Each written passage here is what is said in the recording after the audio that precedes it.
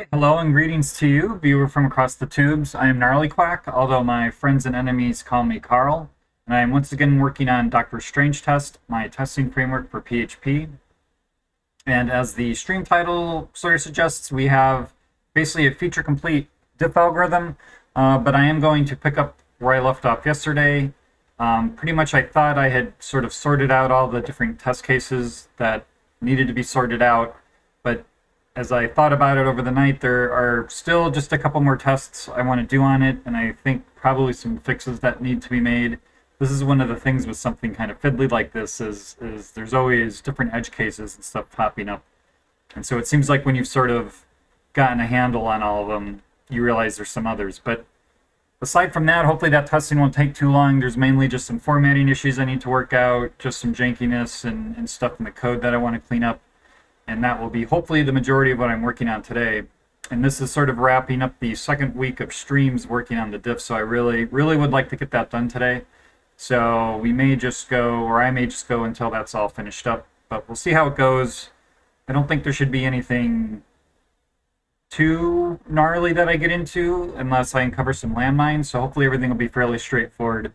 But one never knows. I feel like the last couple streams I've gotten in the weeds of testing, and not that I haven't been making progress, but suddenly it's like 4 or 5 hours gone by and it's like, well, gee, all I've done is try and sort out some of these test cases. But anyway, we'll see how it goes. But I guess I will get into the code here. And I think we have a clean working directory here. So, well, I guess where I'm going to start, and actually it's not going to start with the code, it's going to start with the tests. I made a sort of a comment yesterday that in doing all these tests of how the diffs are formatting stuff, I have been putting those tests in the test of my assertions. But really we just want to test the diff directly. So I had decided to start putting new tests into different files to actually test the diff algorithm and pulled those out of the test of my assertions. And in doing so, I didn't actually change the tests themselves. So they're still testing through the assertion framework. And I guess as long as I'm in here, I will just sort of clean those up. So to actually test against the diff, basically. It's not really huge different, but it should be able to just allow me to make my tests a little bit simpler. I guess we'll just take these in order. Now, equal and strict should actually be okay. So I guess I will use these as sort of a reference here. And that is actually what this little helper assertion, I just went here in the new test and just kind of nuked that without even thinking about it. But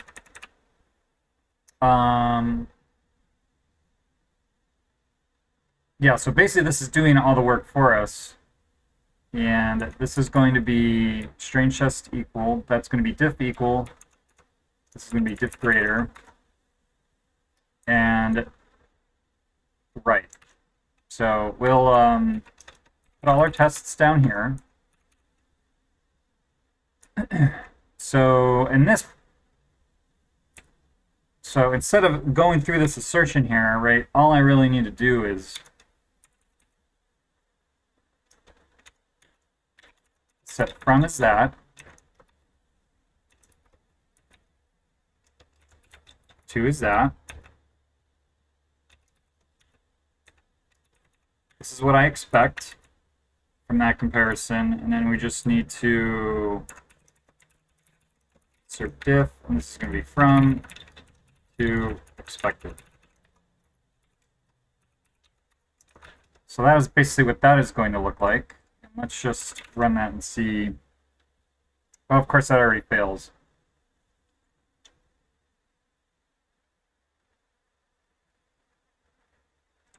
I guess because, so instead of doing from to, let's do, oh,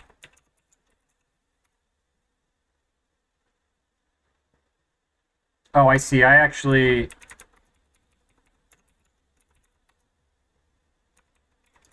tacked this on myself. So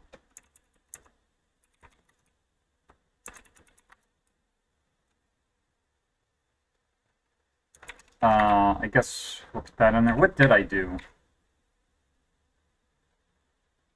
Doesn't really matter. I guess I'm taking care of all this in this function here.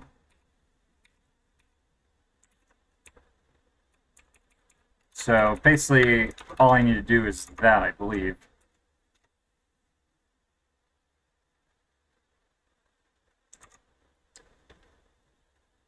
So this is, we're doing greater, so this needs to be made greater. And that needs to be made less. Okay. Rocky start there, rocky start, but sometimes that's how it goes, I guess. So this is going to be from, to, we're going to expect that, and this is going to be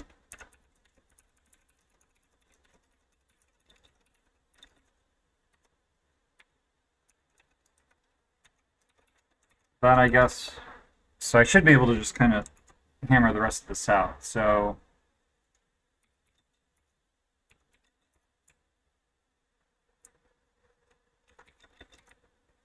maybe just do that.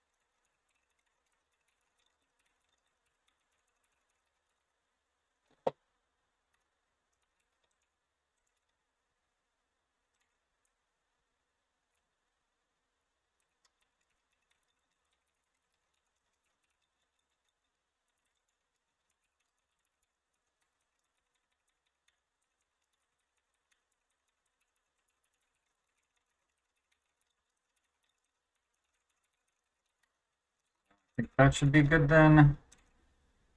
Yep.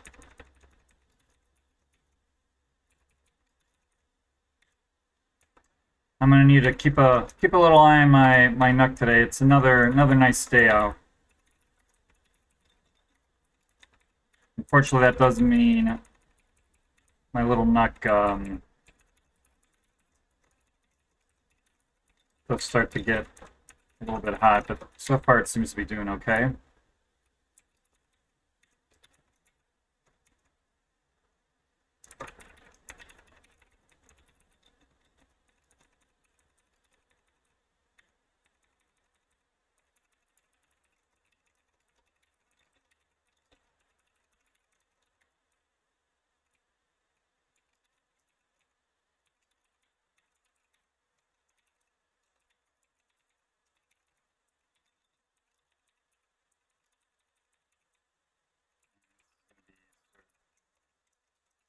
If from to expected.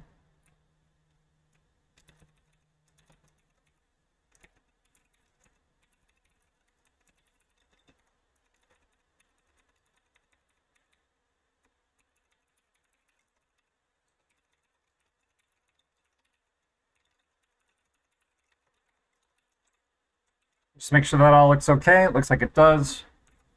So let me grab this assertion again.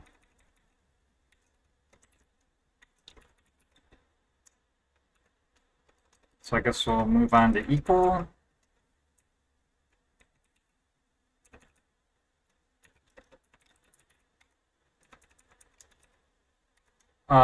This should be formatted, I think, exactly the same.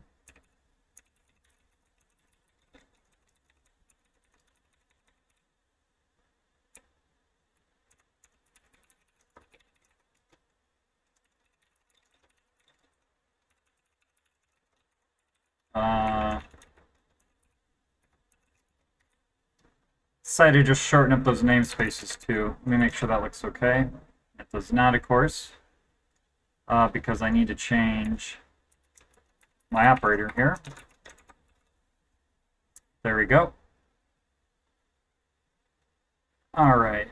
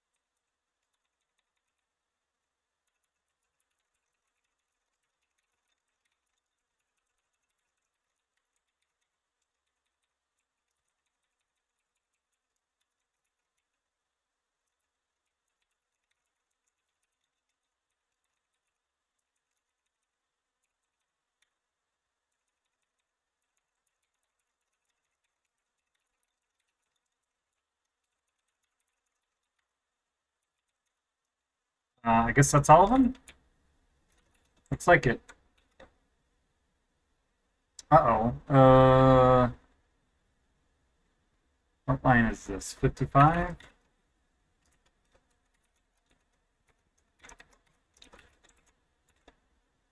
Okay, that looks good. And I guess we'll move on to Les.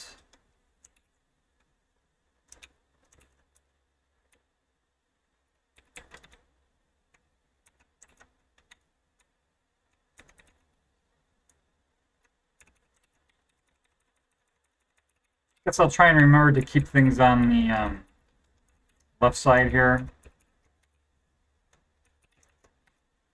Just because I know my face kind of blocks things down there or out. So this is going to be from equals array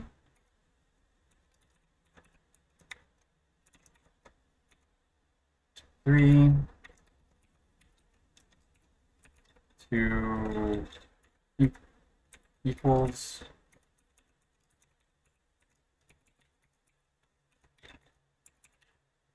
okay.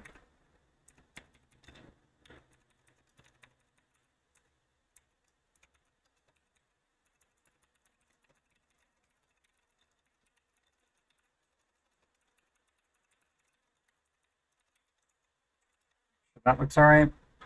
Looks like it.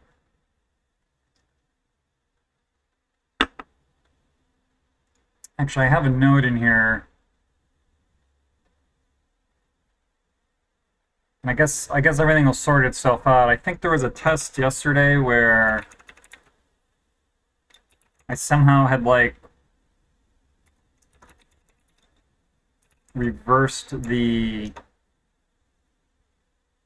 order of the arguments, and I just want to make sure I haven't messed that up anywhere else. So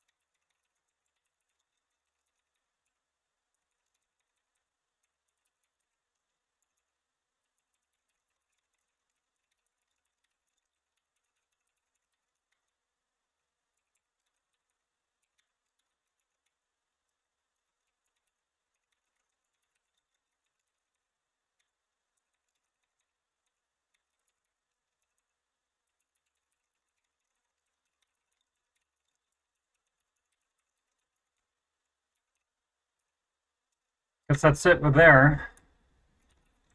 See if I missed anything up. Surprisingly not.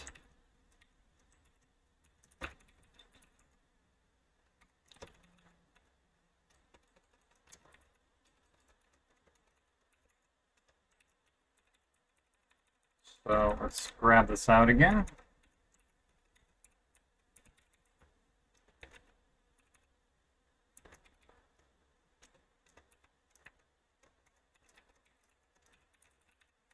Actually, that's less. Can't decide what I want to type, I guess. So,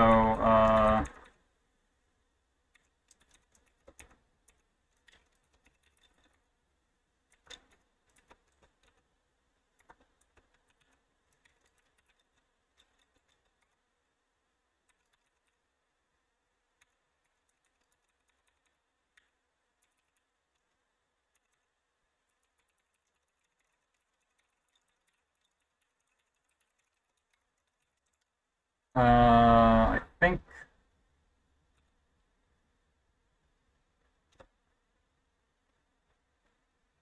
that should be right. Yeah.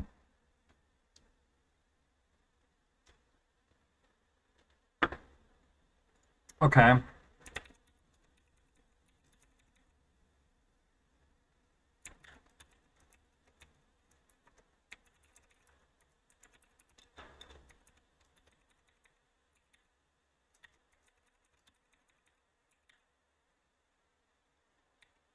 I want to delete that.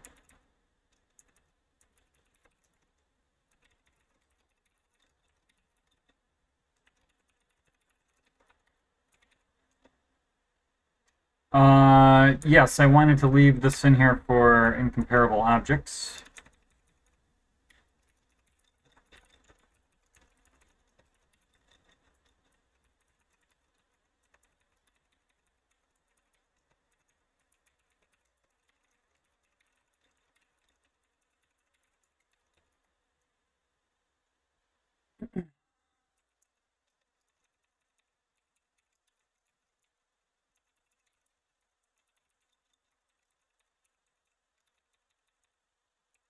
But we won't be able to take care of that until I sort out my formatting issues.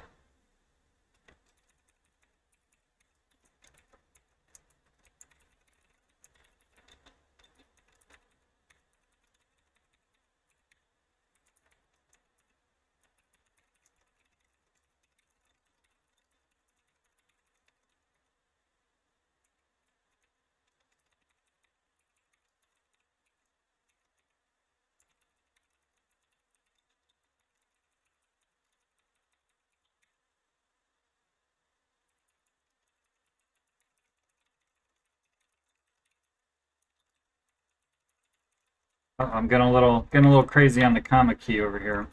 Oops. I guess that's it. So I think, and like I said, did I open identical? I did not.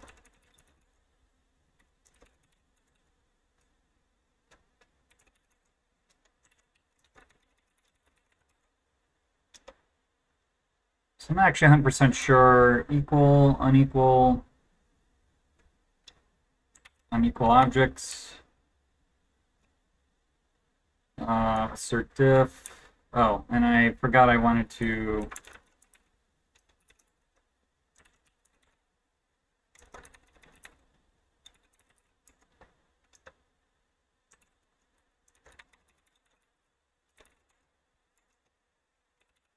change that.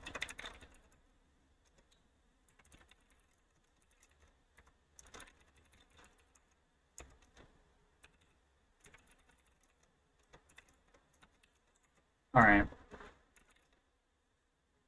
I guess I could actually update the name of my tests, but you know, if that was finicky enough as it was, so I am not going to do that. So that should clear up that note. Let's just, oops.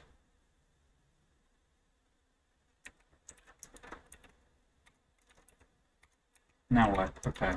Write everything, quit everything. Doink. All right. So I think that should just be silliness.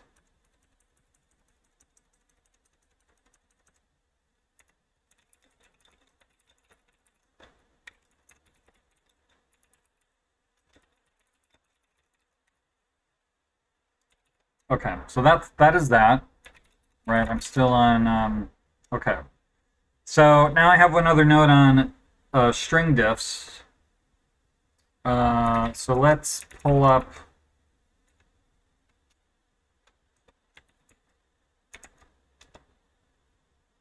So I guess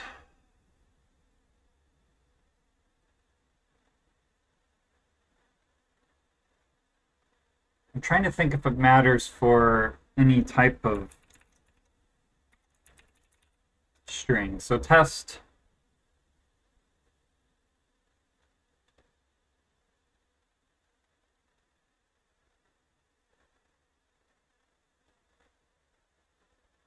I guess it only matters for shorter strings.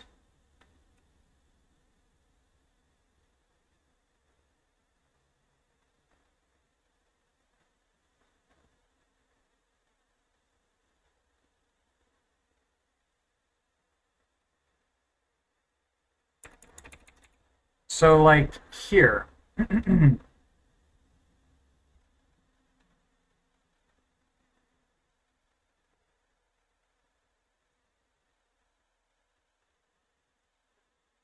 And what this, it might be more clear what the issue is, I guess, if so. Let's see what happens if I throw 3 in there.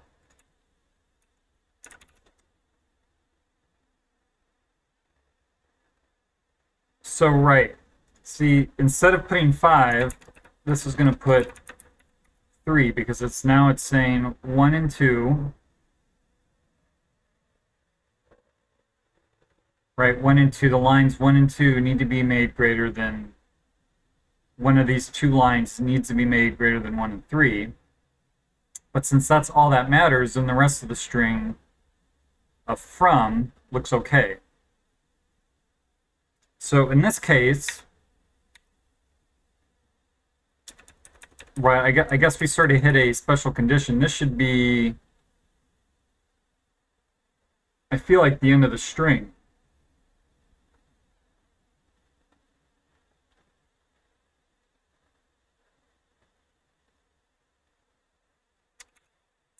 And I guess that would put that there.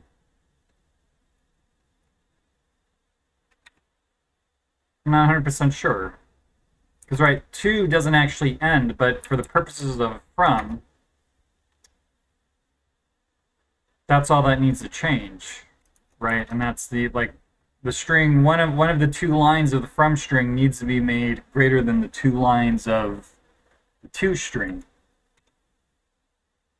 So that's obviously going to fail, but let me let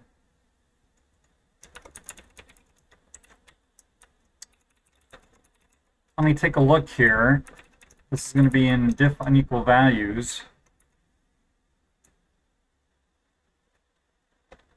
And this is going to be here in string. So I feel like what we're saying is this end condition where we take care of, right, after we sort of get through walking through where both strings are common, we bump out of there, and then we have to take care of the rest of the string.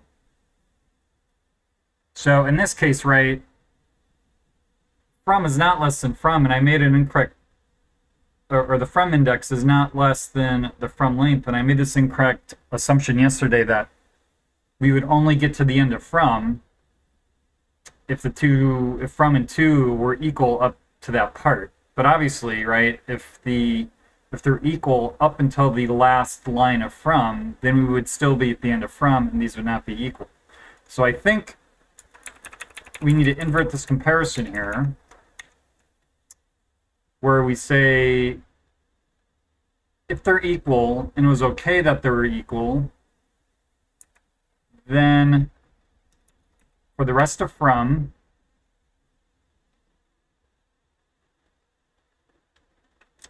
no, wait a second now.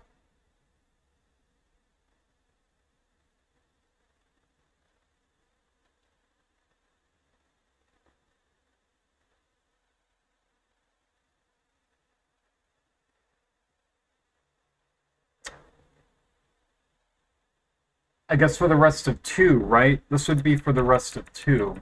I guess it doesn't really.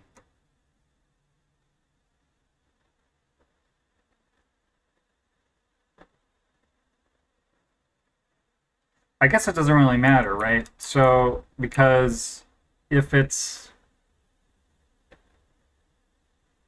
right, if we bumped out, because we're only walking the shortest of the 2 strings. So if we're out of here, it's either because we hit the end of the shortest string or we're not equal. So if we're equal,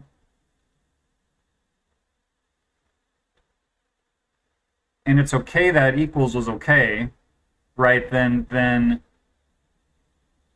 the change that needs to happen is the extra part. We either need to add, right, the from needs to either become longer because it was a less than comparison, and so because they were equal for the first part, the longer string is greater, so that makes that comparison fail. Or from needs to become shorter because it was a greater, no.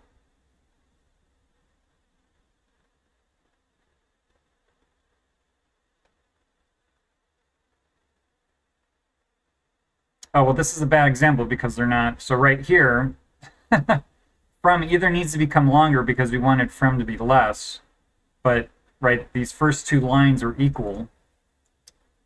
And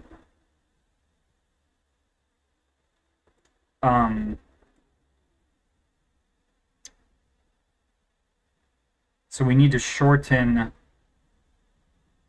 right? We need to shorten from, or right, if it was a greater than comparison, from was too short because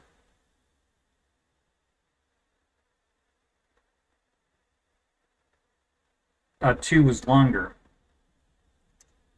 So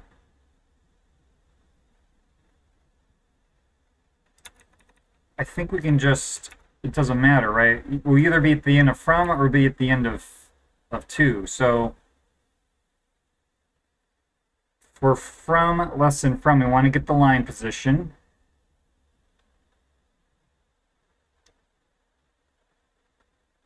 And I feel like I want to pull up less equal here.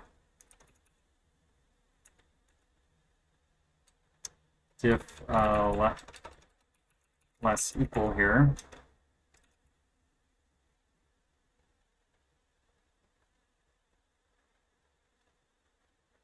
Not less equal. No, wait, less. Right, yeah. So I guess we're saying we just want to delete,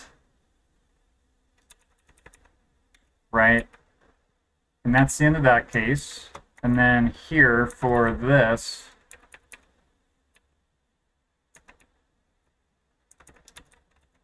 for 2, we want to insert, and actually this gets bumped in. So for the remainder from, we get basically where we are in the line, and then we delete the value, and then here we insert the value. Otherwise, for the rest of from,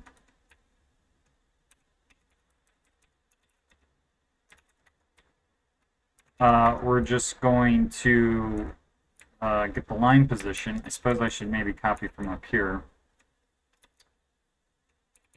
And then we're going to copy the value. So I think that is what we're saying there. That should cause some tests to fail. And of course, since I can never seem to get my syntax right,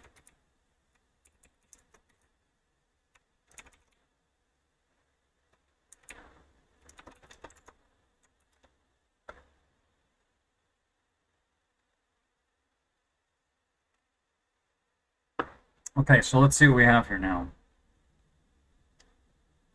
This isn't greater equal.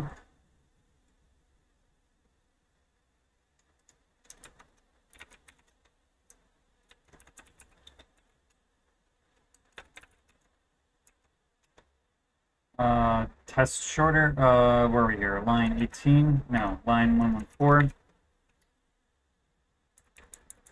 So it's okay that 2 is there, and then we want 1 to be less than 3.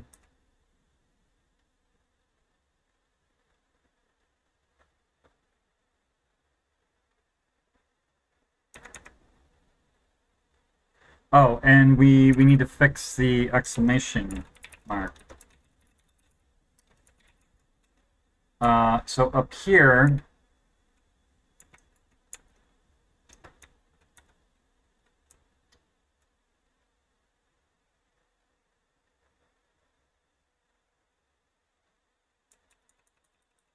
if we're equal,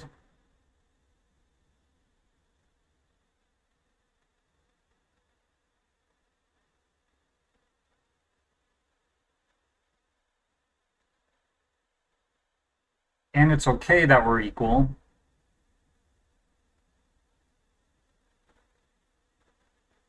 then we just copy the value. If we're not equal, so if we're, and otherwise, we basically just want to make sure we're equal. But, so what I want to do, I think, is make this position dependent on what we're doing. So in this case,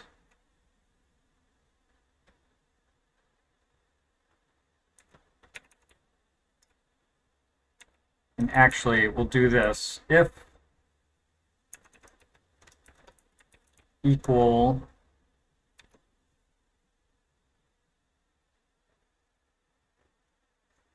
then I guess we'll do that. Then we'll get, oops.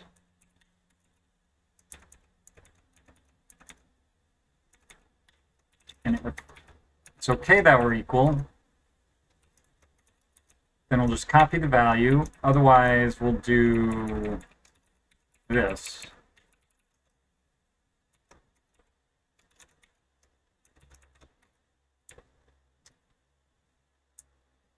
So otherwise, we are not equal, and we want pos to just be based off of from.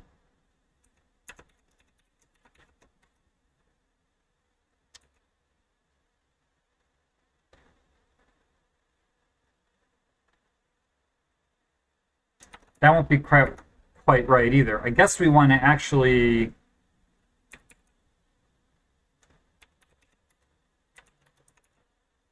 have 2 pauses here.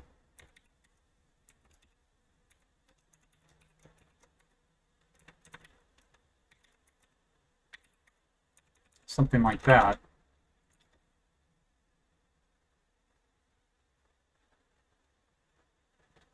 Which now causes even more failures. So where are we here?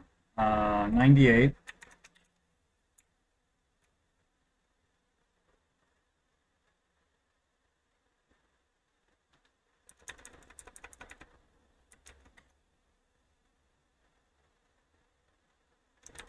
That I guess we're saying? Yeah, so we've got 135, so we want to say 3 needs to be made less than 2.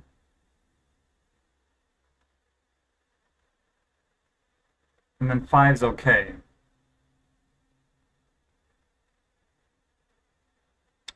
And this next one here, I guess we're saying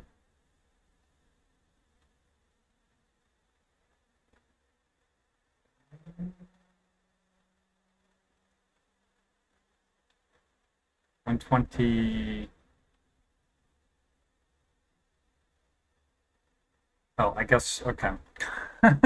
That's right, I reran my tests, so we are not where we think we are. So 113. So,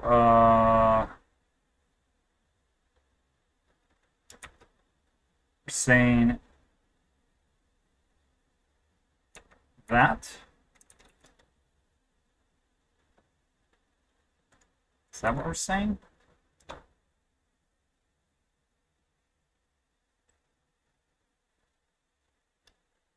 It looks like it. So we're saying 2 and 1 needs to be made less than 3.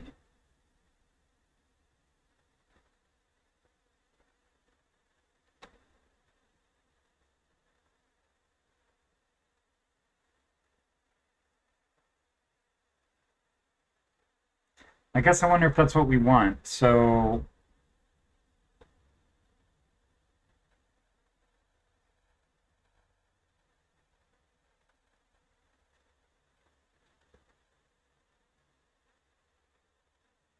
what happens if we just change this to, I think that will say,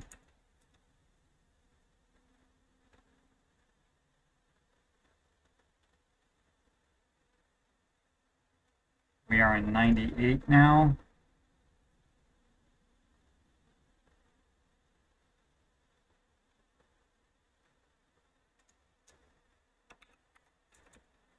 So we're saying that, and then down here we're saying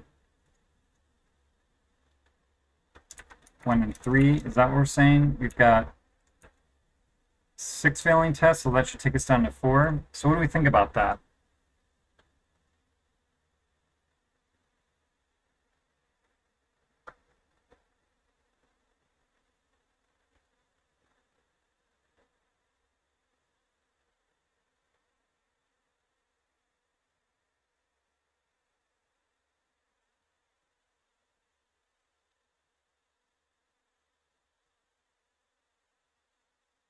It's a little bit weird, but I guess, I don't know, I guess it makes sense.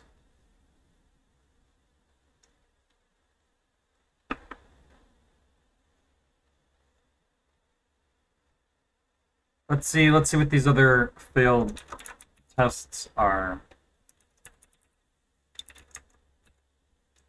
So test diff less, I guess. So 141.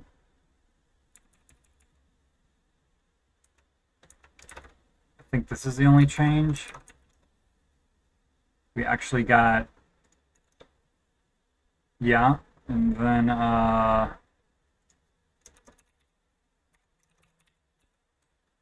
this is what, greater? 178. So this is the end of 2. 3 should be gone.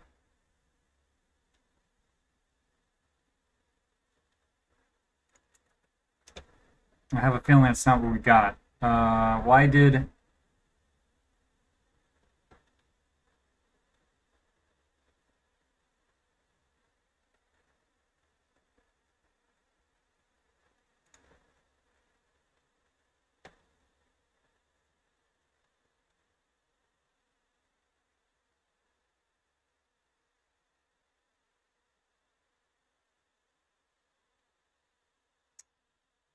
Why did we not get exclamation marks there?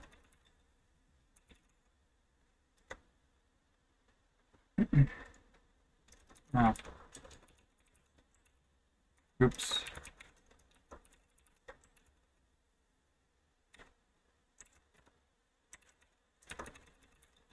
This was in the greater. 177. So what is going on here?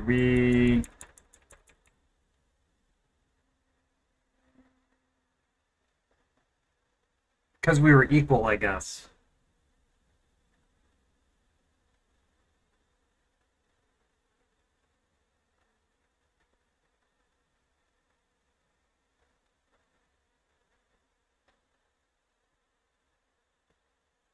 So maybe set this back. If equal and comp equals k, then we're going to base that off of both, and we're going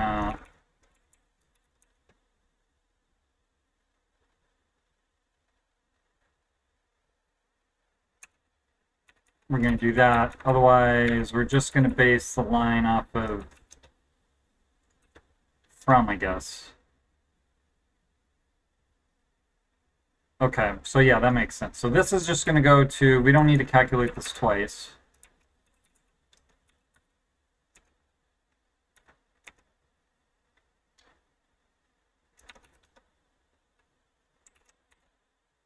And now we are in greater 161. So we have here 1, 2, and 1. Right, that's going to go to 3 with 4 gone.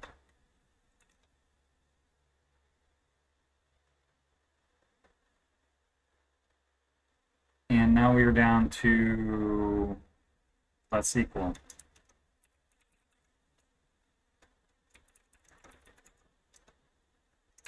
$137. What do we have here? So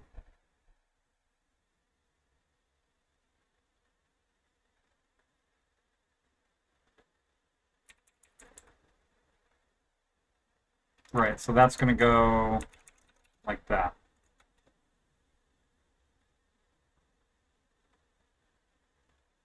Okay, so I think that I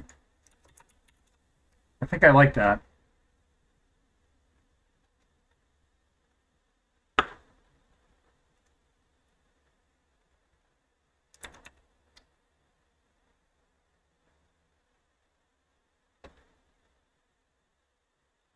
Just looking at my notes here, I think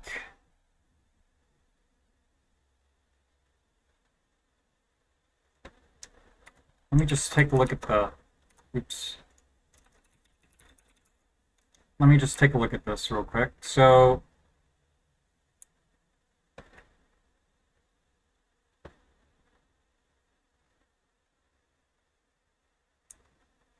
we compare the values and we determine if they're equal. If they're equal and that's okay, then we figure out where we are in the line based off of both from and to, or figure out which line we are on, I should say, and we copy the value, and that makes sure we format basically the opening and the closing not parentheses, but apostrophes correctly, or quote, single quote. Otherwise, we are not equal, or it's not okay that we're equal.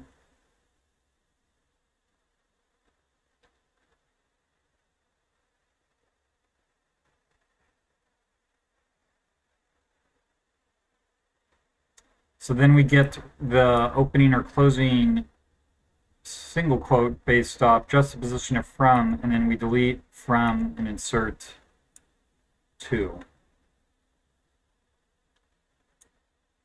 So once we hit the end of from, we're either, if we're equal and it's okay,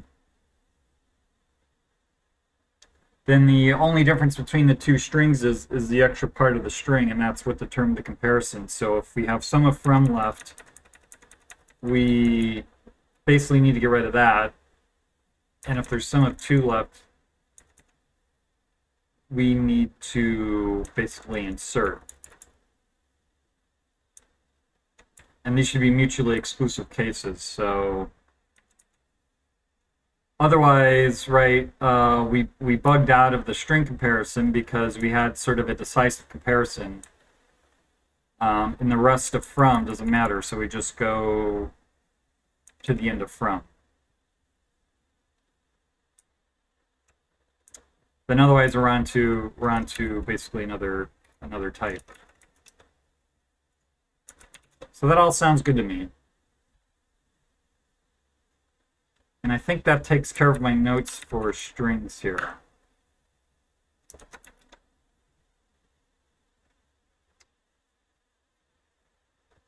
Now I have some notes on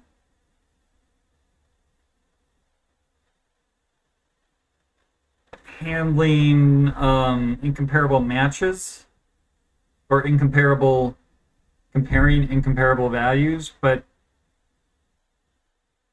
maybe I should straighten out our formatting issues, because I can't really test any of that stuff until formatting gets sorted out. So I think I will commit this.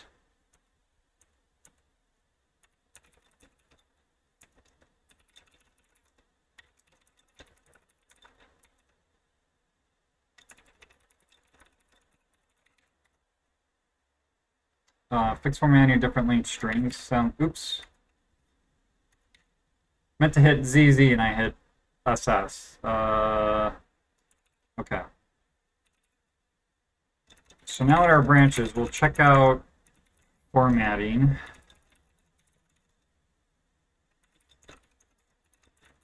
Let's see if we can just rebase this off of div. And it looks like it.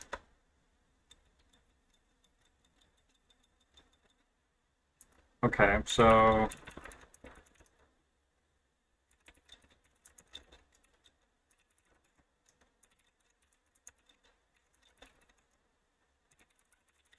okay, so that sorts excuse me, sorts that out.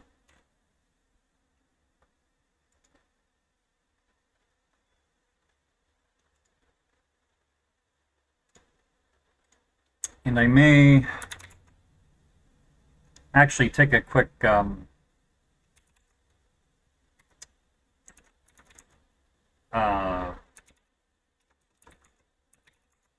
bathroom break before I get too much into the weeds on this.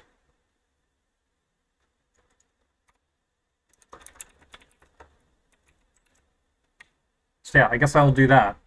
So I'll take a I shouldn't be gone too long, but I guess I'll give myself a few minutes. So yeah, I guess I'll be back. I'll be back in a few minutes.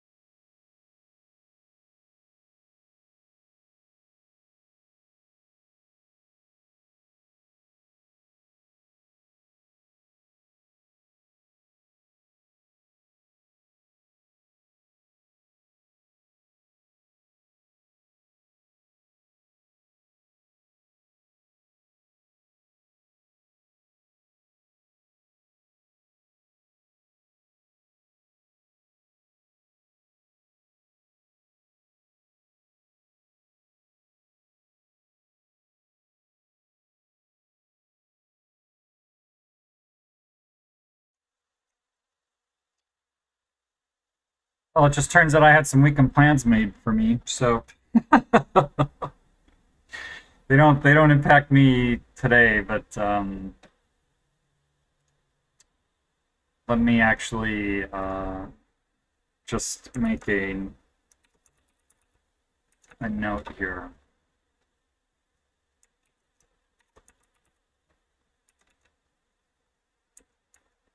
Just so I don't forget about it.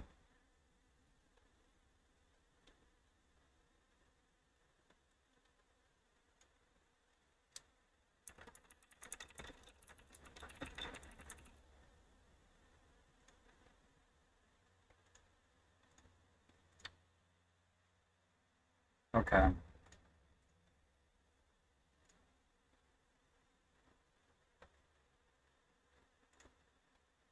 All right. So that's exciting. Oh, I guess I finished my coffee, and I guess I'll have a banana. And I think I'm gonna have to cool down my little nook while I'm at it.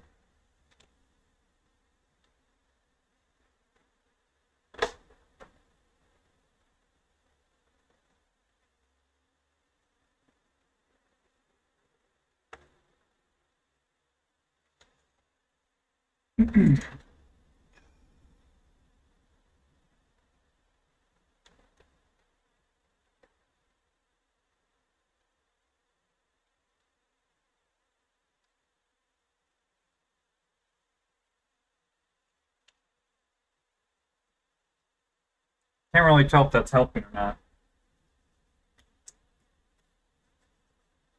It doesn't really seem to be honest with you.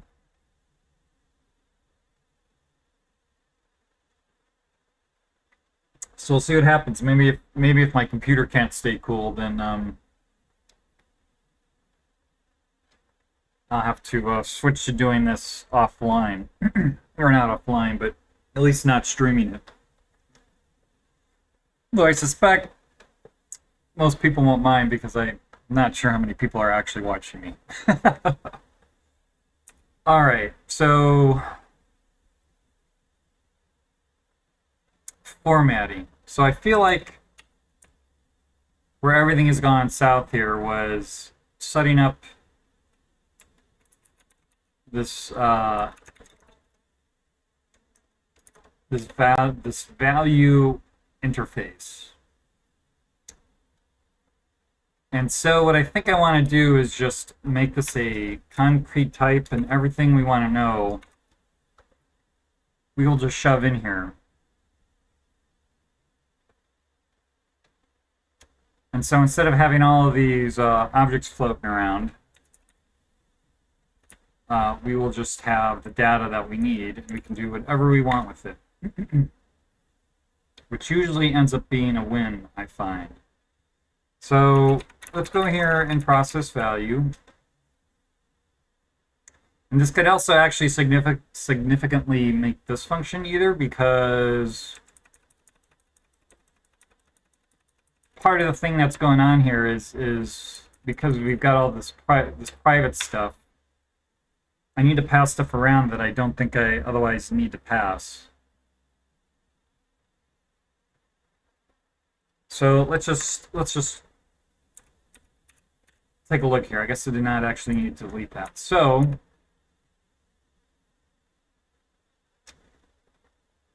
I guess we could just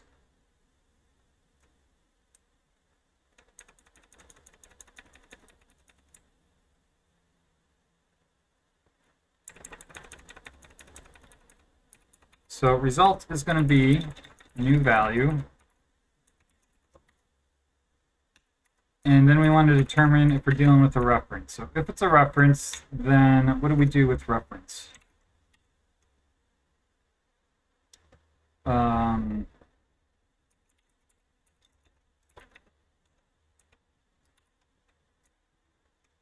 We have this key, value, and indent level.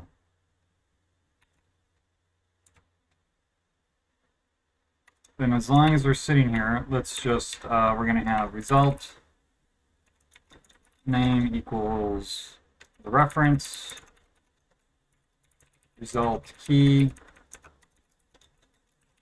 key result value equals a reference to the value. Didn't realize we actually kept a handle to the value there, because I feel like the value is just going to be the reference name, I feel like. Well, anyway. Result indent level equals indent level.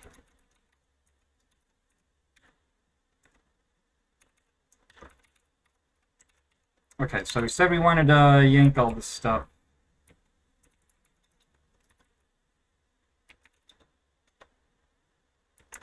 Did I not change that to... Oh, I did not, actually.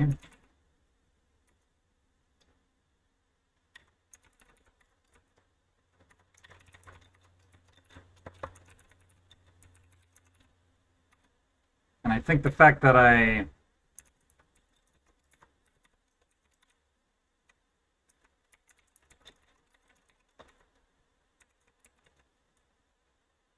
Okay, so that is a start. In fact, let us...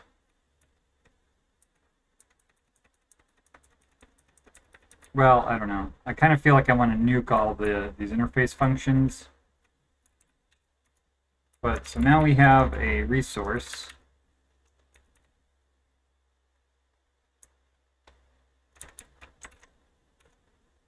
So result name equals, so we're just passing in the name. Key equals key. This is looking very suspiciously the same as that.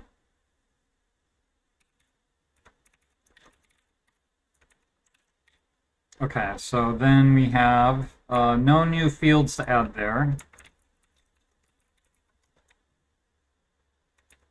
So we are... Here we actually need to calculate a cost. So we need to put a cost, add this cost, and I guess sub-values.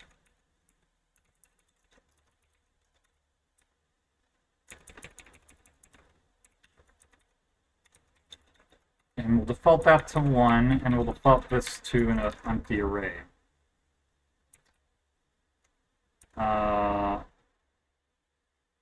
This is no longer going to be a string part, but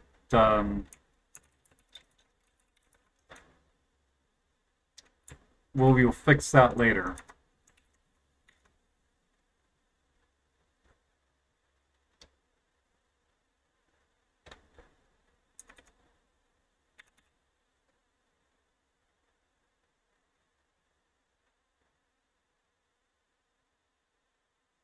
So I guess I like this.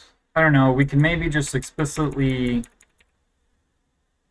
set the cost. And that may be...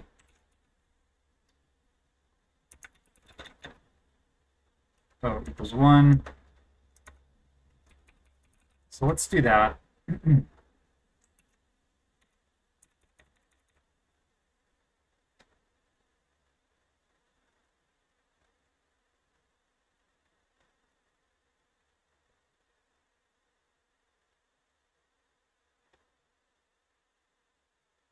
I suspect we can just add.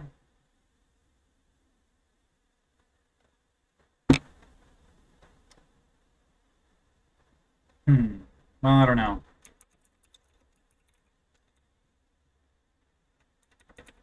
Okay, so we're going to have, basically we want to,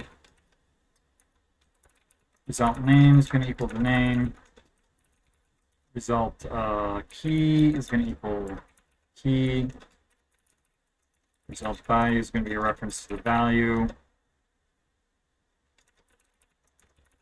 Indent level equals the indent level. And now this changes. So we want to explode the lines. And then for each line, we want to increase the cost. And then in the subvalues, we want to make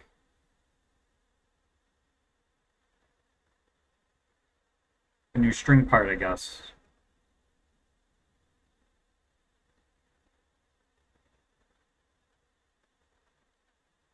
I guess we're just going to have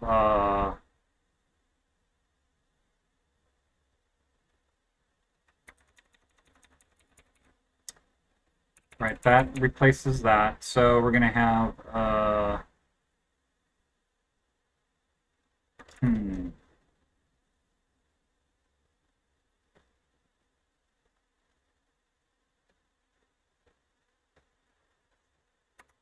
here's what we'll do.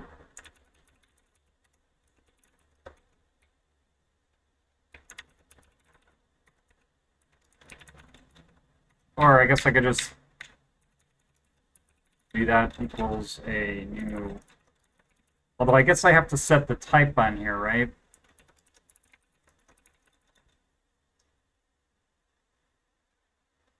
And where am I guess... I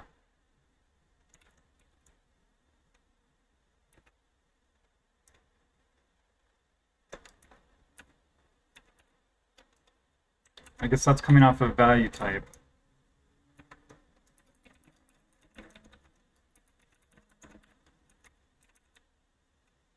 This is going to be resource.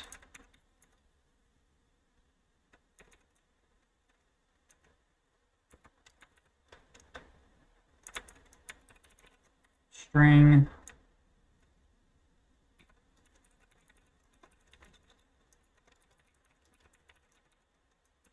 String part. So we actually need to see what is going on with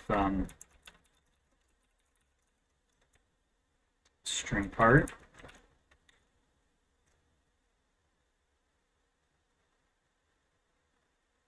So string value equals a reference to the line.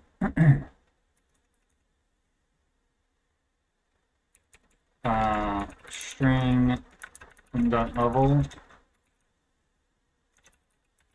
Wow.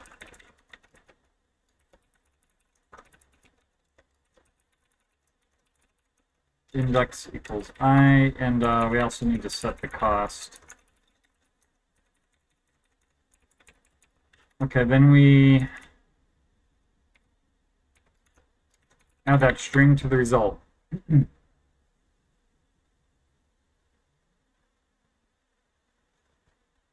So that everything in string. Looks like it.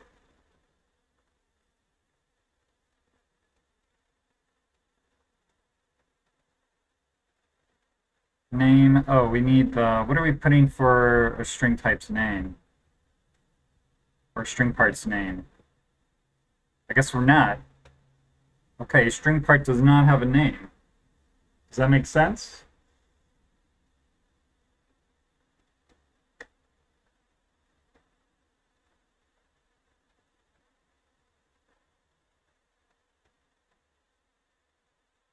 Well, it must make sense because we haven't had one before and everything seems to be working, but I wonder if we just want to shove something in there. Okay, so for array, then result type is going to be a value type array.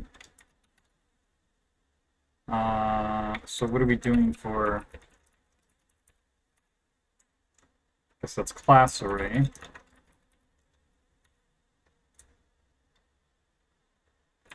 So the name is just going to be the name. Oops. The name is just going to be the name. Key is going to be the key.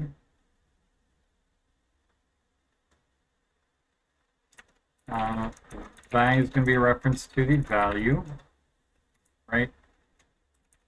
I guess I should look.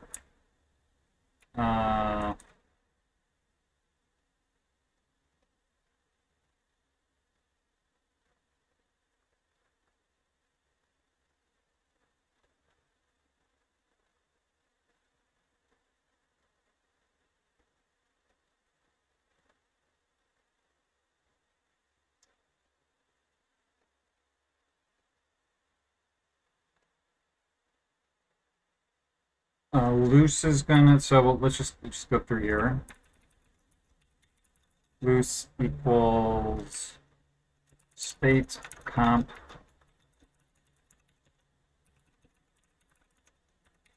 diff identical.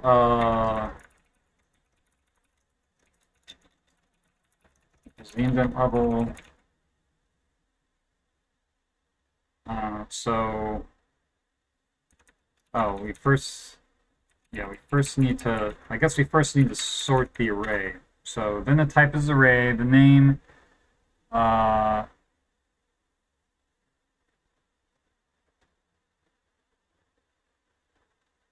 guess we can actually just set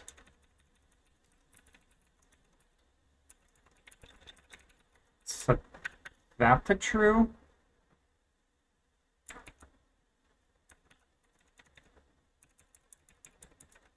The cost is going to start at 1, right? We started, what did we do? Oh, I guess we just didn't bother. Oh, this is,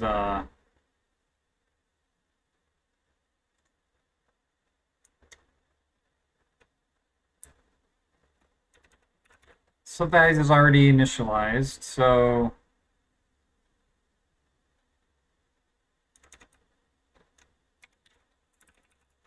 result is list equals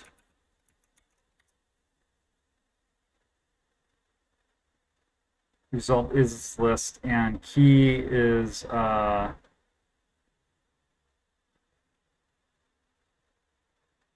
that is whether the key is equal to the next index value.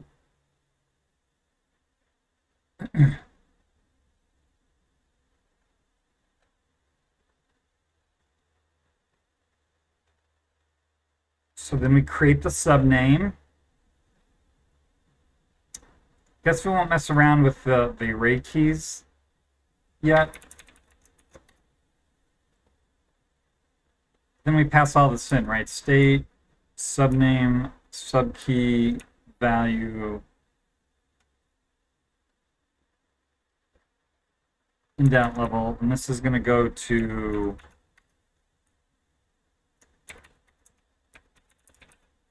result, and then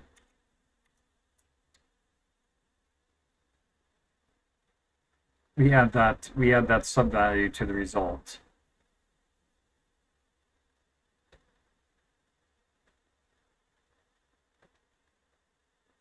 Then we no longer, I guess. All right, so name is the name. Is list is, we're calculating that directly now. Key is just set to key. Value is a reference to value. Loose is whether this is not equal identical. Indent level is just set to indent level, and then cost is set, we're calculating cost directly now, and then sub values. So I guess what we need to add is loose and is list.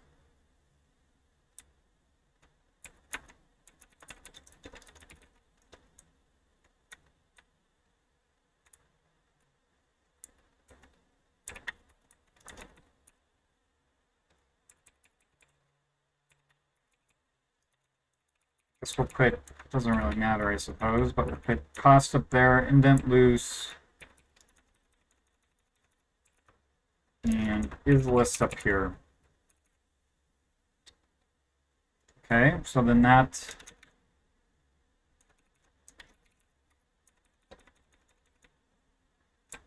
okay, so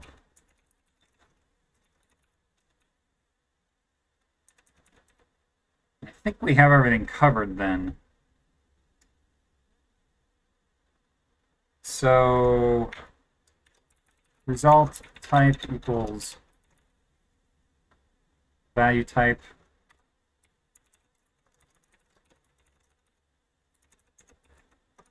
I think object is okay, I guess. Guess it was only array we had to underscore it.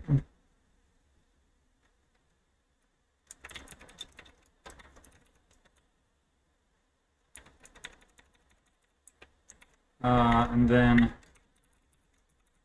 name equals name. Name result key equals key. Value equals a reference to value. Same thing here.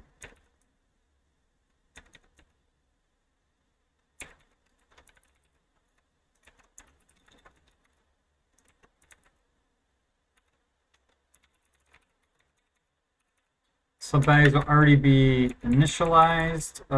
Then we have, the indent level.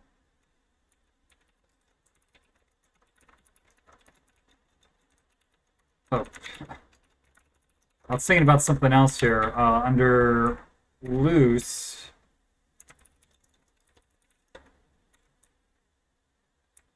or I think we'll initialize that to false.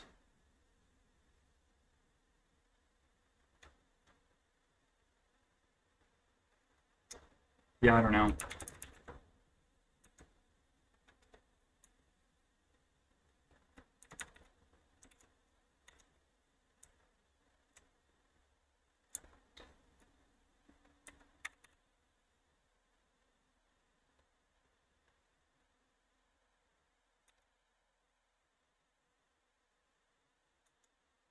Okay, so for each subname, subkey,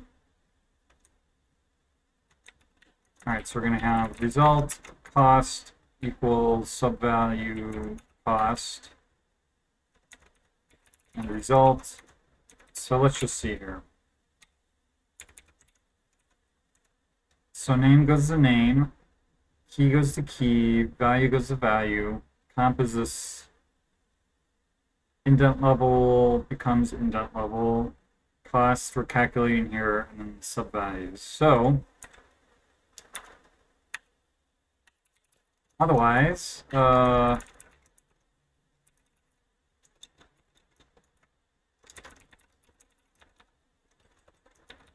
boy, starting to struggle on the typing here.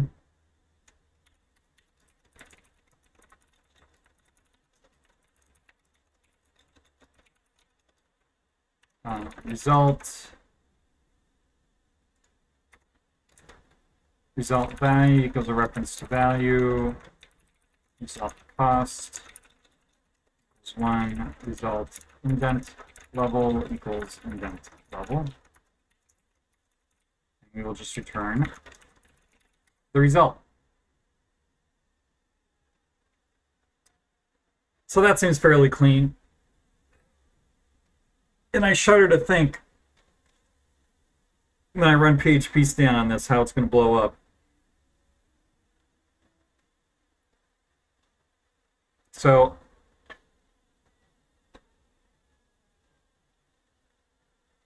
I will steel myself for that by finishing my banana.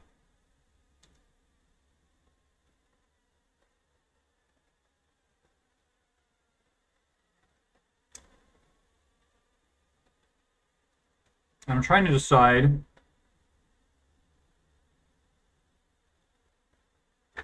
whether I just want to delete all those interface functions right now, because I'm sure that will make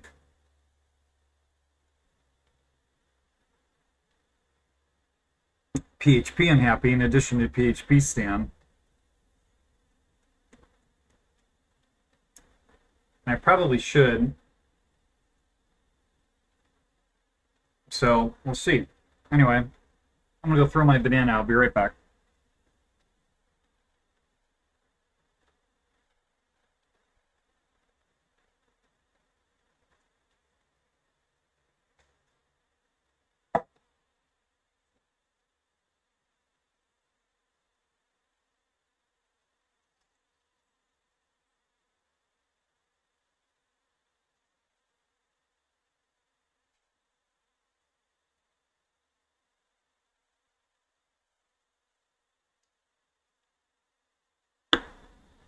I suppose with my banana finished, I should probably go brush my teeth, but let's just go make some progress here. So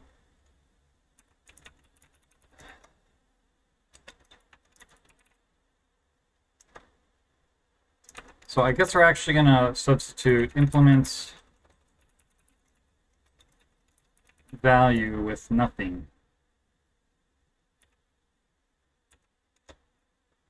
And now we'll get that to pass. And now we have class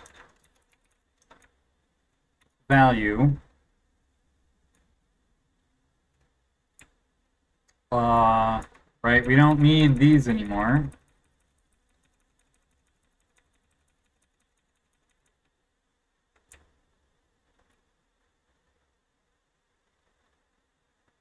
And all that becomes rather straightforward, I guess.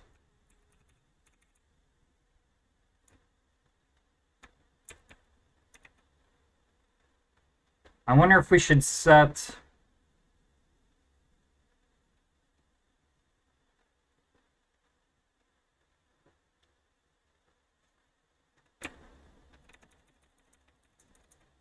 some sort of default for loose,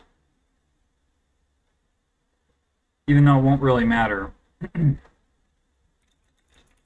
only matters for formatting objects, so maybe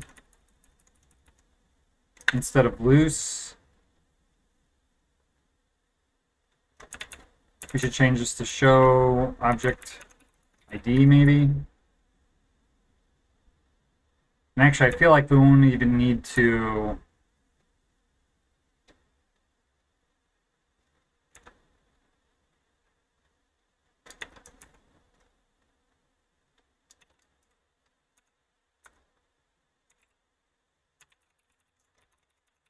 carry that in the value anymore when I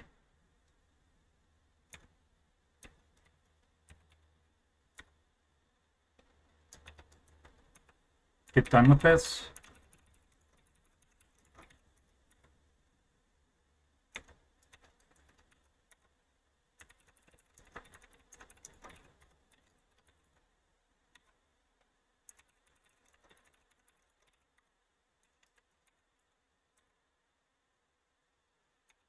Oops.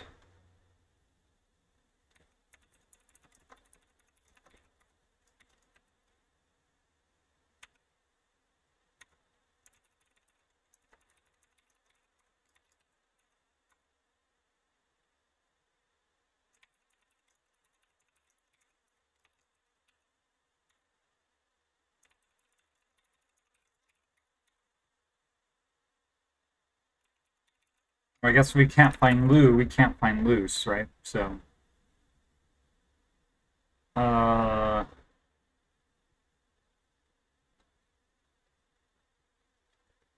I don't know.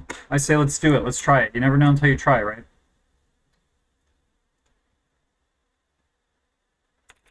So what have I changed, right? I think all I did was change. That is my only change so far.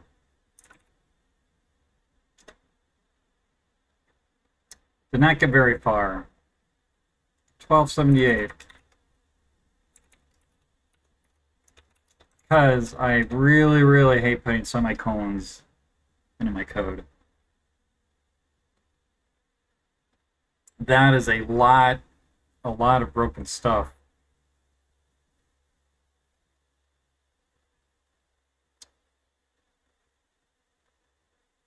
Okay, oh, so most of this is going to be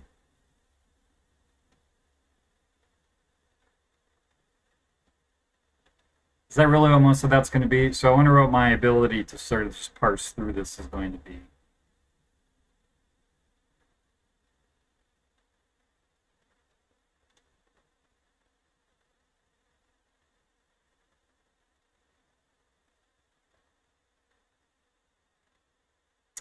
Oh, I guess I forgot to put type here.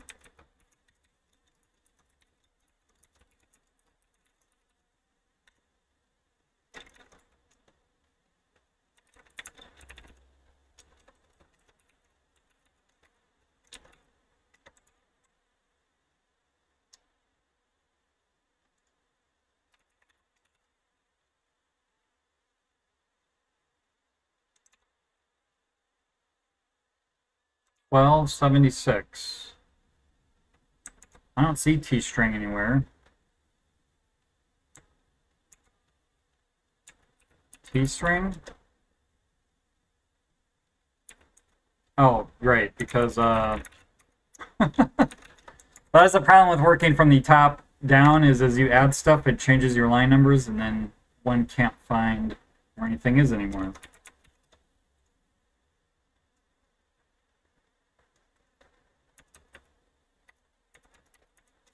So let's just start.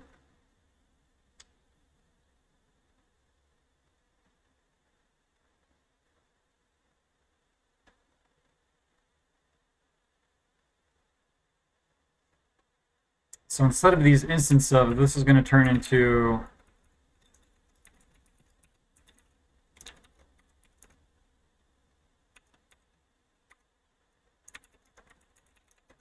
and this is going to be actually type.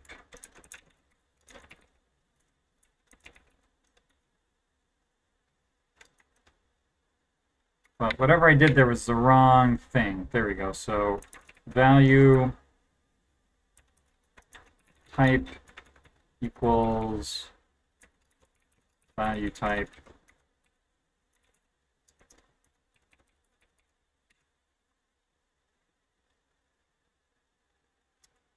Okay, so now what's going on in 2102?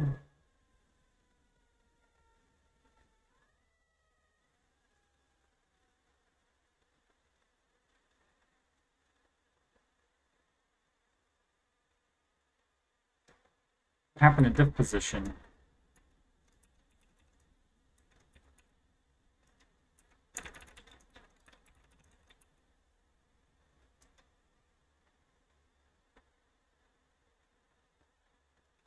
Did I delete diff position?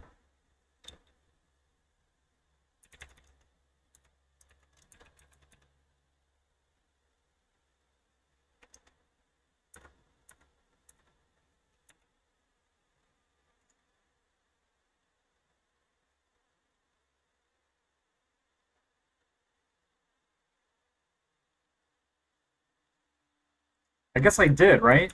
I did that. So why is that just now flagging? Like, that was not a recent change. I mean, not...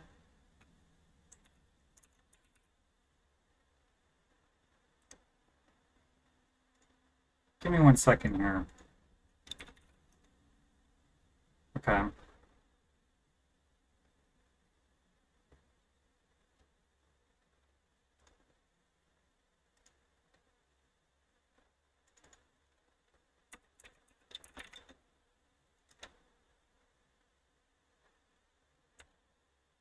Yeah, so that was deleted there. Oh, you know why? I guess because that's right, I rebased this. I rebased this. So where are we here? That was 2102.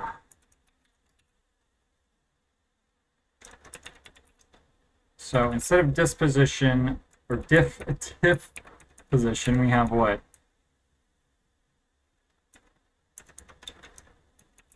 Diff line last, and this is going to be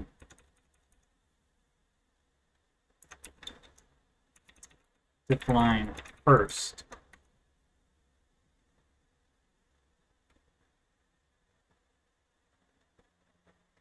So that is 2097, 2094. 2094. Let's try that out again.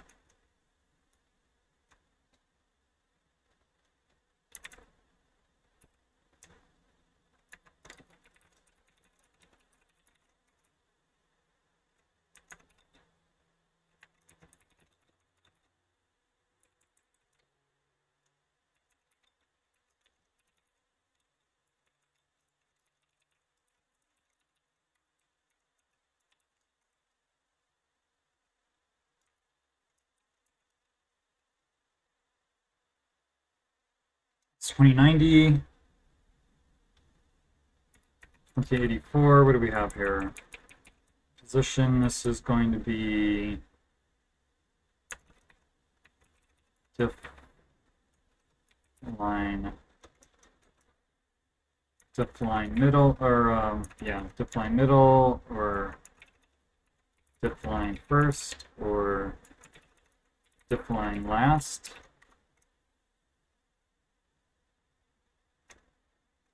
$1907.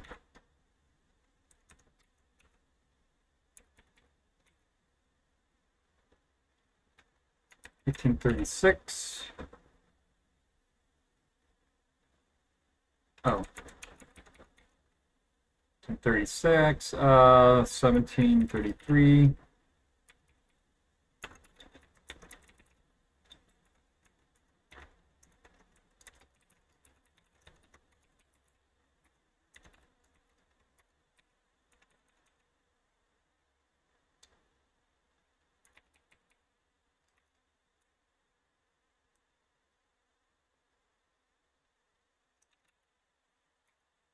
Seventeen 1687.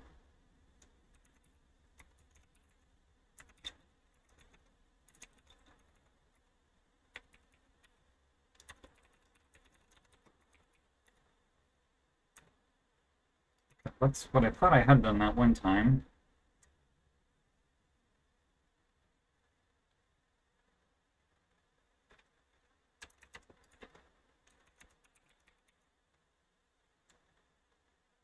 $16.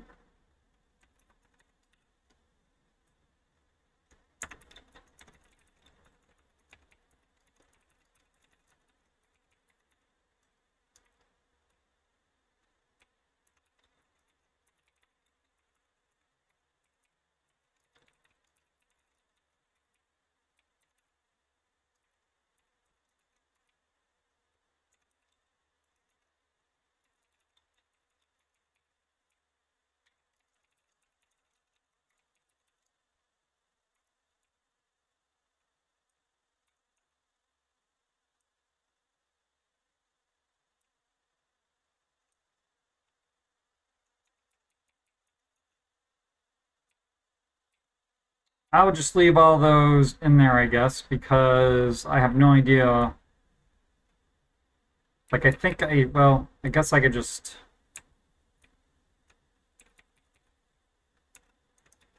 take them out.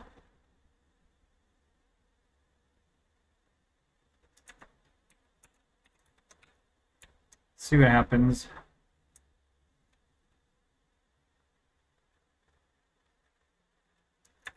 $1662.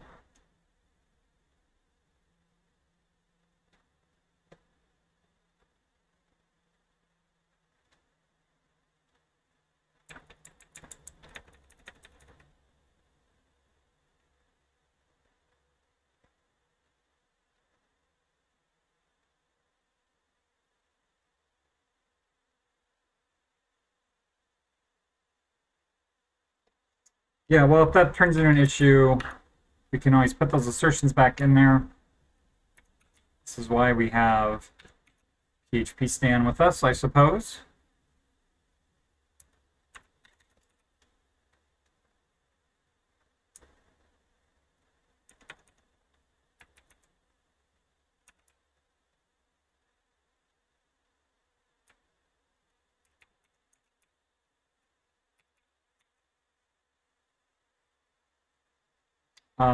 Actually, I'm not sure. Enlist must be.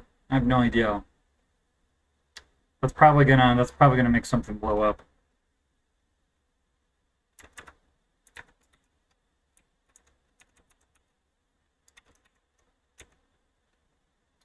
$1578. 1571.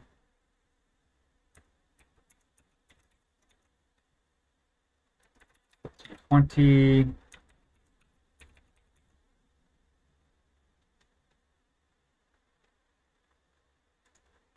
1510.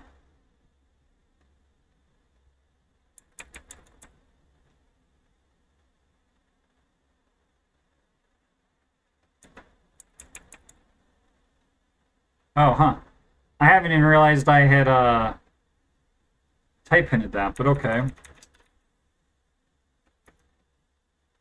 So maybe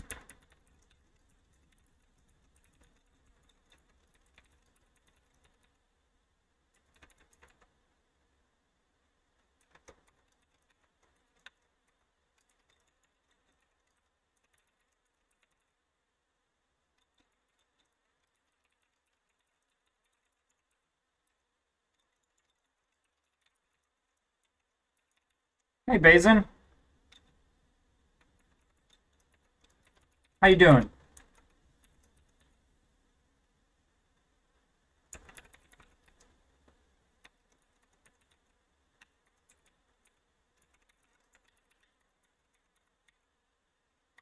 Still cranking away on my test framework, as you can see. I think it's Friday night by you, right? How's your Friday night going?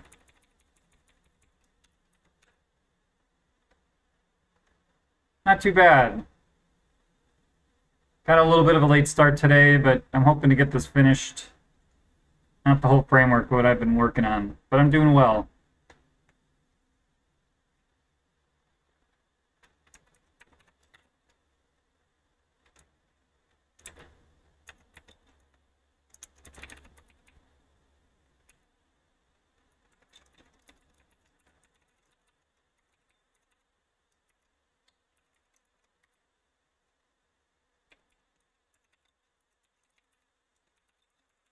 I'm doing some very extensive refactoring here on object orienting my code. So I know you'd mentioned being interested in learning object-oriented programming, but this is not, oops, not the example of that, if that's what you're interested in.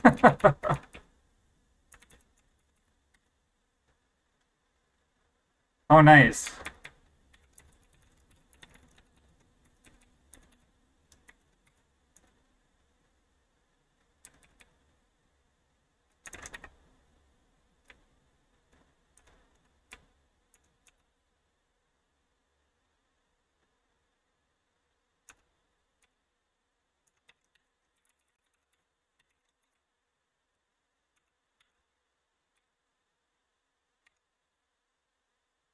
Oh, I do? Wow. I purposely keep my activity and viewer count minimized so I don't get distracted. Hey, Sheesh. I am, the broad project I am working on is a testing framework for PHP. I don't know if you're familiar with PHP, but,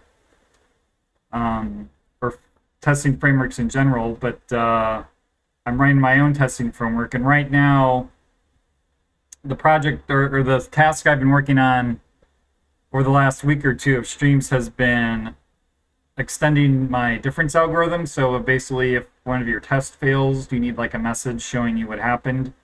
And so I have my own difference algorithm in here that shows you a message.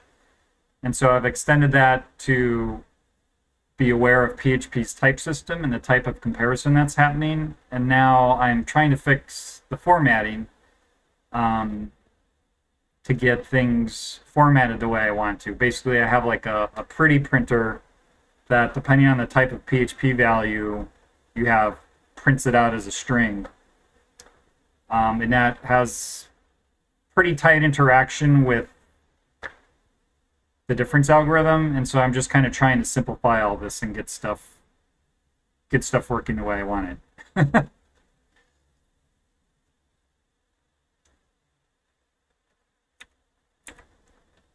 And this has kind of turned into a drawn out process, but there's been a lot of testing I've had to do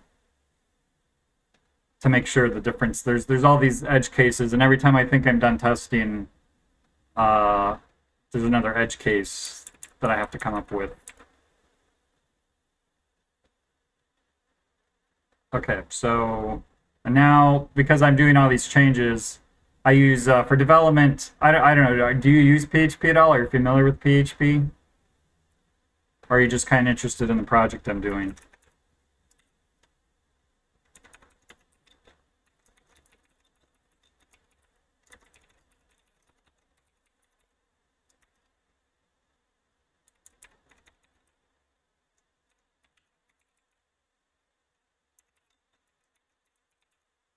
Oh, nice.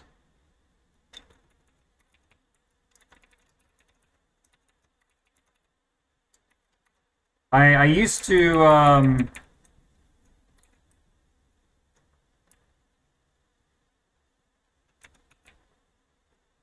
yeah, I don't actually program professionally at the moment, but this is what I used to use in my job, and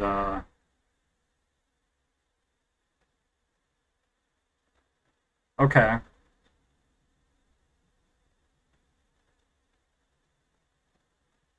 This might be this might be a very sort of unusual PHP project. Like it's not a like a web dev project. It's it's a command line. I guess you could think of it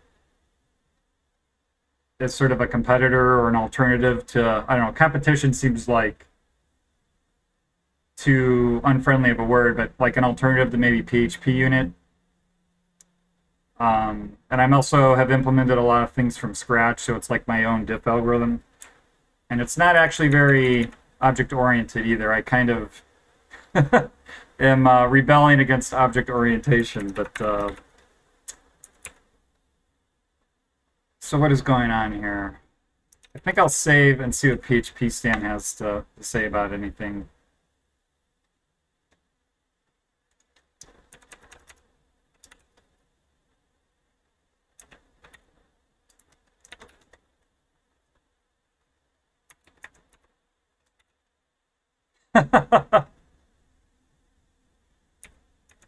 Yeah, well, it's at least it's not a GUI app, right?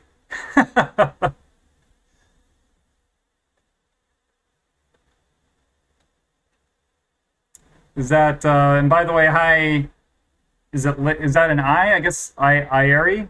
IR?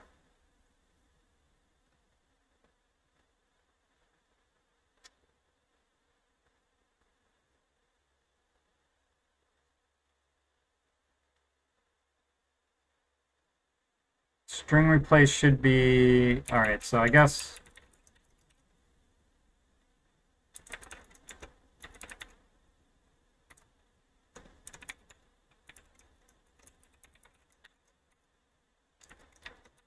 oh, really?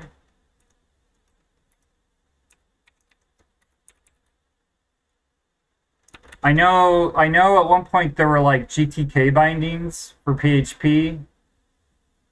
I feel like those never really got um oh, okay. Oh, I get it now. You could have been like the game, you could have been like Ted is me. What is that game? Baba is me or something?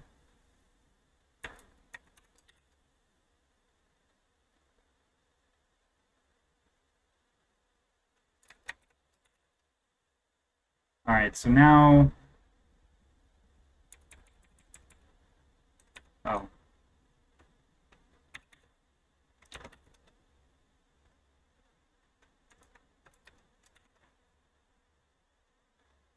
Uh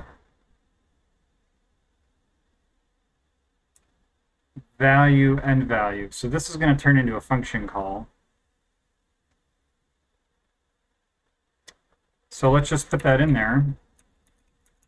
Oops.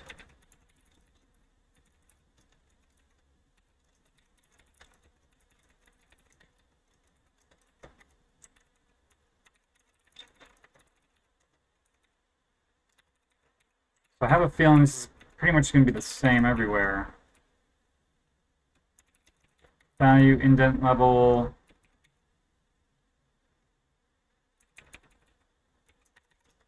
Actually, I don't need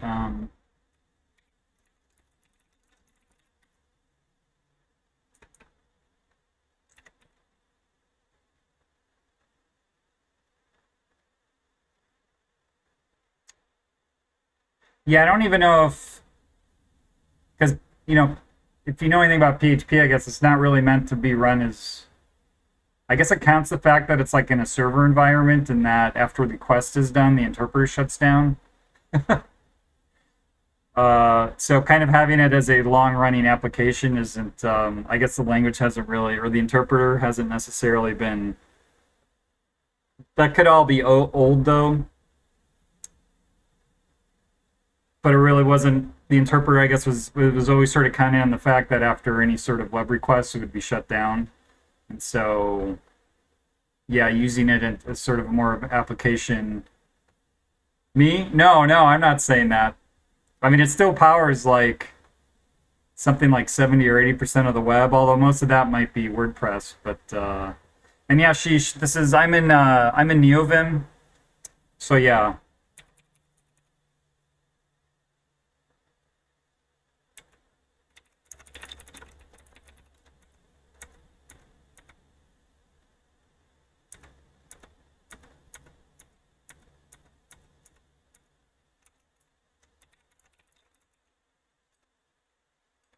Wait, what did I just call that function? Oh, end value.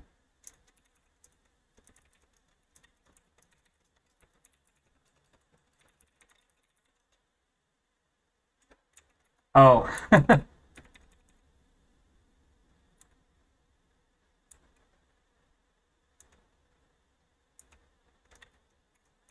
Why is this not?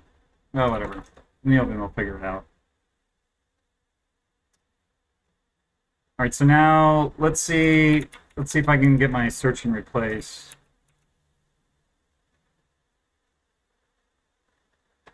Probably not. Right, true. Oh, yeah. Well, you know somebody's a real blogger if they post their annual is PHP dead post, right? I mean, that's how you know when you found a real blogger, I feel like. You have to find there is PHP dead post and then you know.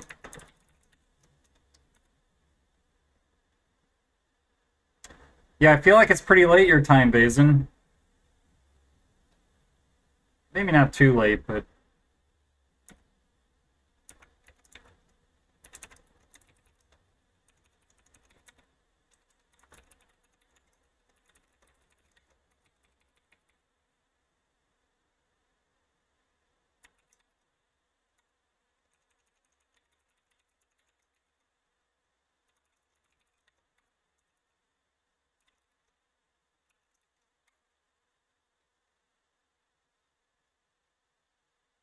oh well, thank you for that, Basin.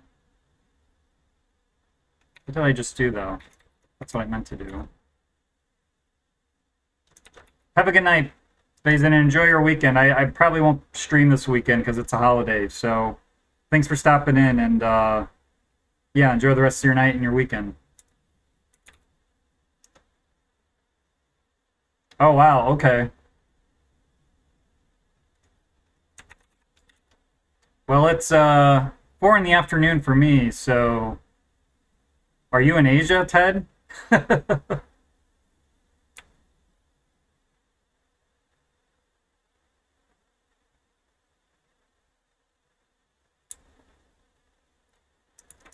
Why does this think this is the string part? Oh.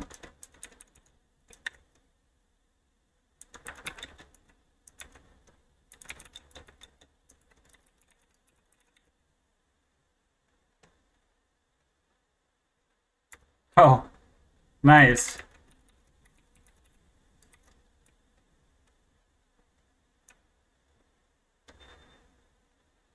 Okay.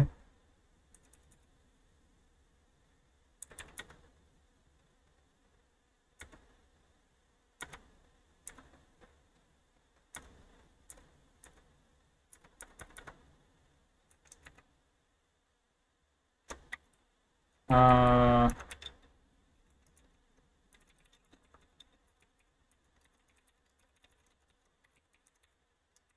what kind of whiskey you drinking? If you don't mind me asking.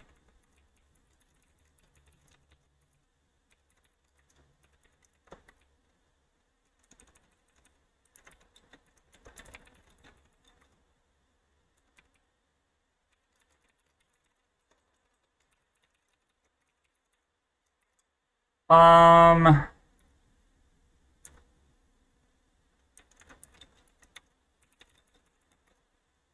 oh, okay.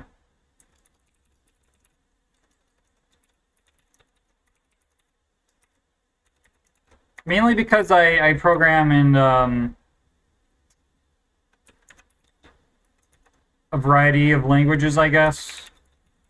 And I didn't want to learn like a different IDE for each of them. Not that I need to, but and also I'm a Linux nerd, so I like the command line. And I just also just kind of wanted to try it.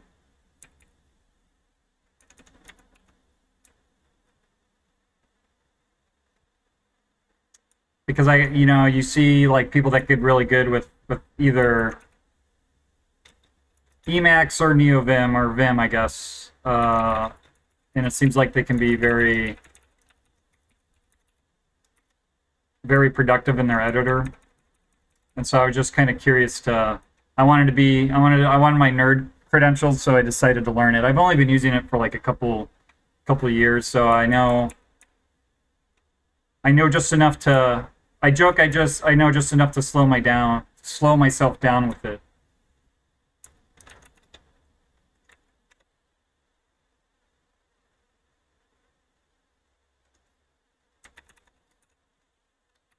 Okay, so why does this think this is a string part? Oh, you know why?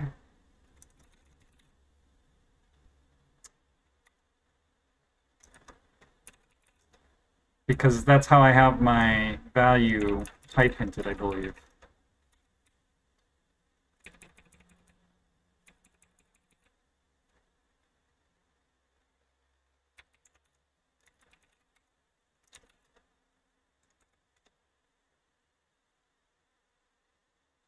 And I know, like, also, like, specifically for, I guess I say I didn't want to learn a different IDE for each language because I know, like, there's a PHP Storm is like a PHP specific IDE, which is very popular with PHP programmers. And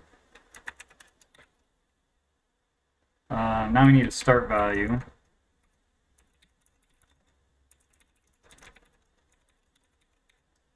But I'd rather just learn one editor and then be able to just use that regardless of what kind of programming I'm doing.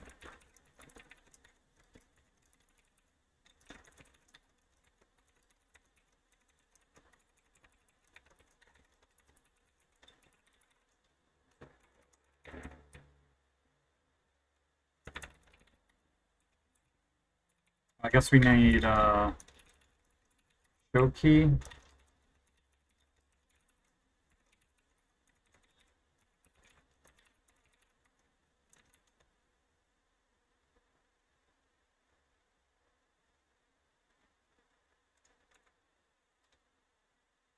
Yeah, well, one funny thing is well, I don't know if it's really funny, but what's oh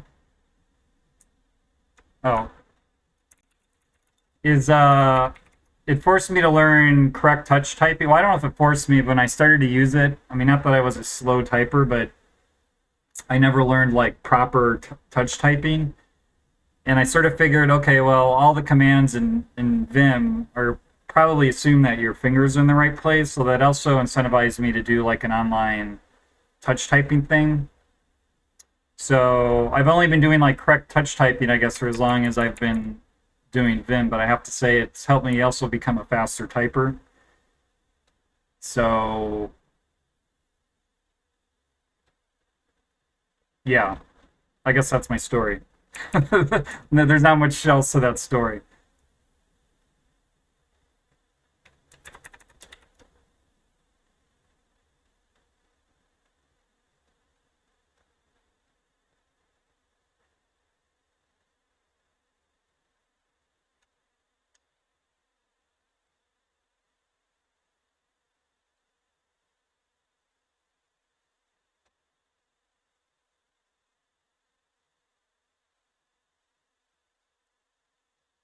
It's up between mixed and int results in an error. So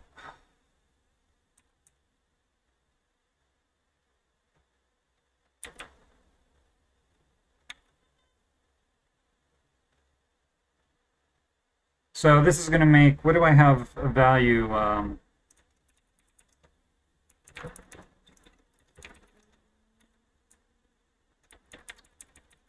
I have value just typed as a...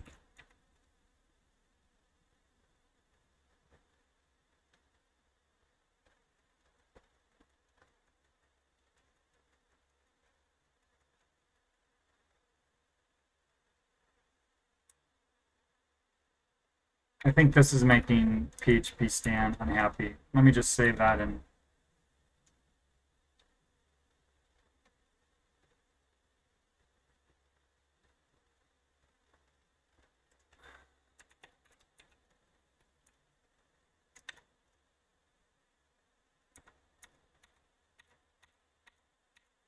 This is the only problem with doing this the way I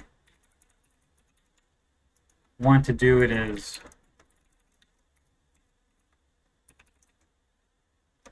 Oh, I need that show key parameter. It's probably going to be harder to get more proper correct static analysis here.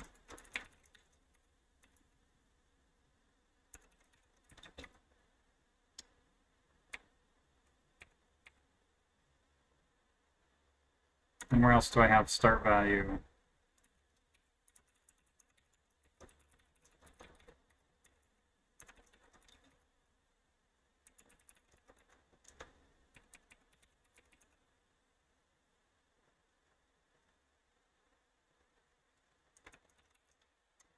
Yeah, well, it's a very much procedural style, and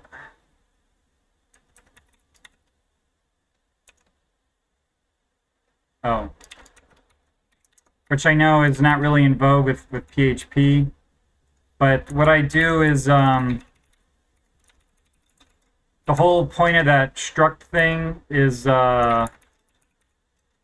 it's basically it just defines these magic setters and getters to throw an exception if I try and set something that's not explicitly defined on the class. Basically, what PHP 8.2 is about to do, just to make sure. Well, it's nice for catching errors if I change things, but also just mistyping something. There are so many times in PHP, it's you mistype the name of a property or something, and everything's fine until something blows up, and it just tries to save me from realizing my mistake later. It'll catch it when I do it. So that's really the whole point of that. And because I'm writing a test framework, one of my goals with it is to support, you can see here, PHP back to 5.3, and that's not because I want people to be able to still code in that version, but I feel like a testing framework is kind of a unique tool in that if you end up having to work with like an old code base or a legacy code base that's never got updated, all the tools you use, they've moved on, have dropped support. So I'm trying to keep fairly loose compatibility standards. So somebody could go like back on a code base for 5.3 or something, and then they could use this to start modernizing it and as a testing tool. Oh, wow. Hopefully those are not public facing servers, but I probably don't want to ask that question. Oh, nice. Well, if you need a testing tool and you want to try mine, it's on Pagagist, and there's 0.1 is up there. This would be part of 0.2, everything I'm working on, but right now it has a user base of 1, which is me using it to test itself. But anyway, the whole point of that is I would probably use this as a trait, because I think 5.4 introduced traits, and I might just set this as a trait as opposed to extending it. But yeah, that's kind of my thinking on that.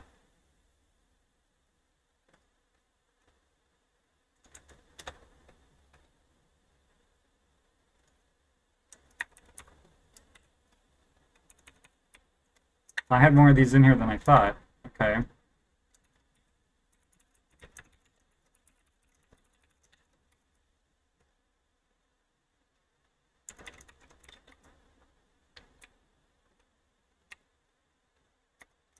that it? So it's not something in here. Oh, really? I've never used traits. This is the first use case I could think of for using traits, but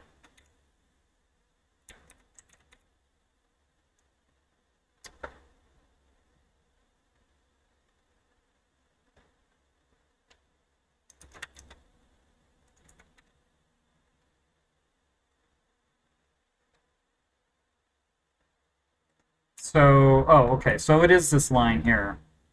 So I don't know if there's a way to make PHP Stan happy with that, but I'll just try and ignore that for now.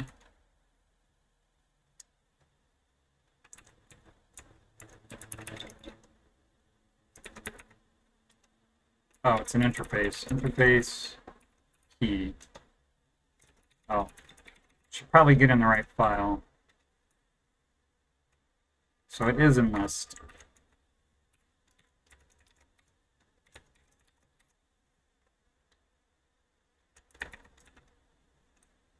I wonder why I thought I got to delete happy here. Where else do I have this?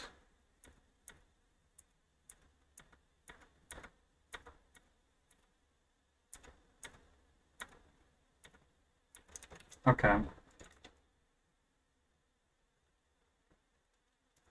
All right, 1588. So now all these assertions I have in here are going to get cleaned up.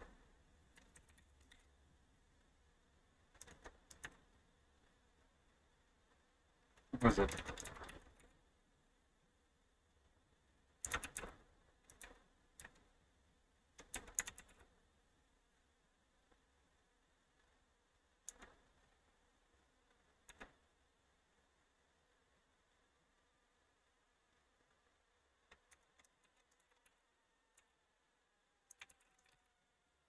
Oh, I see what's going on there. Okay.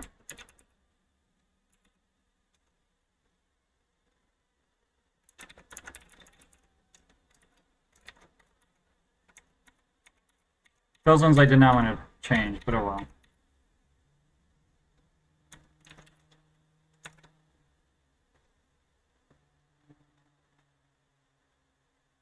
Type.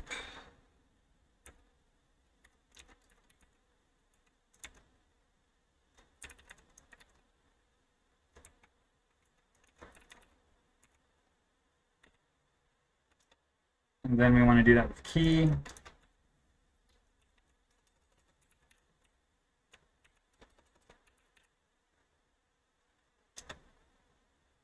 And then I guess with subvalues.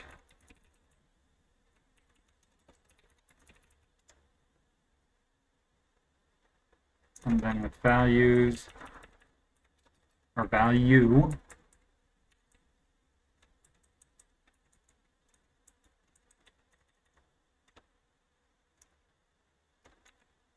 Oh, well.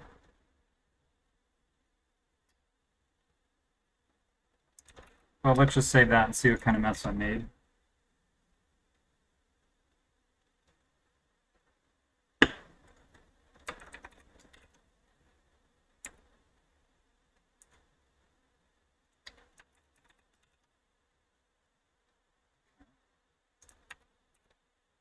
Oh, I did?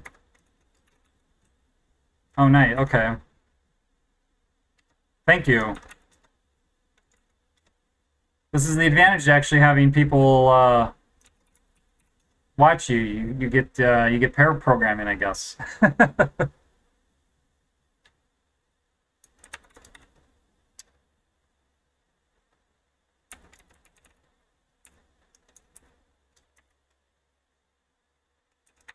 I do that anywhere else? I guess not.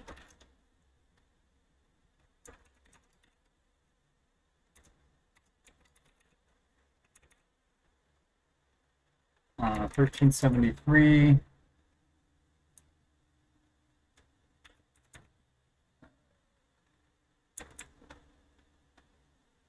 Value.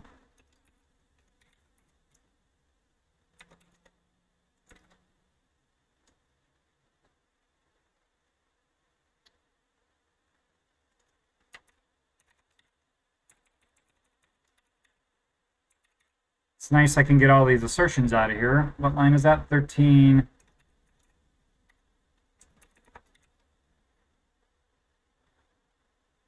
Index. Oh. I did not put index, although I'm not 100% sure what I'm using this for. So, I don't know. Let's put this...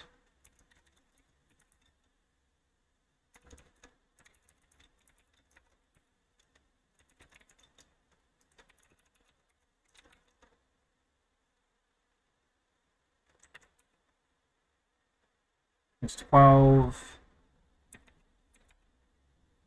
Oh, 12, 17. Oh.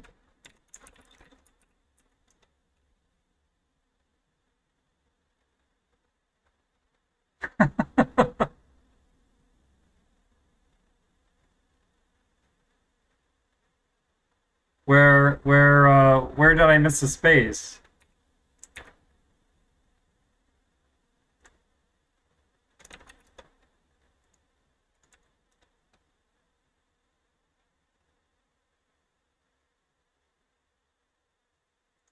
Oh, that's right. Okay. All of these.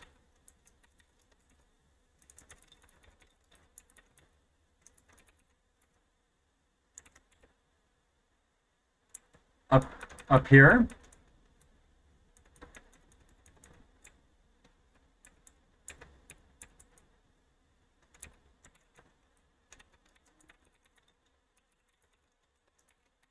Oops. This is going to be kind of annoying because I deleted my interface. So I guess I'll just...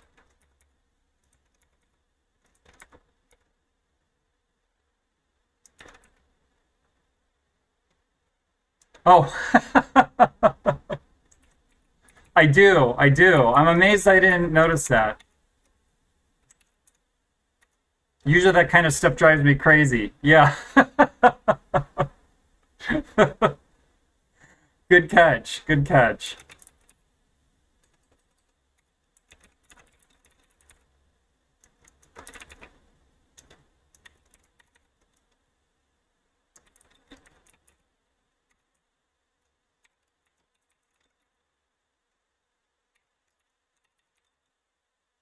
I keep wanting to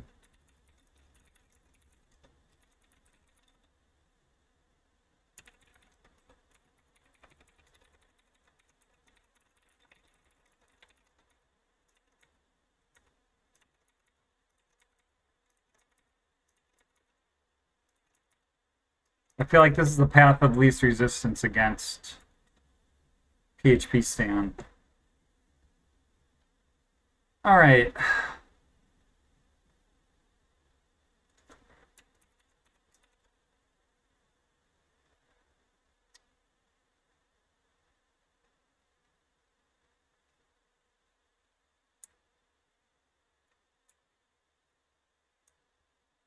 Why does this think...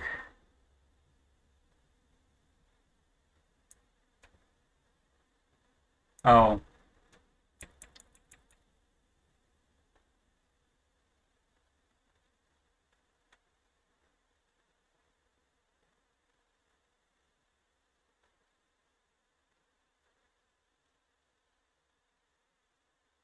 Oh, you know why? Okay, I guess I know what happened here. Because I did that search and replace, and it did it... It did it here, where I'm not quite ready to make that change. 1013...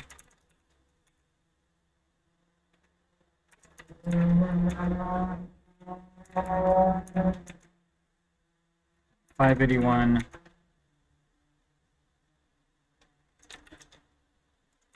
Okay, so I think the only thing left now, at least for static analysis,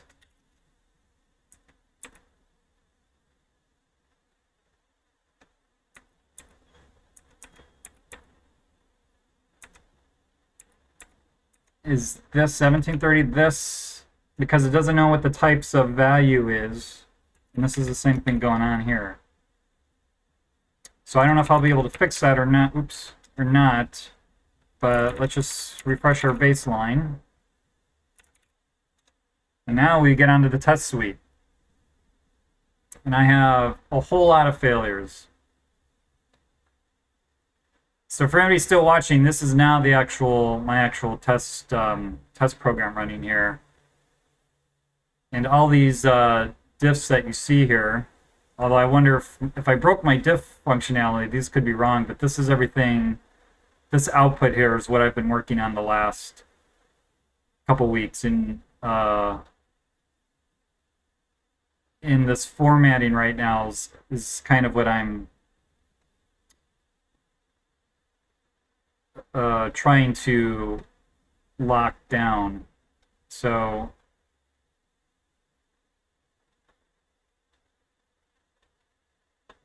this is kind of an intimidating number of broken tests. So let me see if I can figure out what's going on here.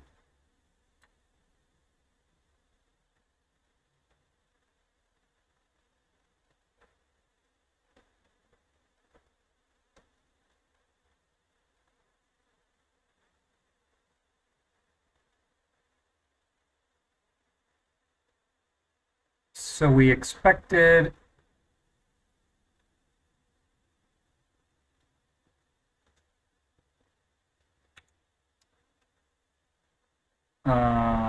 so let's make tests and just dump that to out.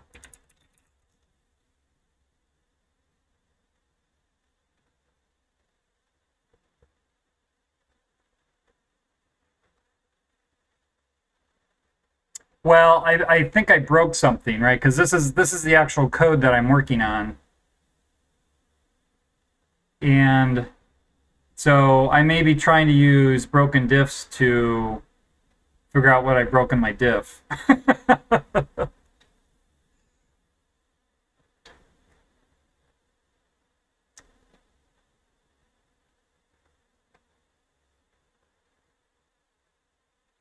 And I suppose one thing I could do is, because I just sort of slammed some code in there,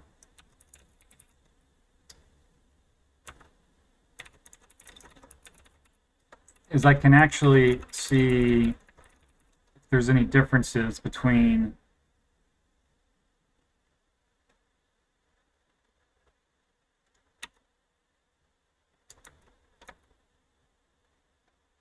okay, so this is in a object. What was that last one? That was in an array.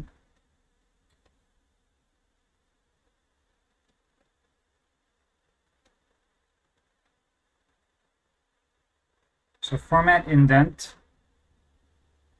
This, okay, then we format the key.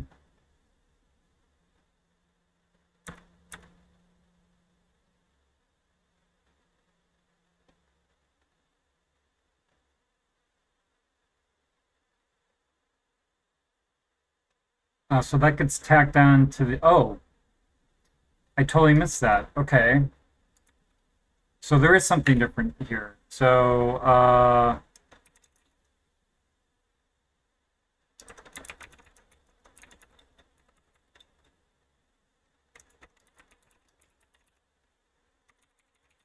so maybe instead of sticking all this stuff together,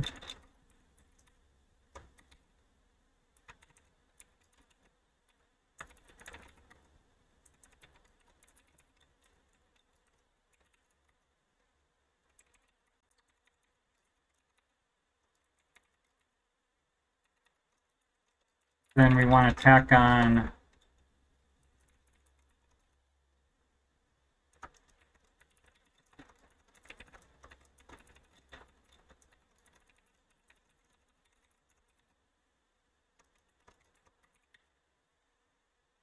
so where are we here?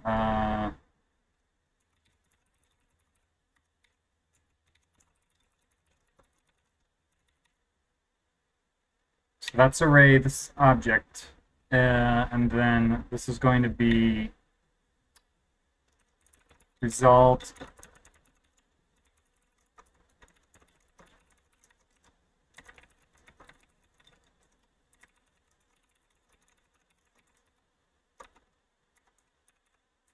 is going to turn into just returning the results.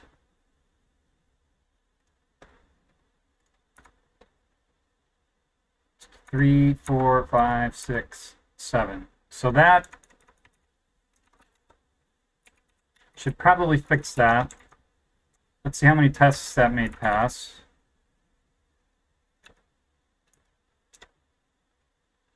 Where were we at? 57 before? So that didn't actually fix anything.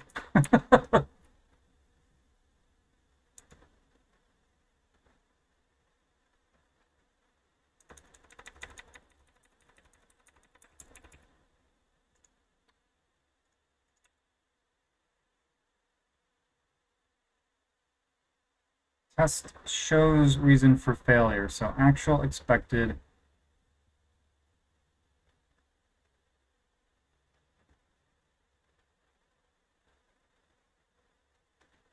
Yeah, so, right, because what I'm trying to do is I'm trying to format a value, and for this here, this formats the indent, so let's see, let me just echo result.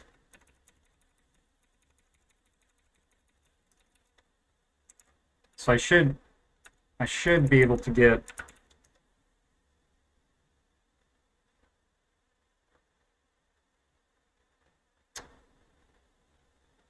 I'm not getting my output either.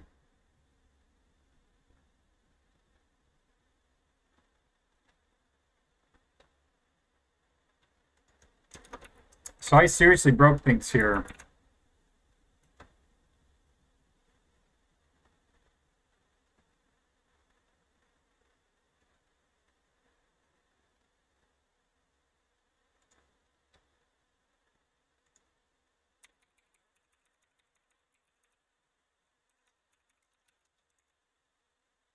Which is usually what happens when a lot of people show up for by my standards to watch my stream, is everything is I put everything in a super broken state. Yeah, no, I know.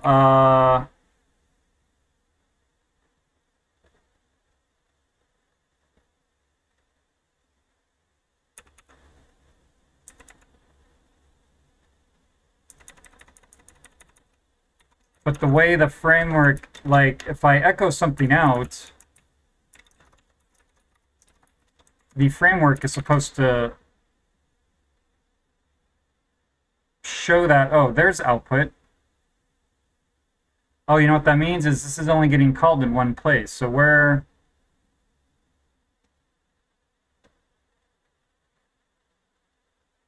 See, what it does is if the way, one of the things the framework does is if a test fails or has an error, and I have some output, it shows the output right after the test. So I guess what this means is nothing's really, this is not where the problem is. But I was just kind of going through this methodically to make it, to figure out what was going on. So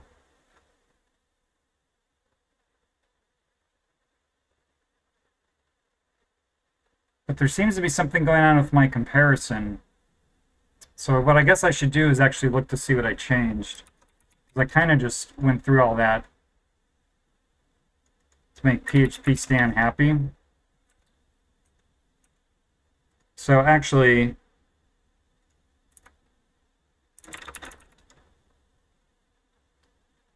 so this is an assert unequal. So function diff equal vi. So let's see what's going on here.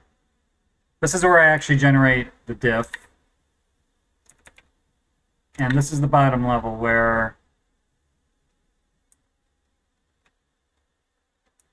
depending on whether we're doing a strict or a loose comparison, we check to see if the values are strictly equal or unequal to each other. Then we do some formatting on, or basically we look to see if we're in a list. If both values are in a list, then we don't bother to check the key. Otherwise, we check to see if the keys match. So this should be fine. And then we look to see what we got back for the match. So if we got a full match back, meaning the key and the value match, then we just return this and we grab the maximum cost. So that all looks fine. So if the two types are the same and the type is a string,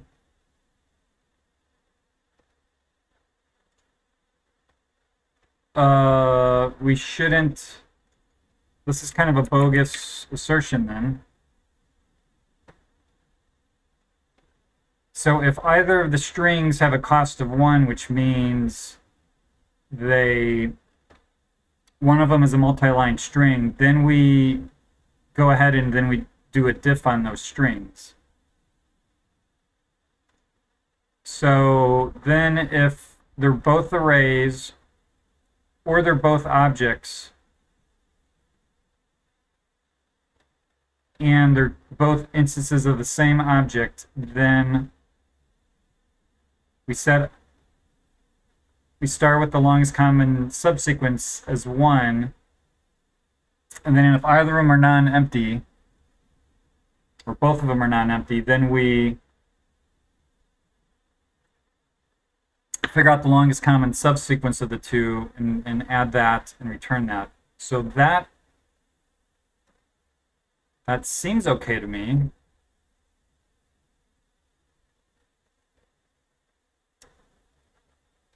So let's see what's happening in LCS array. Well, let's come back up. So if one of them is not in a list, then we actually want to print out the key. And if we have a full match, we copy the value. Otherwise, if we have no match, then we insert from, or insert, that's right, we insert to and delete from.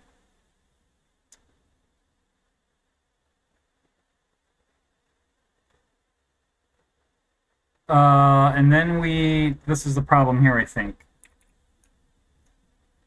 We want to make sure from is either a string, an array, or an object, and we want to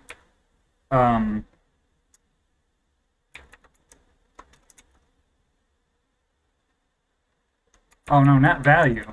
This is totally wrong. Type.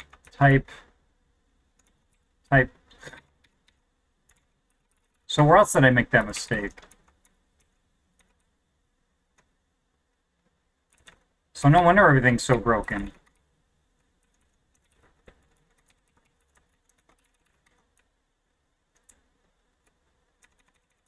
So maybe just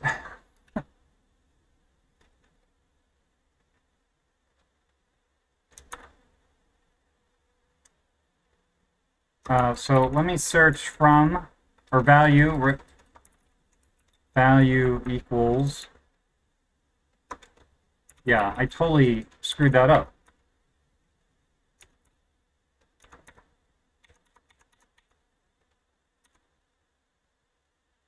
Wait, what was... I must have done done an incorrect search and replace.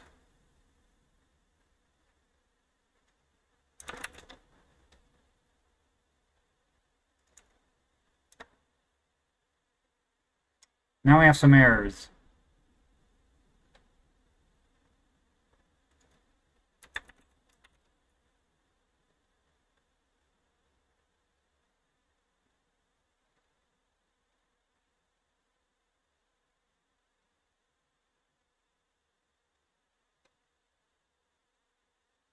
Oh yeah. Yeah.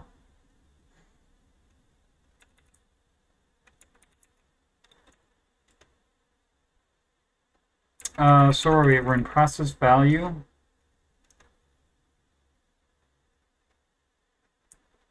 Key. Am I forgetting to set the key somewhere? Key.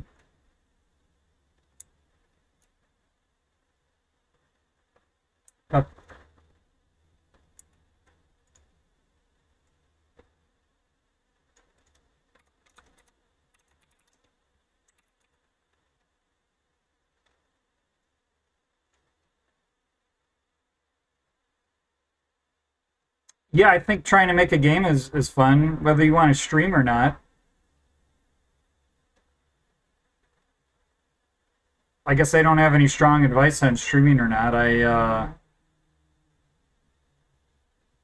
I guess I'm mainly streaming because I am not currently in the industry, but program software that is. But I am hoping to get back into it. I used to be a professional programmer, but I'm not anymore. But just not having been in it for a while, I felt like just kind of streaming to get more confidence in my programming skills. So that's kind of my reasons for streaming. More so than like kind of getting an audience. Although I don't know if people start watching me, we'll see what happens. But yeah, I mean, one thing about programming and streaming is the more people you have watching you and interacting with you, the less you get done. So, but I am very much also thinking about making a game. Like my interests. I used to program in PHP, which is why I'm working on this project now. And I've actually had this testing framework sitting around in a repository for a while. And I figured it's kind of a good first project for streaming. I could just sort of finish it up. I don't know to the extent that software is finished, but I've kind of been more interested in like C or C++ or maybe Rust, but I haven't learned Rust. But maybe doing some game programming. But yeah, I don't know. The more programming you do, the more you learn, right? So I say go for it. What did I want to do? I wanted to see what I'm doing for. That's true. That's true.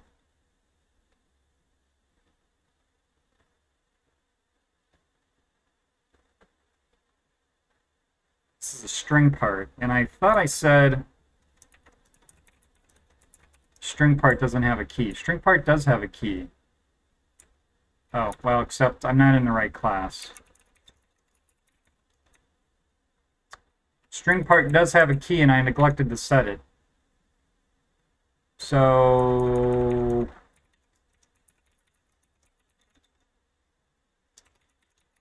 I believe we just passed that in, right?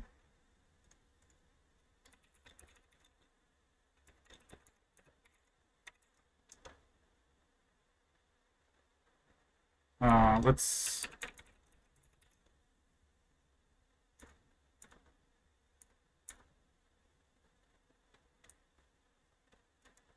So what did we used to do? We used to, yeah, so key line indent level.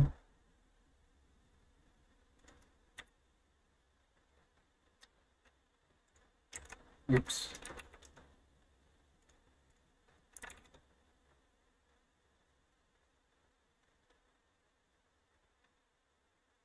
We'll make. Oh, I cleared out my baseline?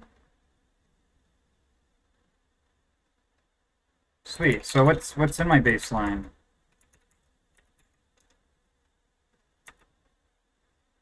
How about we just echo an empty string to my baseline then?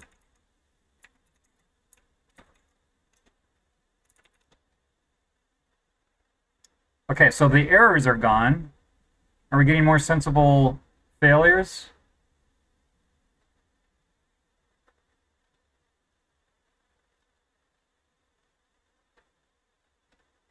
So something is still going wrong in the comparison because...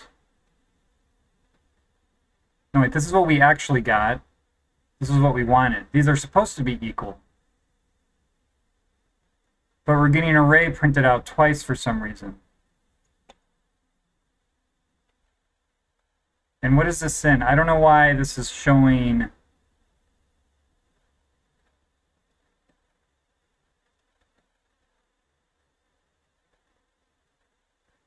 showing it this way, but I can at least figure out what's going on now.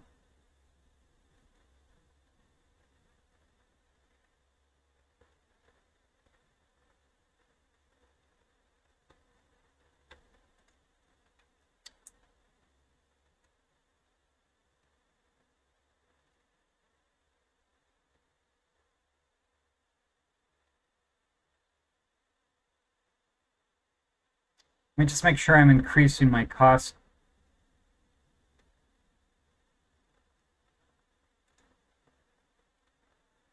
Oh no, that's right.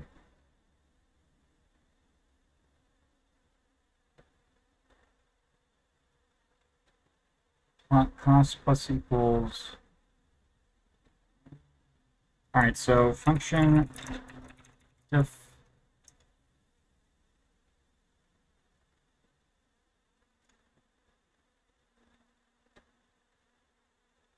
Yeah, we actually, so I'm not quite sure why this is printing out twice like this.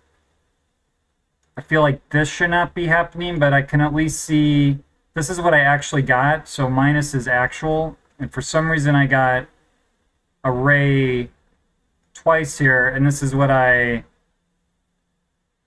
want. I mean, it's supposed to be kind of a standard diff format. So if you're used to reading diffs, the minus means this is what I actually got. So it's telling me actual expect strictly equals expected failed, and the minus is what I actually got, and the plus is what I expected to get. And so everything with a minus in front of it is saying this is what I actually got, and everything with a plus in front of it is what I expected to get.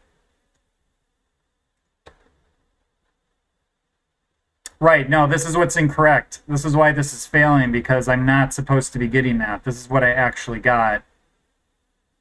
And this is what I'm expecting to get.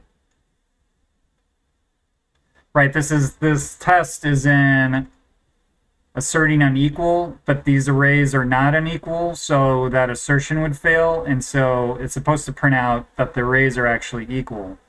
And for some reason, I'm getting this twice, and I should just be getting the array printed out. And I'm generating these minuses and pluses. This is generated by the framework. So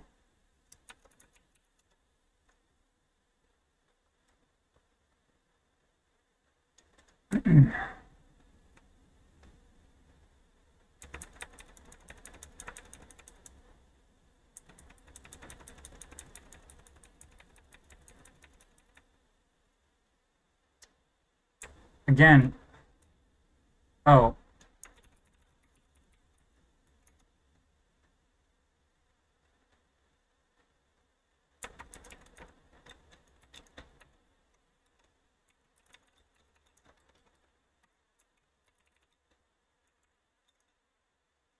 and that might be why there, because I found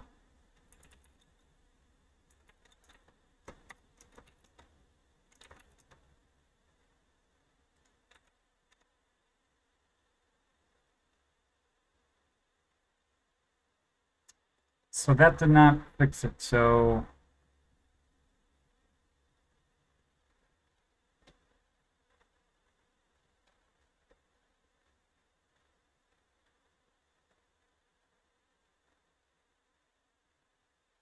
we have assert unequal. So these are a perfect match. So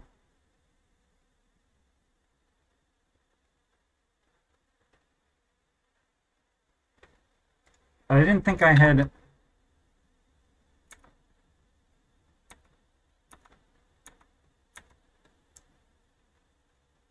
So this goes to format value. So is just my format value still screwed up? So all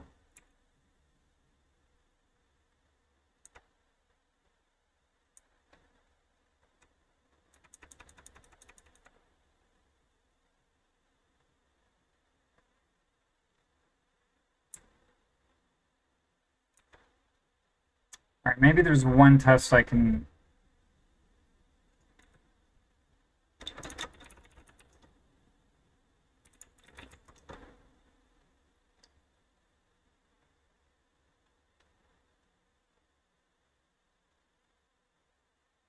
So let me just focus on this test. And this is in diff greater equal.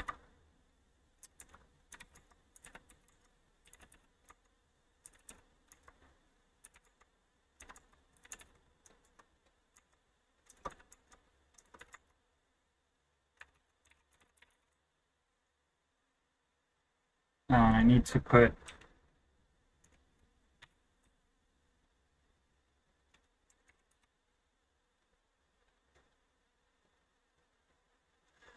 because this is a diff of two. I guess I can, just to make it clear why. Basically, it's a diff of a diff, right? I am testing the output. I am testing the resulting diff, and since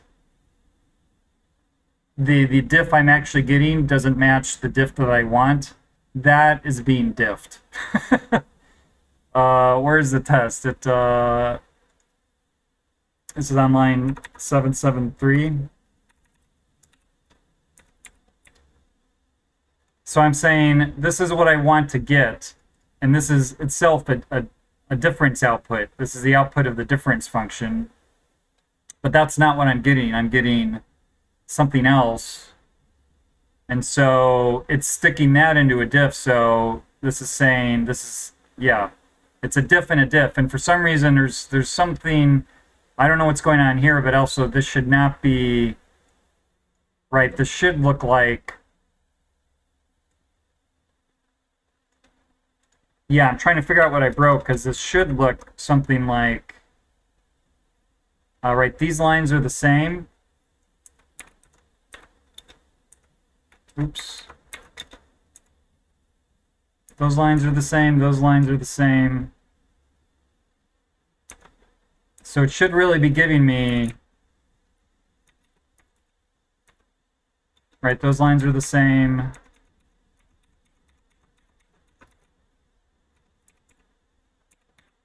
This is what I should be getting in this message. But the fact that it's saying, it's not compacting it, it's saying these lines are all different, is something else weird going on. But this is what this should look like. So yeah, I have no idea really what I broke.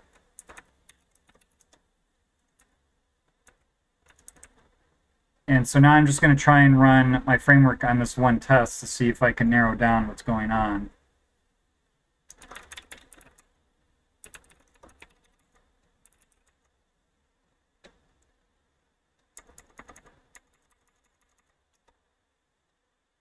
And this is,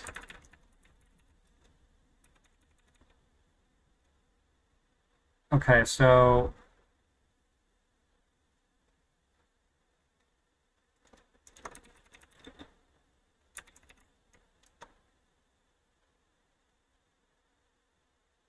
this is something else going on, because this is in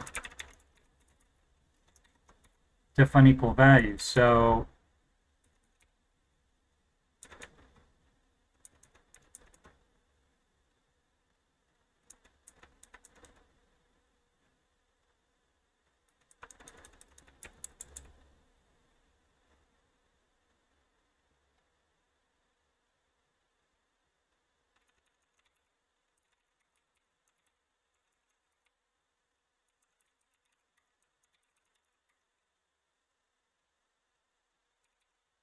right, so we want, this is actually meaningless check right here.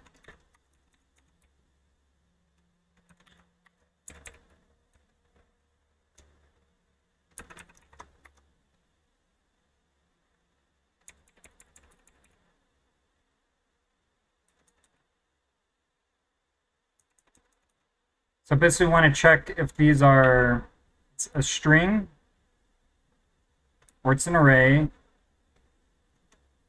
or it's an object.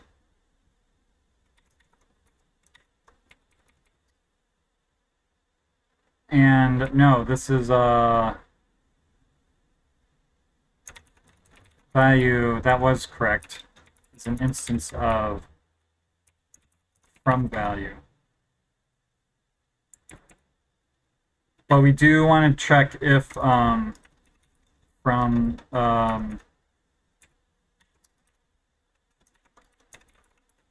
type is equal to to type, and from is either a string, an array,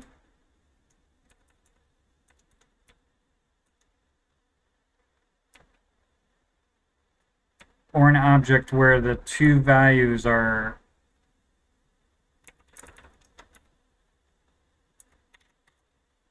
of the same type. Okay, so now I didn't close, yeah.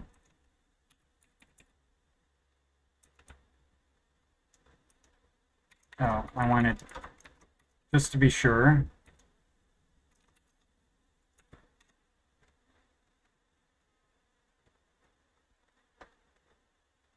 I don't know if that actually brought my failures down, down or not.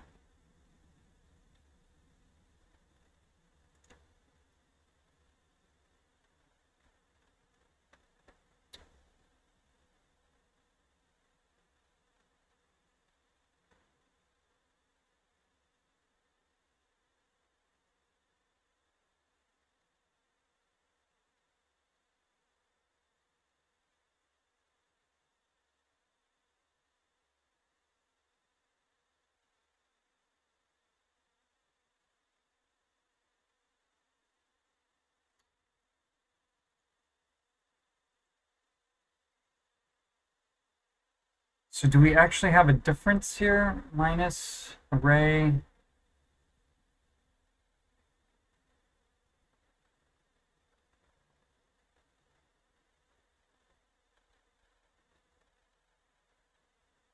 It doesn't look like anything's actually different.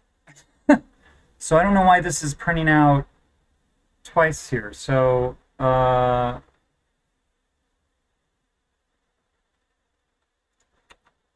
I guess we'll just start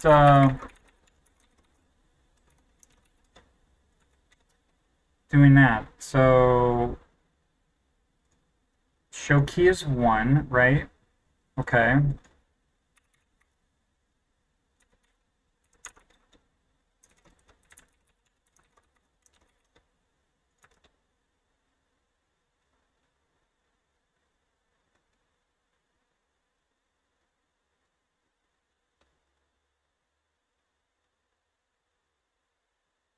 Yeah.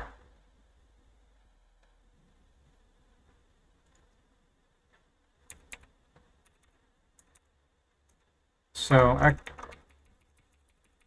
this is one of those things where you change a bunch of stuff and then I don't know, some small little thing that you catch ends up causing the whole thing. It's probably like a loot, like I replaced 3 equals with 2 equals or something, or I accidentally swapped from like a strict comparison to a loose comparison and everything's broken.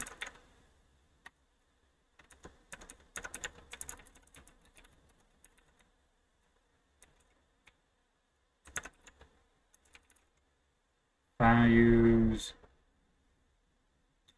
Okay.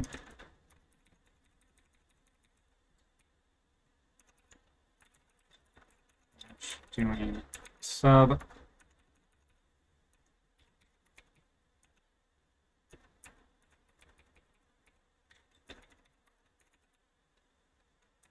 Otherwise, right, what's our if down here?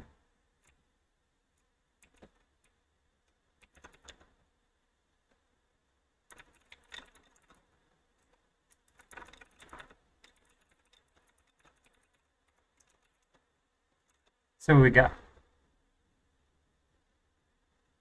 So does this make sense? So these values don't match, so it's 2 arrays, so we're doing a subdiff. So now we're comparing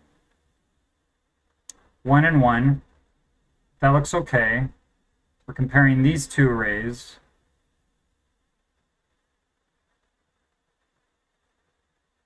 So we're doing a subdiff there.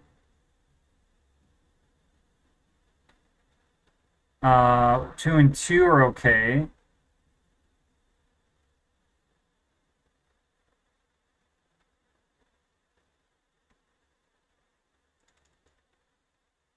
So now we've got these 2 objects, and those don't look okay.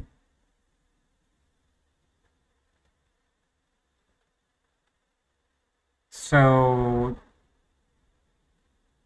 1 and 1 are okay, but why did I stop there?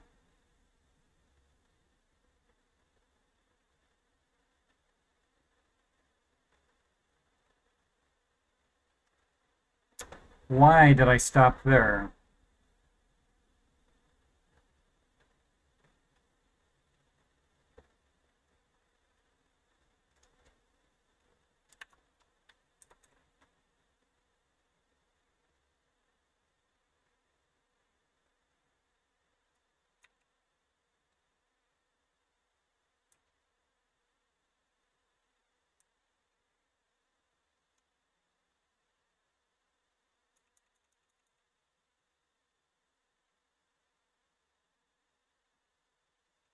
Yeah, no worries. If it's well, what is it? Saturday morning? Enjoy your weekend. Thanks for stopping in and chatting with me. Hopefully I'll get this figured out. But I really dug myself a hole. But yeah, Ted, thanks for coming in and yeah, have a good weekend.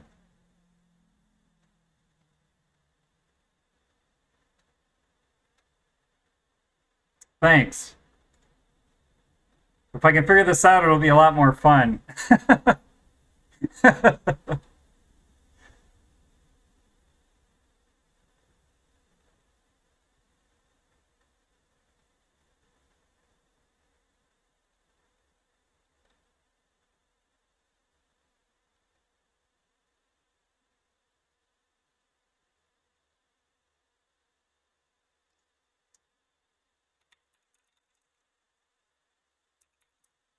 Decisive.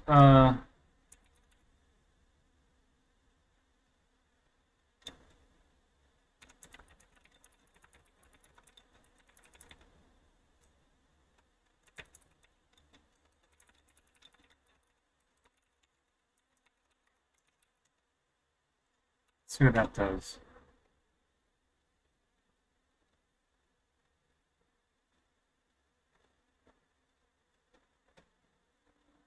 So this makes sense.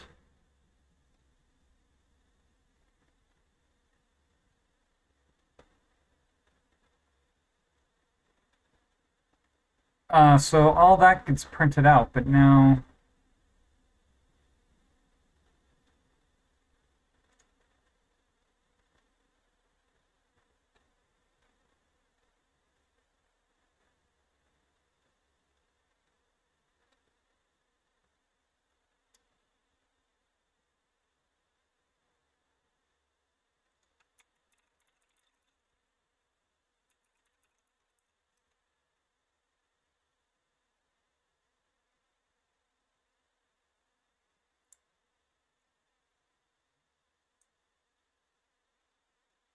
what's going on here in format?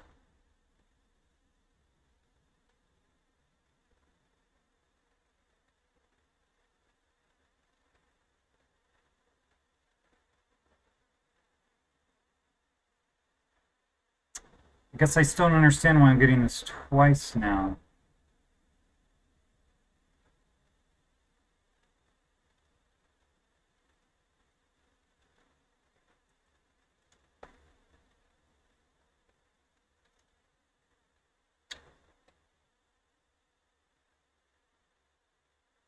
So what are we doing with value here?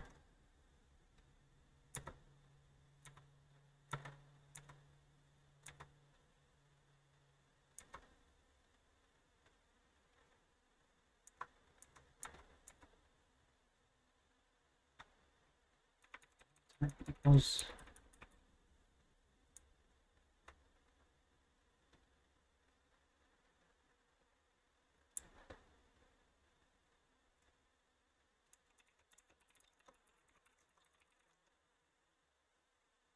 So I wonder if I screwed something up with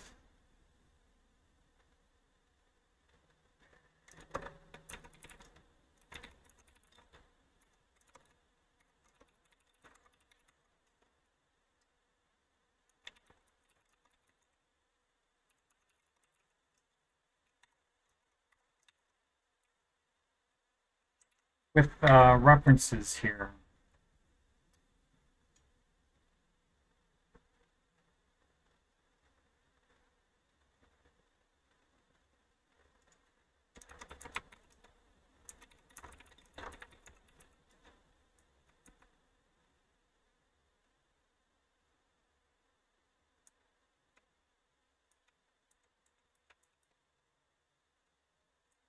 cost,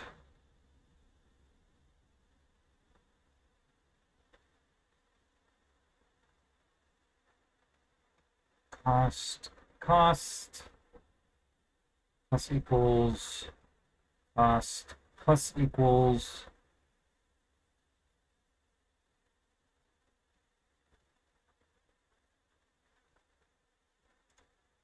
so let us just see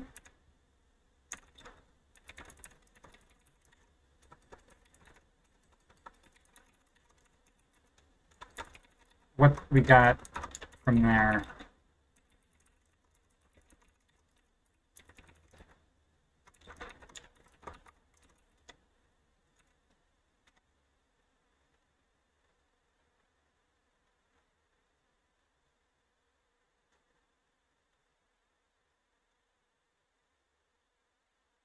Okay, so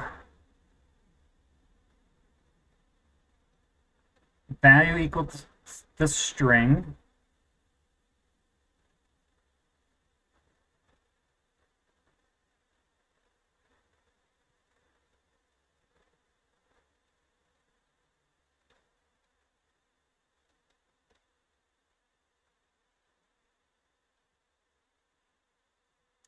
What is this? This is a type type 5.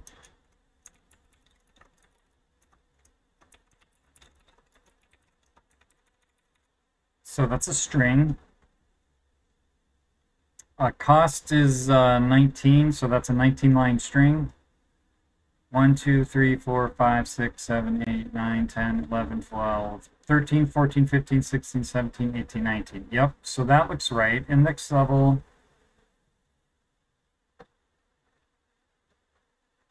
So type 6 is a string part.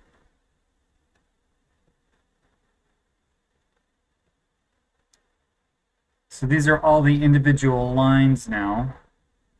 From, to, empty space.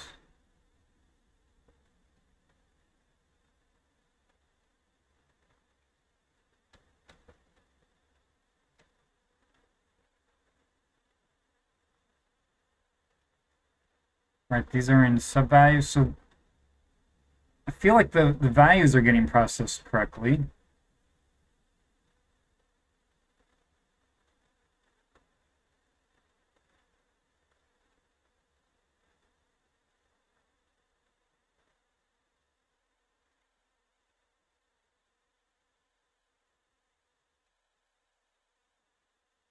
So if the values are getting processed correctly,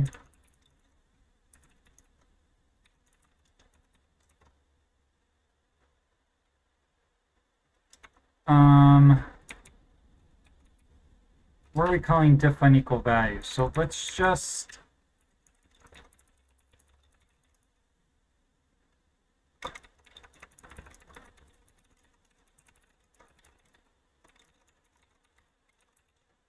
in fact let's take this out.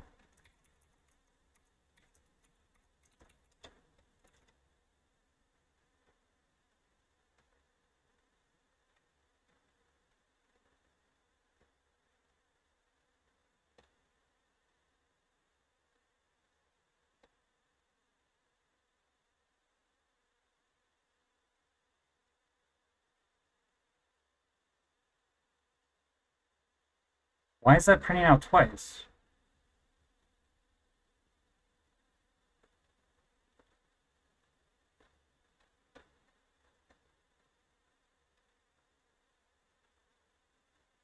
Oh yes, okay, that makes sense.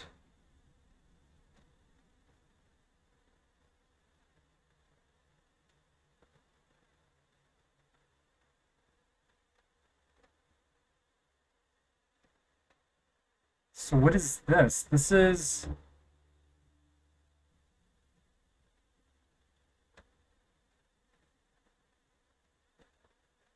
This initial diff looks to be correct.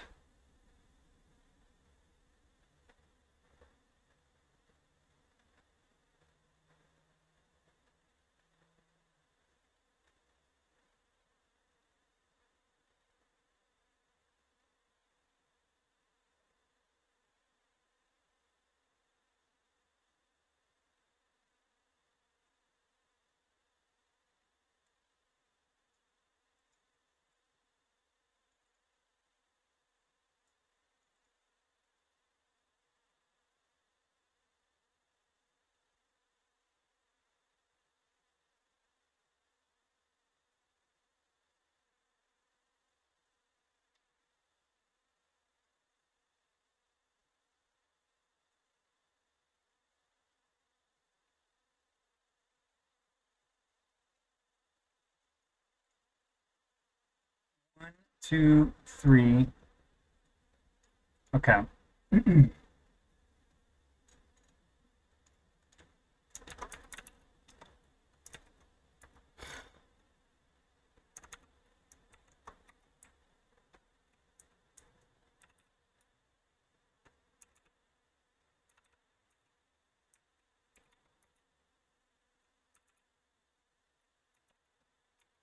Right, these are actually the same, right? I'm not going crazy.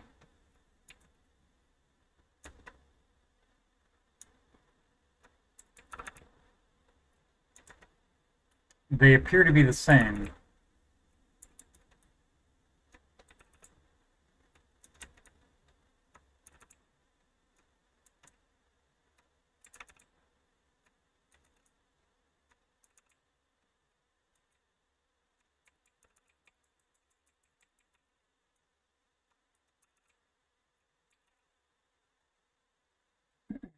And in fact, the initial diff I have coming back appears to be right.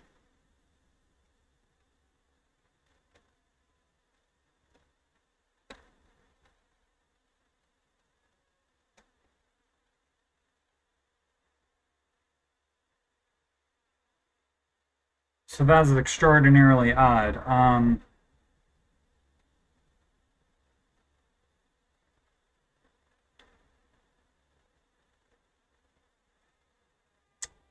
Okay, because the problem isn't there. The problem is not there, right? I picked a bad test to work on.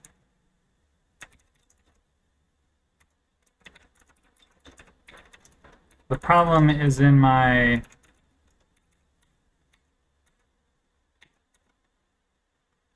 diff equal values. But that is causing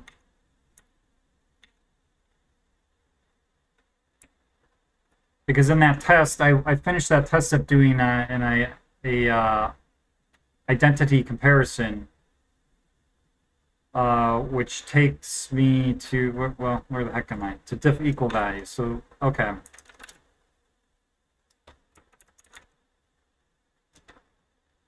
So, but I am going to need to use the restroom. And maybe refill my water even though it's not empty. Maybe I'll grab a beer. Because it's starting to get Friday evening. But yes, I am going to hit the restroom, and I guess I'll give myself about 6 minutes and then get back into this. So I'll be back in a few.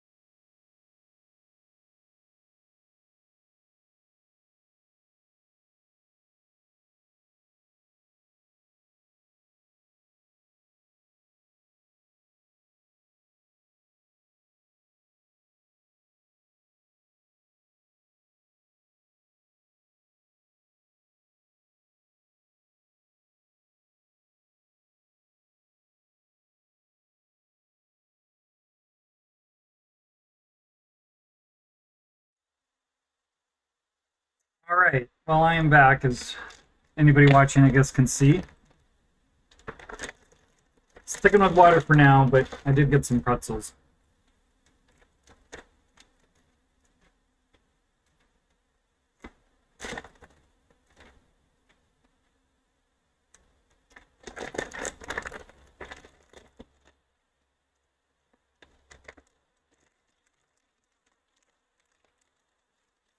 Which I'm struggling now to figure out where to put them.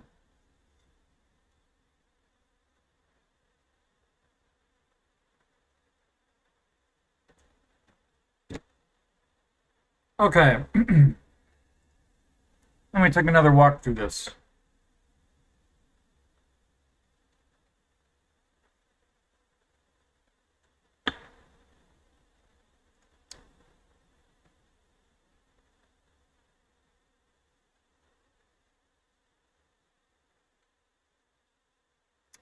So I almost feel like, let's just see what we're getting back for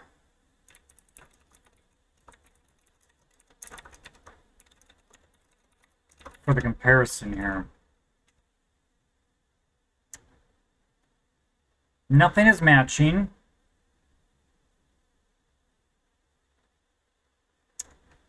So that is not right, I feel like. So what are we getting back for?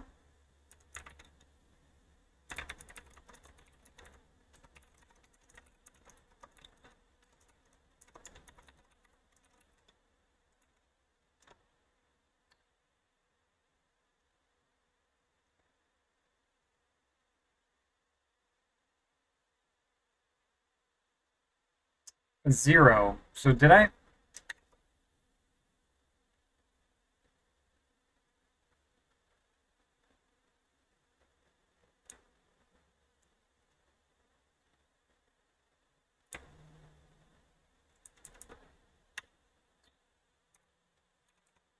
Oops. So what did I? Okay, so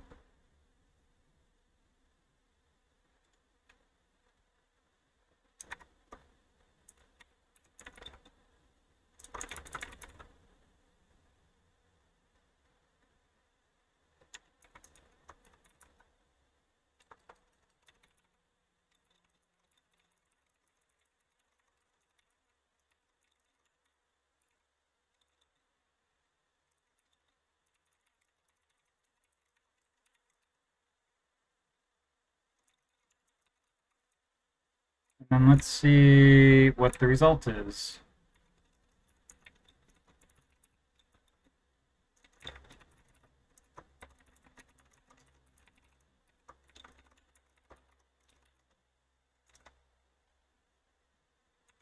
Let's dump that to output text.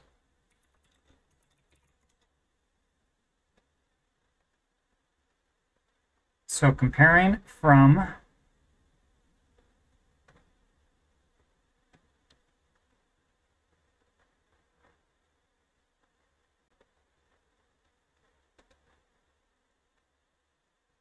and 2,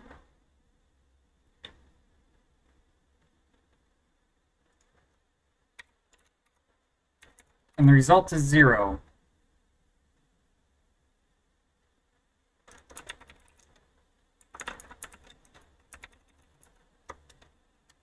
So nothing is matching.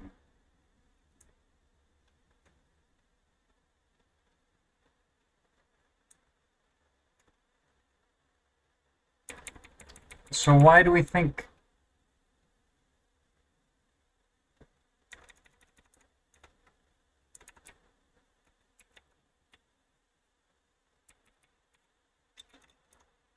result of matching values equals and net?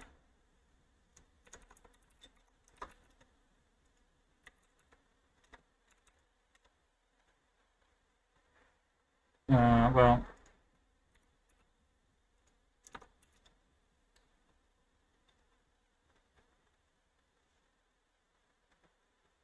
that's 2. So the values don't even match.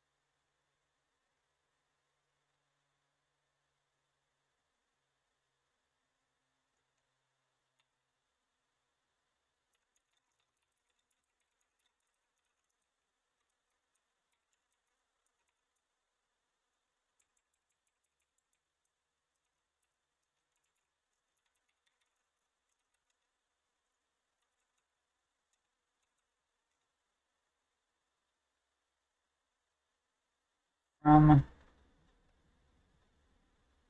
to doing a strict match, right?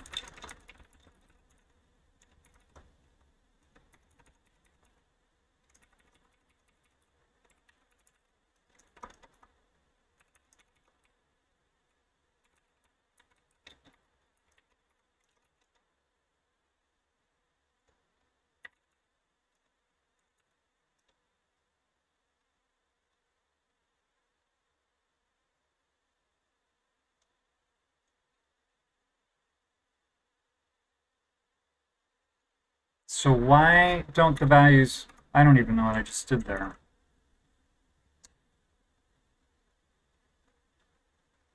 Let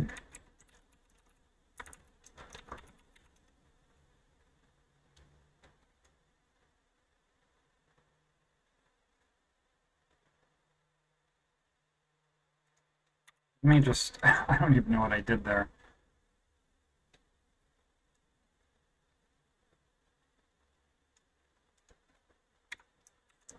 So that is from.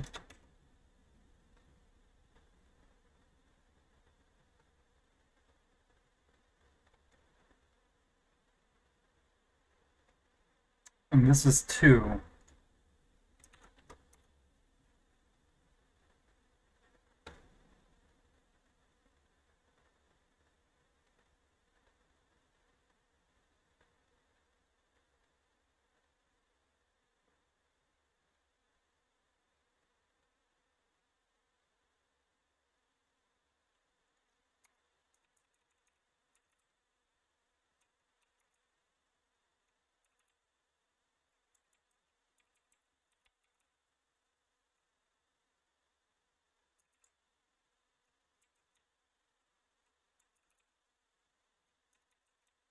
I am so confused why it thinks those don't match.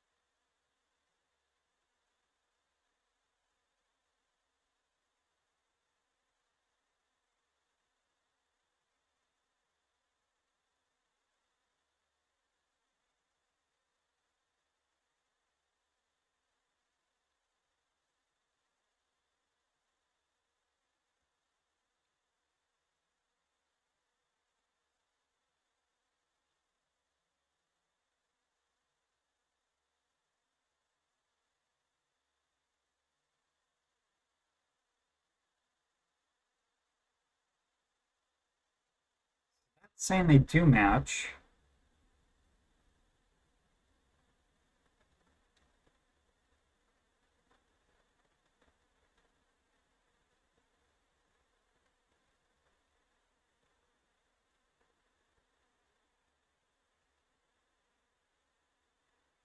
All right, so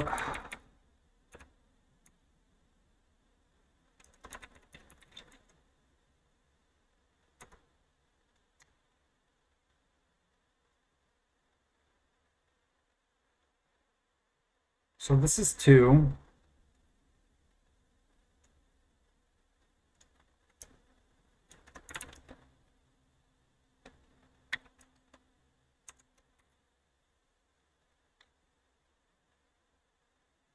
And then this is from up here.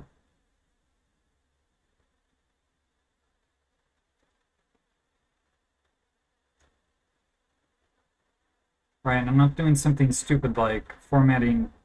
Okay.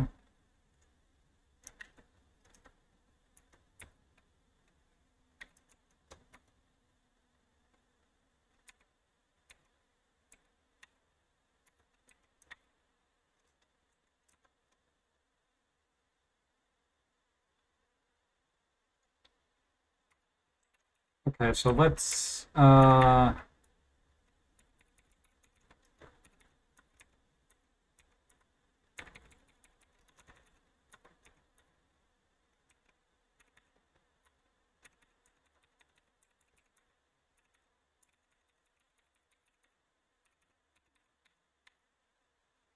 okay.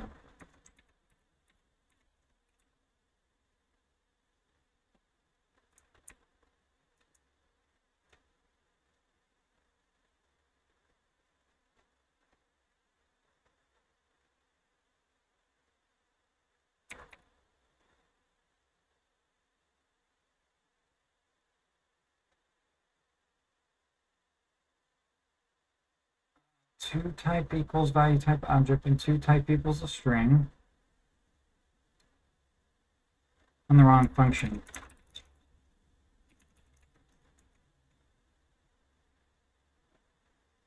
Okay, so we have zero match. So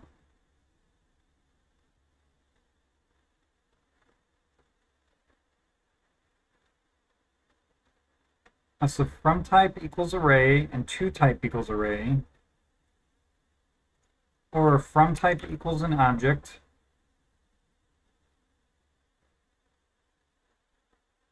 Two type equals an object, and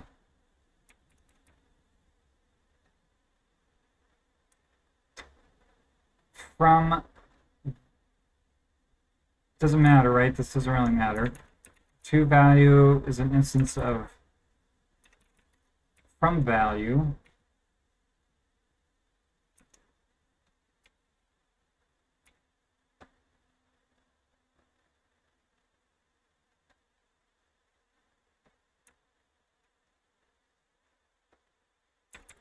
So let us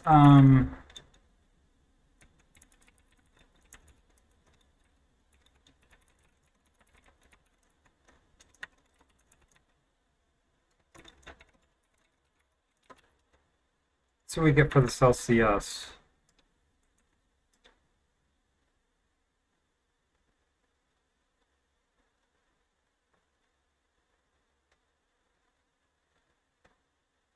Oh,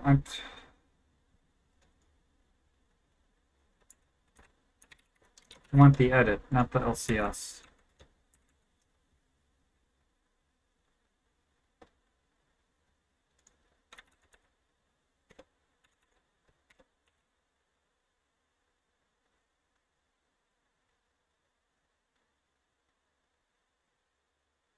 Oh, we're in a string.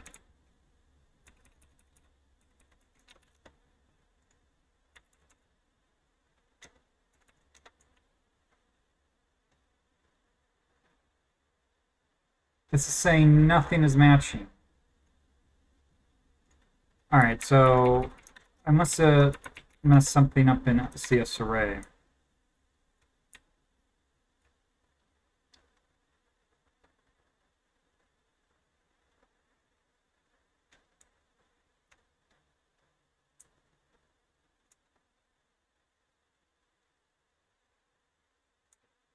But I don't actually see where I'm using.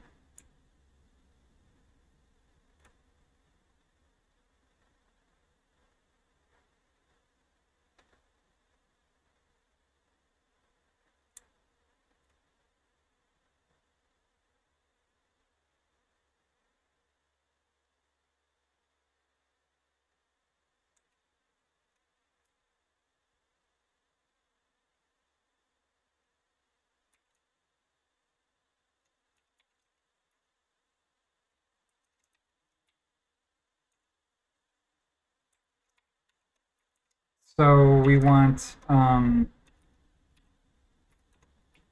right, and from type equals to type, right?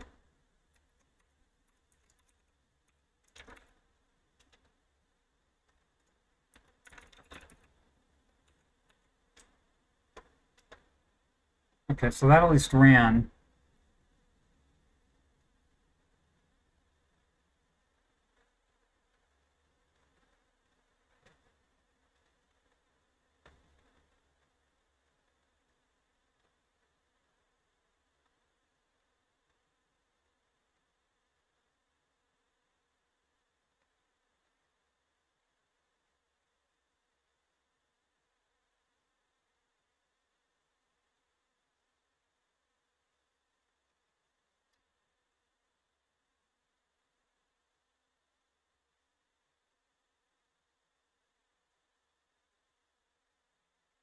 The result comes back here.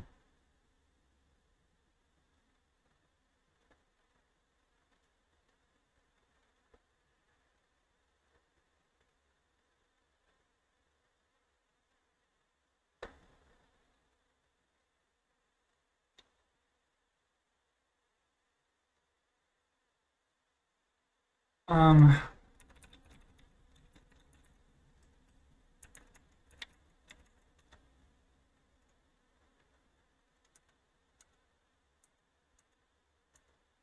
I am not gonna lie, I'm kind of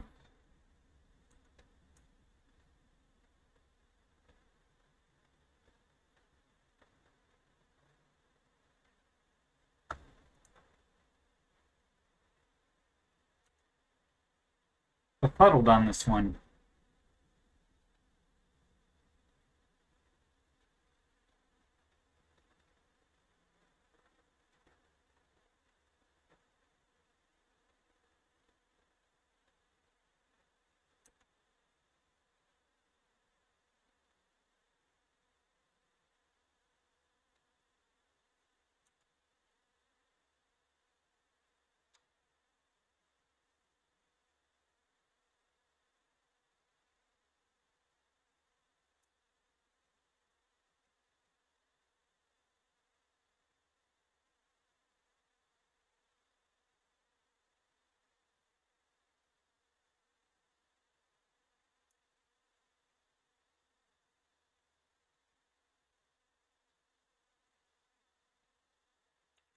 Here is diff equal values.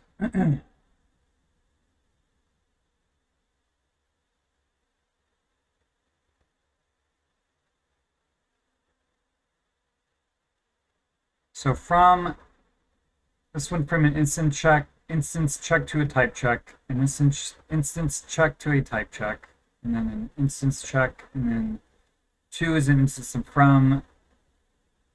So from. Okay, so from value and to value. Uh,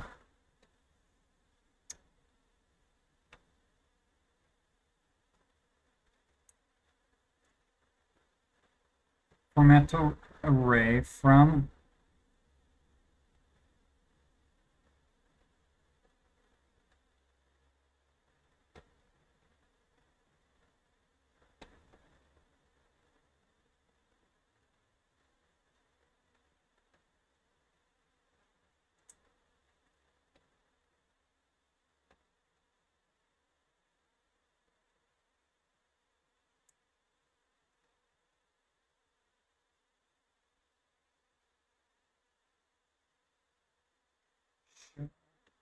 Okay.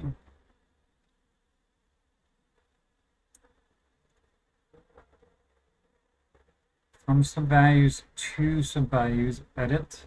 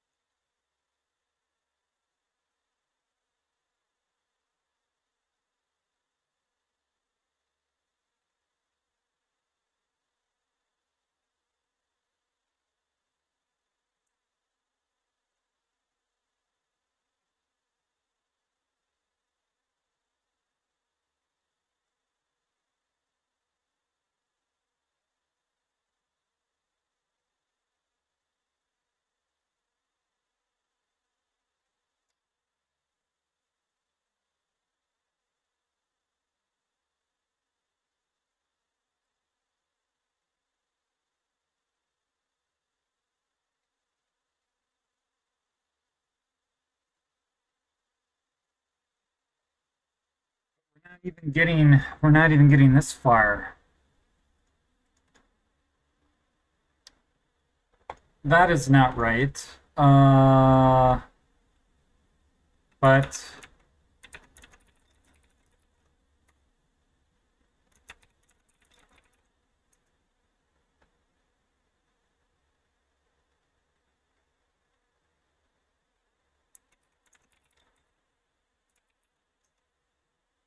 what happened to function?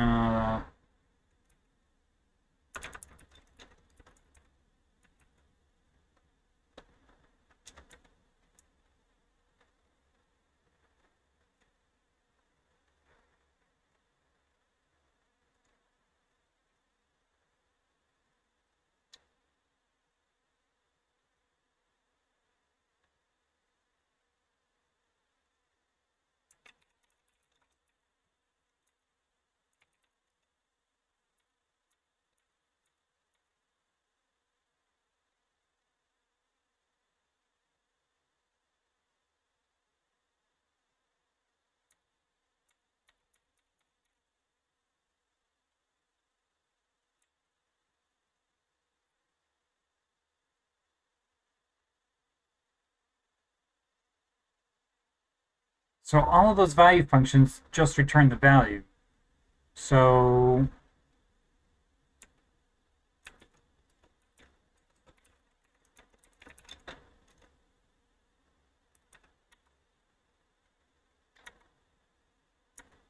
insert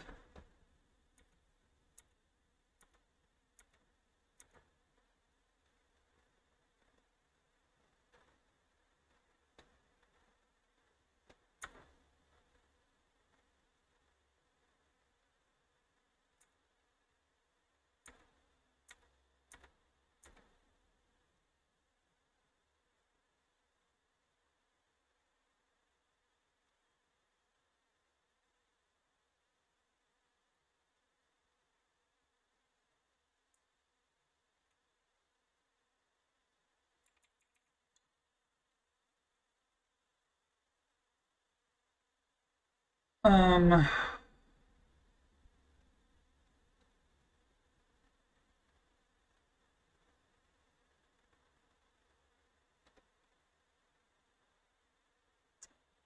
I wonder if there's something going on with.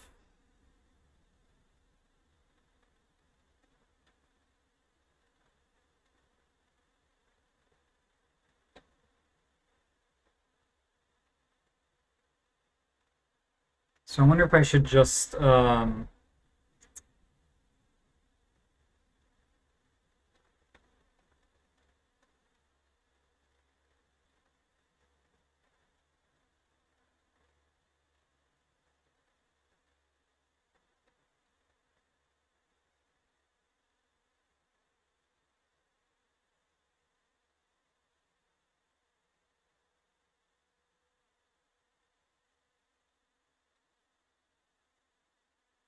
debating nuking the change and trying it again, but with doing.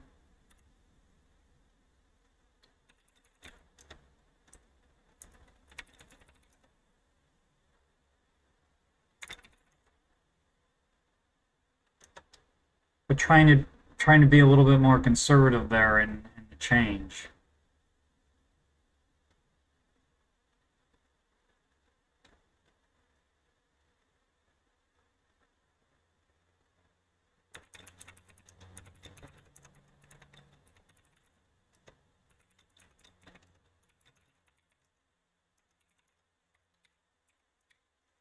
Because whatever I did is so subtle.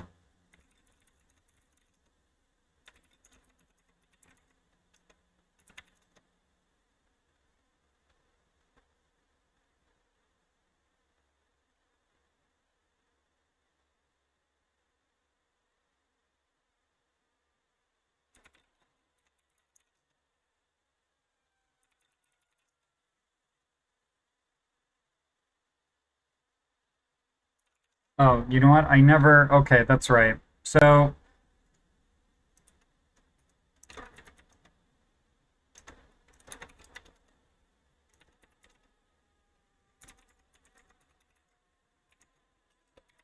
So I guess that was one potential mistake is I forgot I had rebased this and then I never reran the test. So this is a good place to start.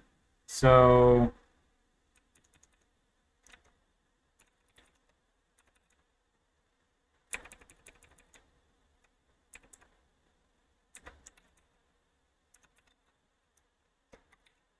so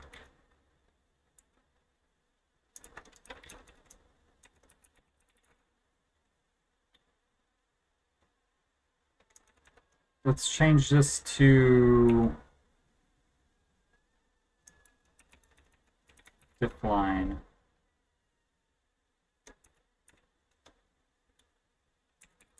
And let's change this to first.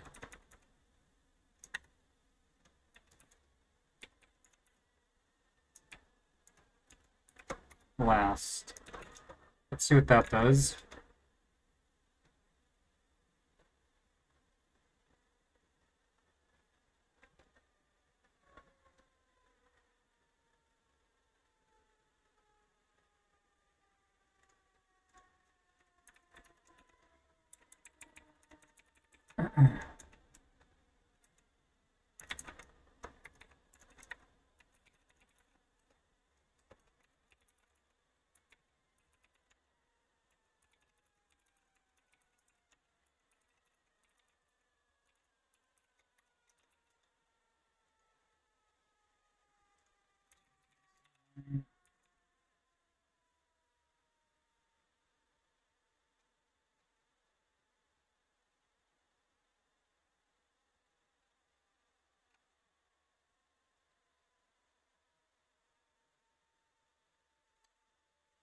So instead of this, we are going to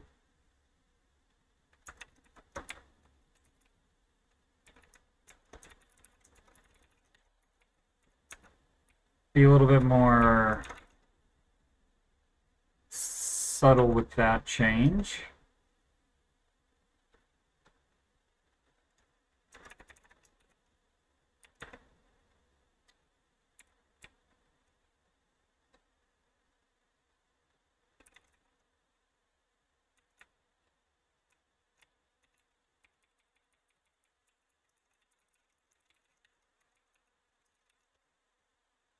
Maybe 5.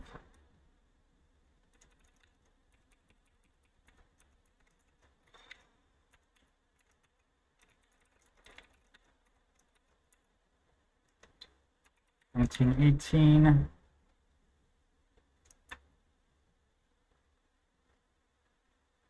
Um,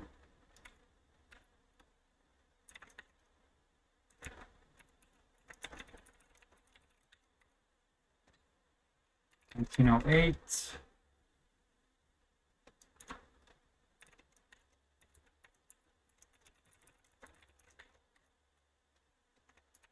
Seven.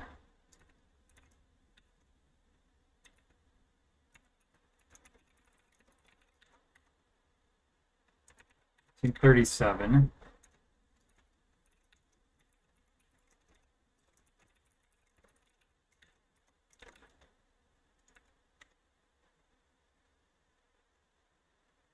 Okay.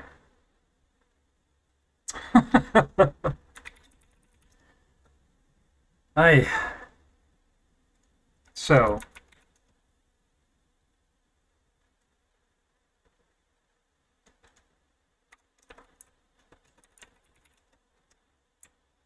how to do this piecemeal? I guess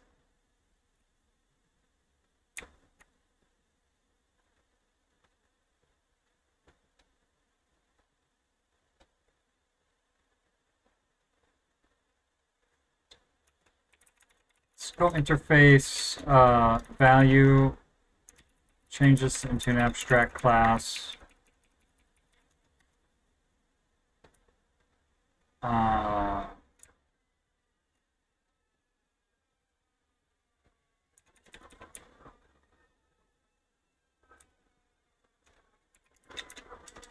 It's going to extend a struct.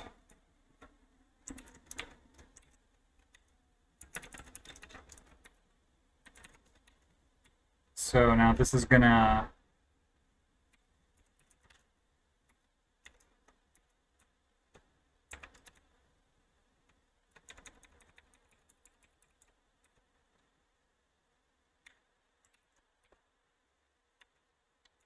move all this into here.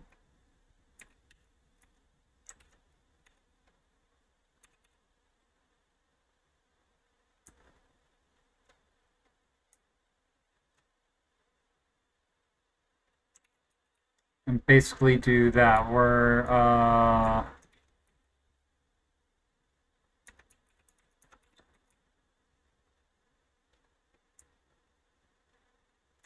These are all going to go abstract now.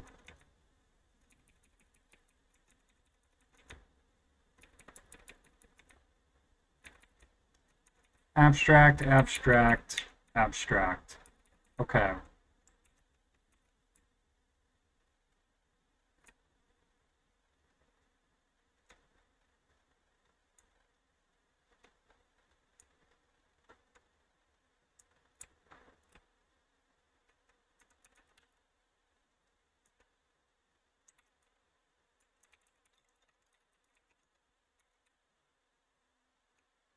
So, name, key, value, loose, indent level, cost, subvalues. Those are all in the parent.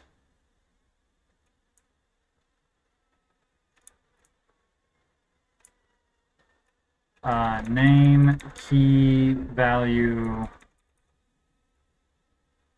indent level are all in the parent.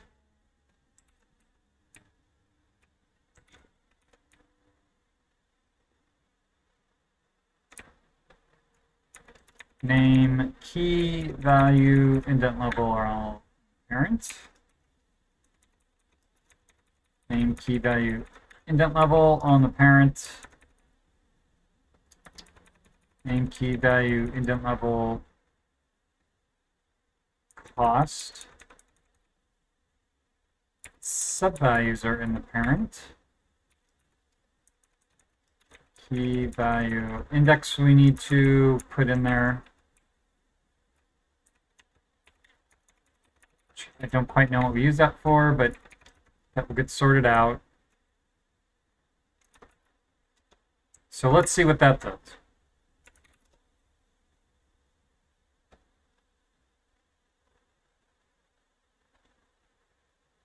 Oh, I forgot to...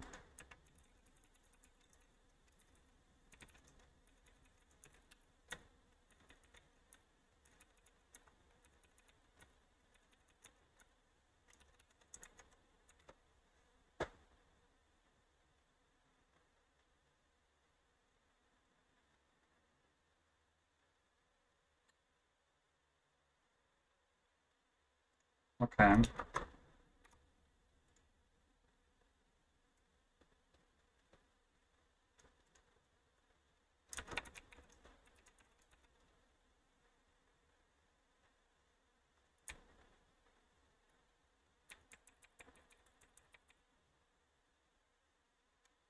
It's all in format value. Okay.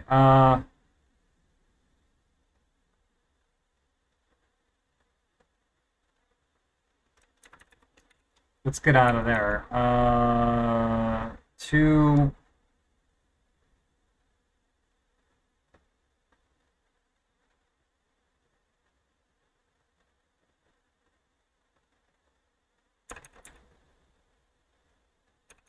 It's not nullable.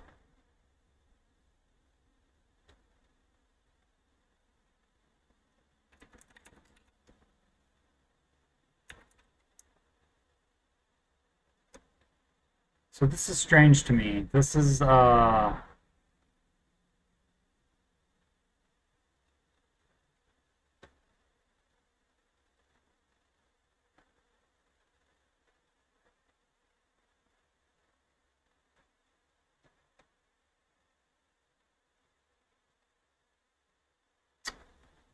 okay. Right. PHP Stan had no idea what that was, so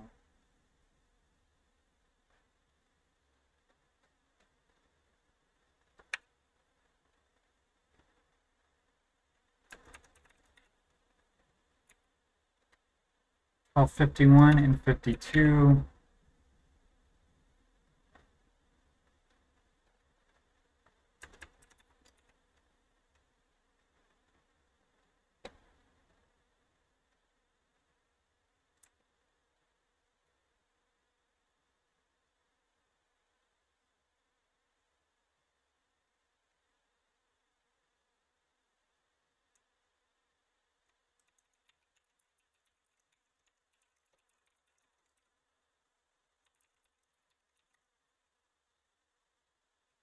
We need to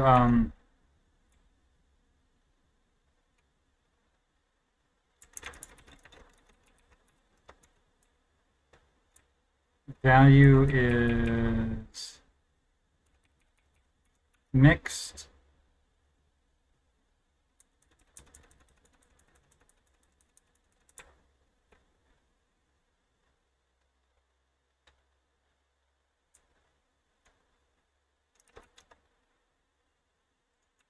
Just rerun this.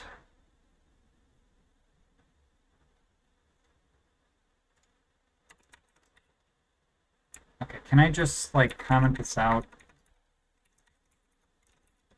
Is that gonna make you happy, or is that gonna complain about?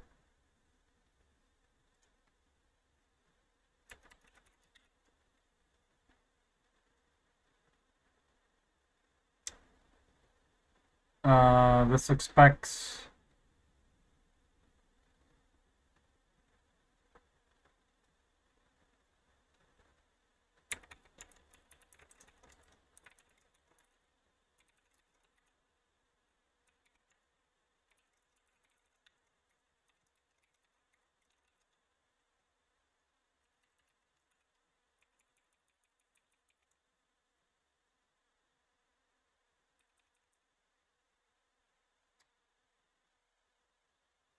it's 1110.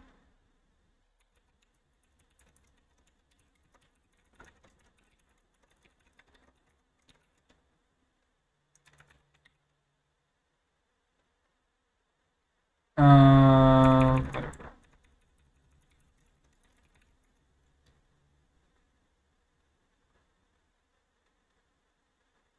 What are we in? 1040.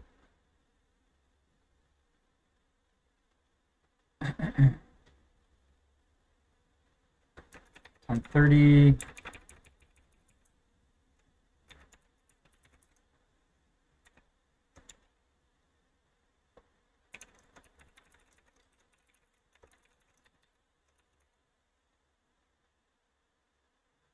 $30, 945.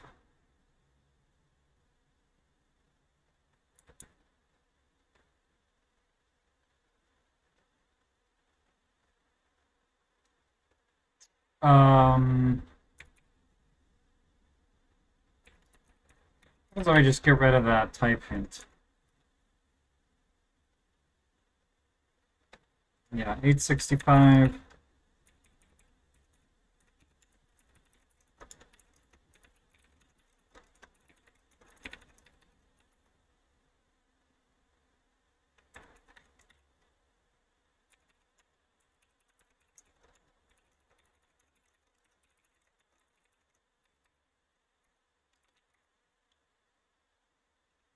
$606 is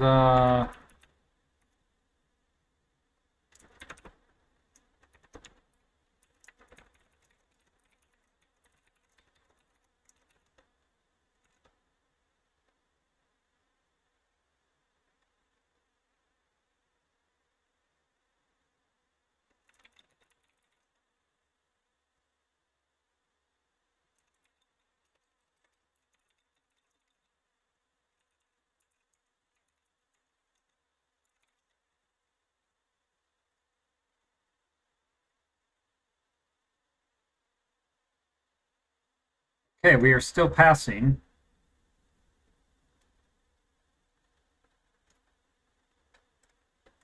So that is good. So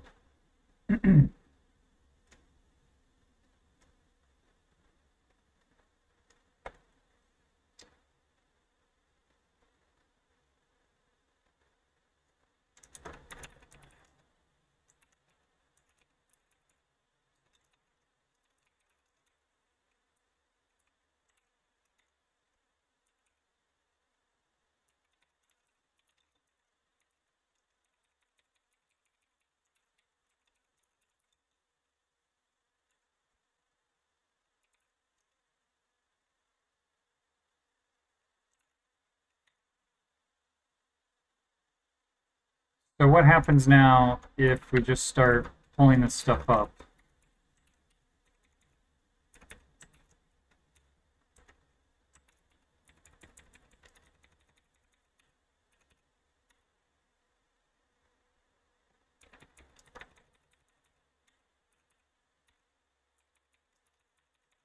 Right, this is all returns value.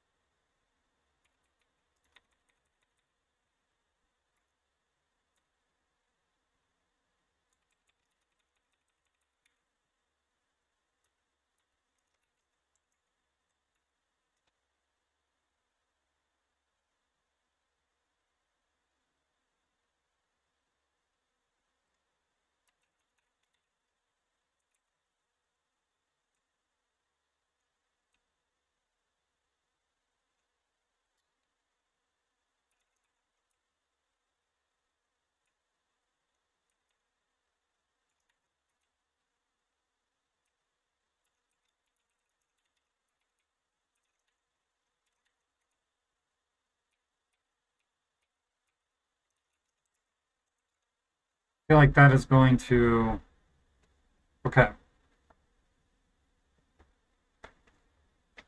Okay, well, in some ways, I guess we're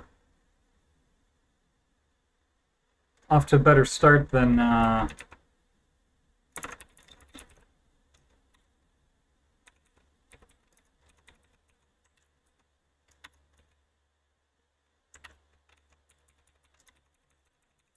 we it's a little bit annoying to have to do it this way, I guess, but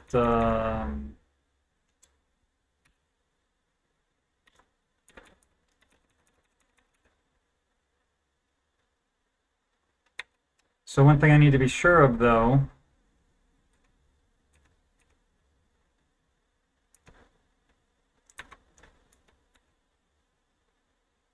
is that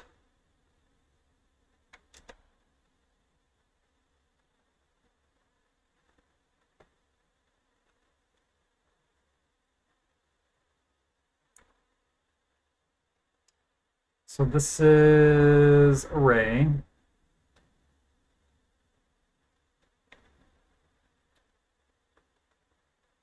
Okay, so cost is being set there. Right, cost is being set here.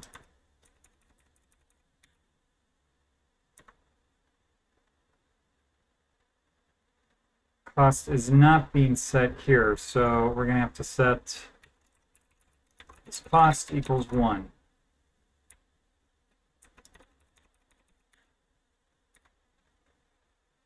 And same thing here.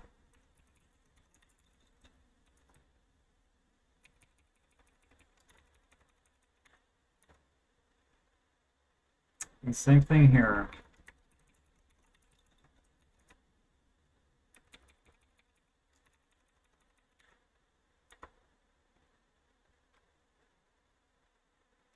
Cost is being set there.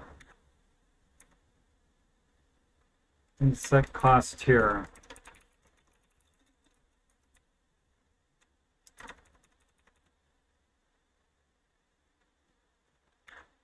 Actually, I suppose what, well, let's just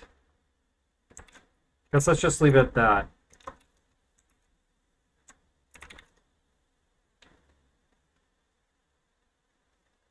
All right.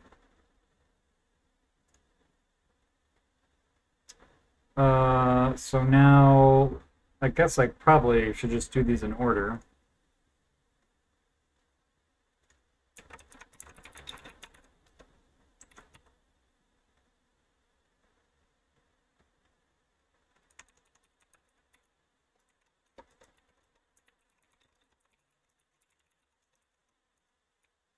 Means we need to set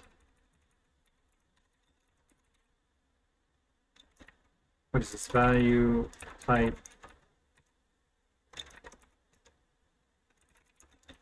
Set type.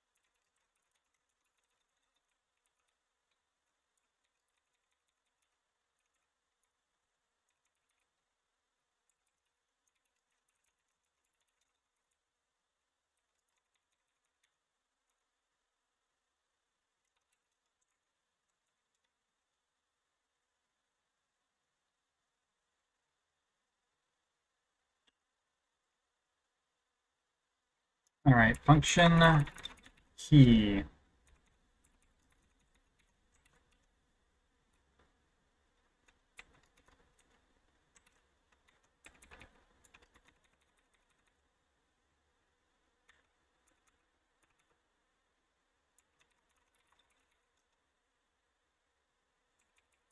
Return this key. Return this key.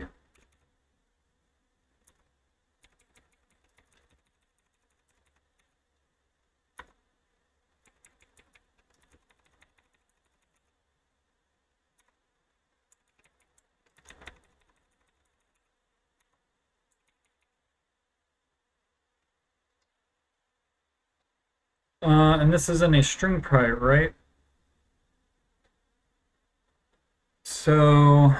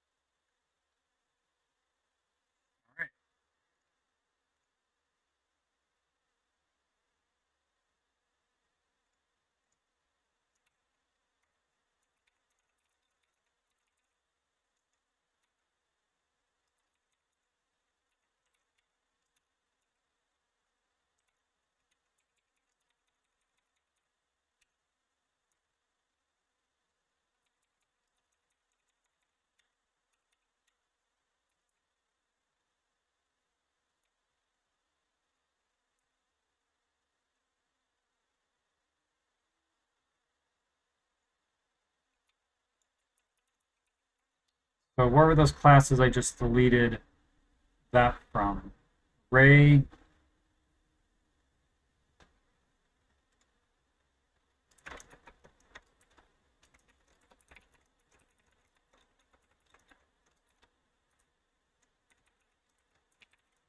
You type Ray or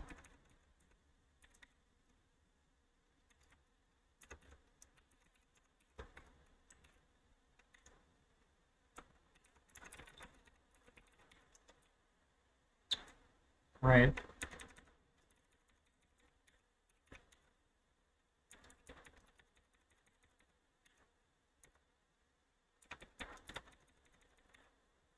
Scalars don't have string.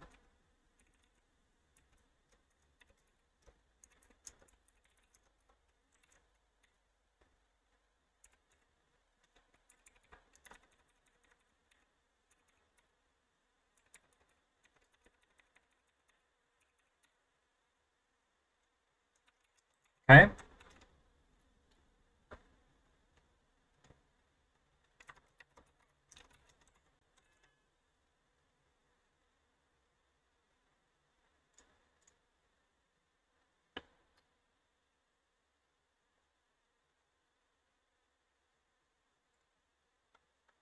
So let's go with start value here.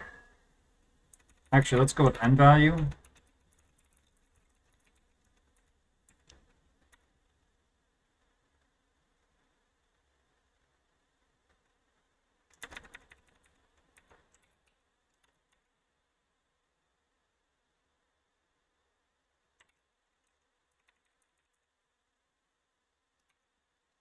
Is this an array? So result equals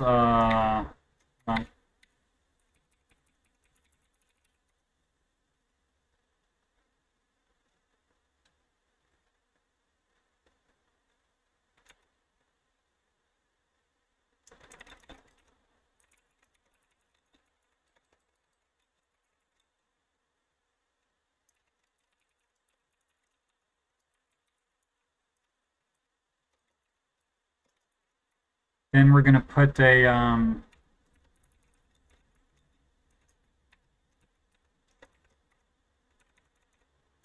stick that on there, and then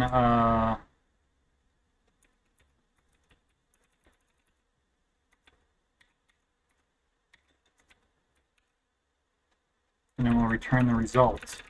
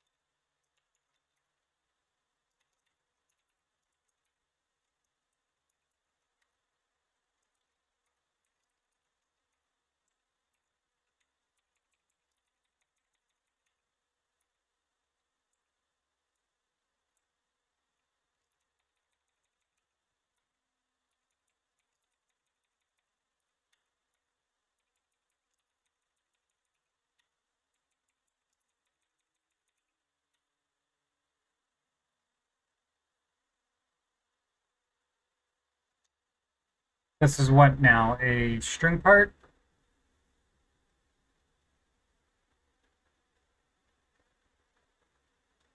Oh no, this is this is the function I'm working on. Okay.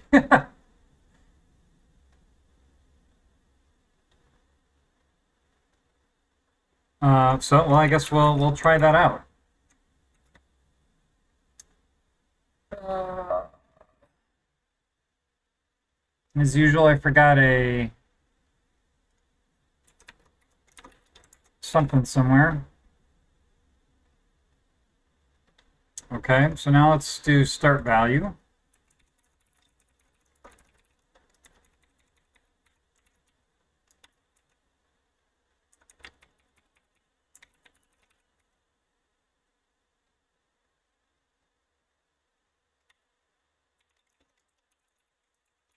Show key, then result is gonna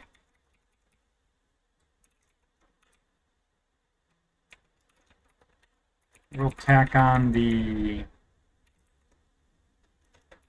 then if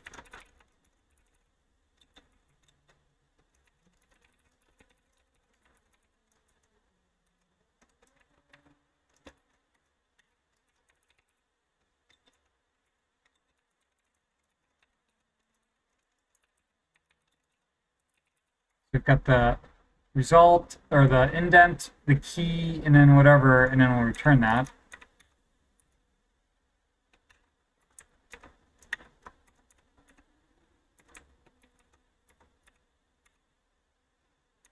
Now I don't know what to do to get Neovim to figure out it's not in a string anymore. So this is an object.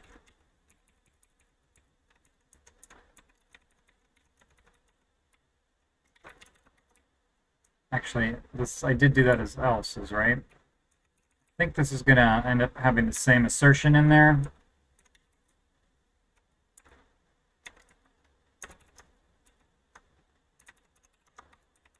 Then this is going to turn into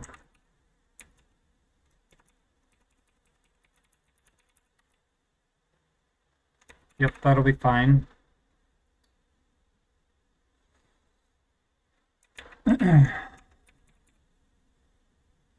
So then the result is indent, key if we need it, and then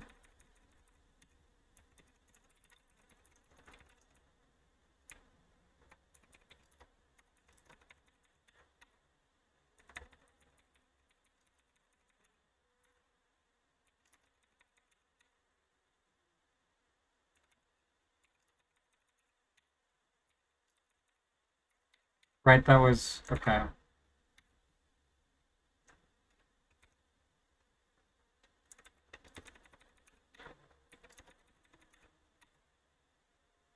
And this is where I'm at, right?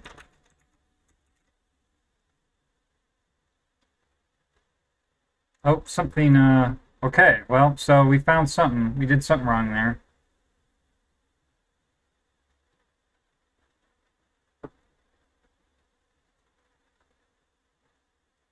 So standard class was not indented. Why is that? What did we do wrong there?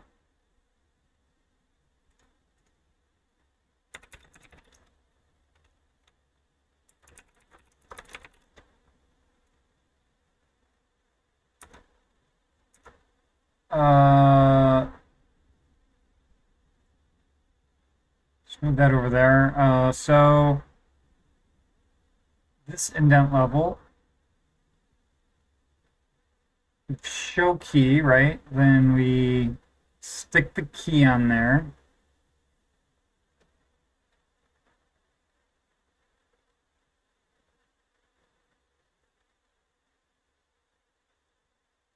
Oh, I didn't, that's probably it right there.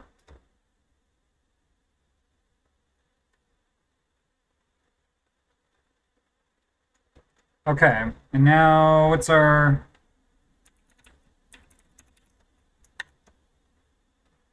format value?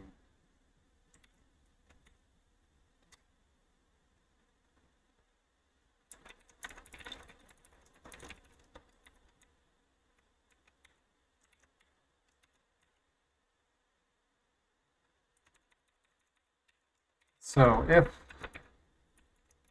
this type equals value type array,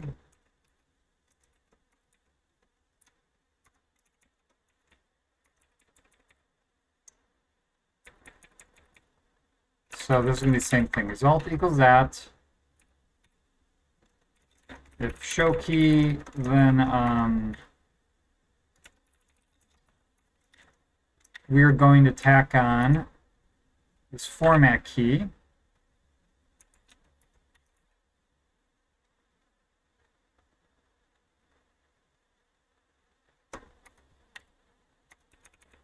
This will go down here at the end.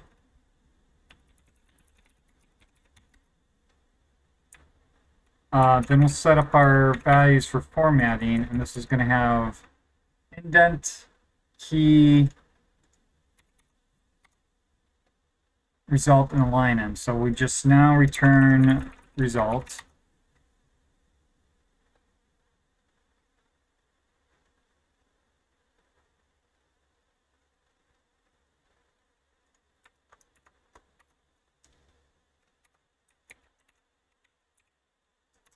And I suppose I could be really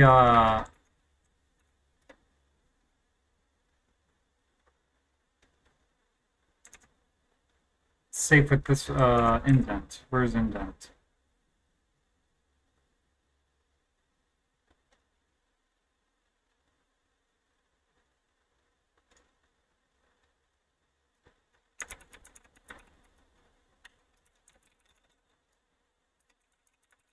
Well, I guess we can just do result equals indent.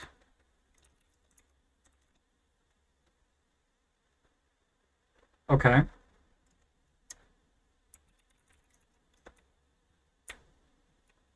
All right, indent level, if we have a key, we do the show key, then this is just going to be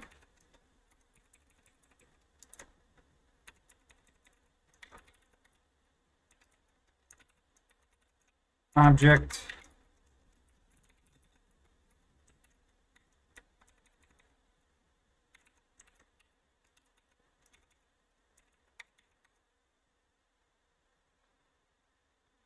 that.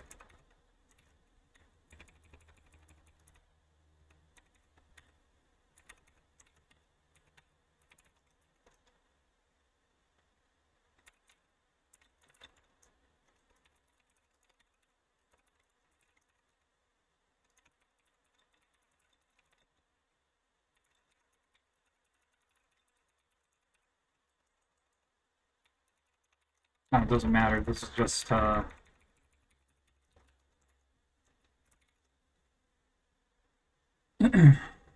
okay.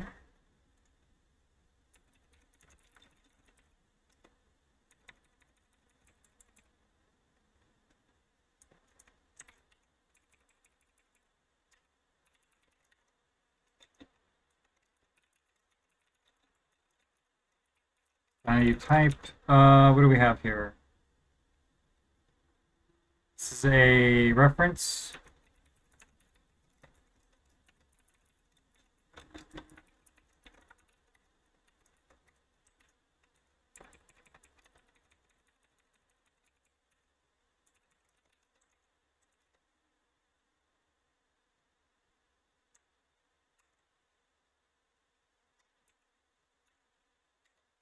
Format value, so it's resource.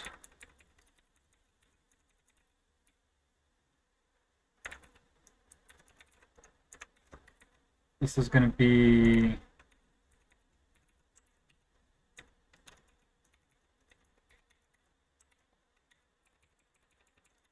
format resource.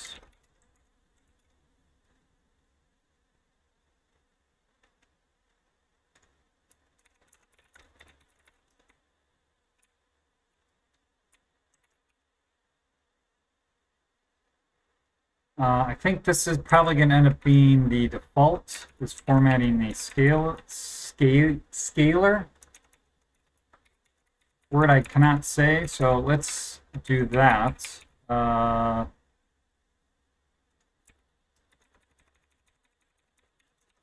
I haven't been really diligent about making sure the rest of the functions are the same, but we seem to not be having problems. So indent, key, the line end, and this is a format scalar.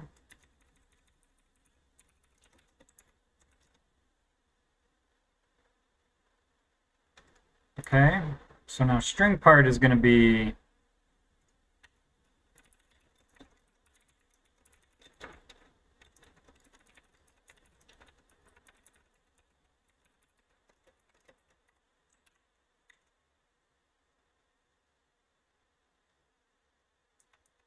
so that is all the same. I have a feeling this is basically all get dumped in here.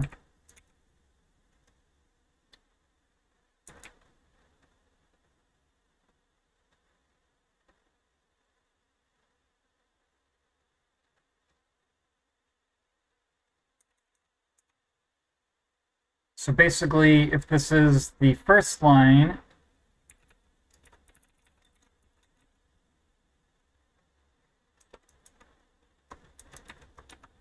we want to add on the closing thing.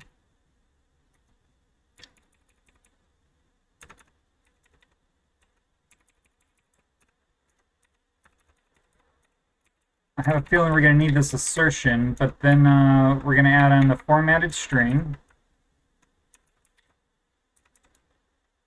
And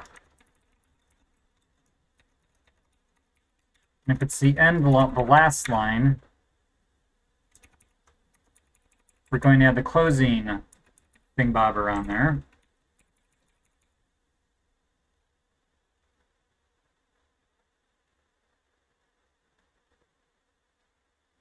Although, right, I was saying this is a touch janky because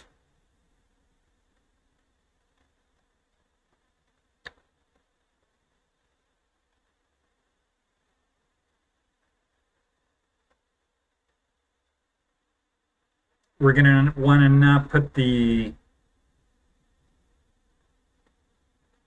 line end on there.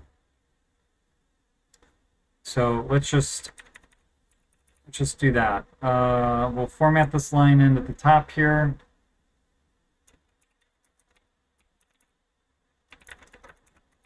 Line end equals that, so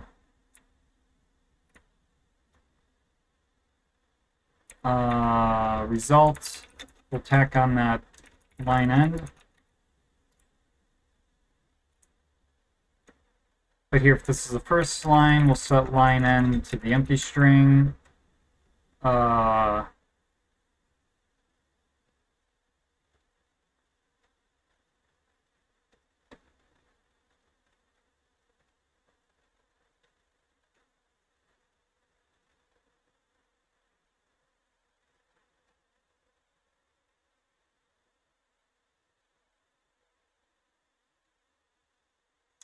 Yeah, I guess we have to.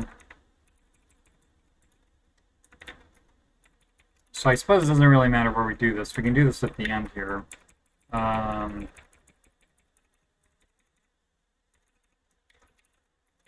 So if this is the first line, we want to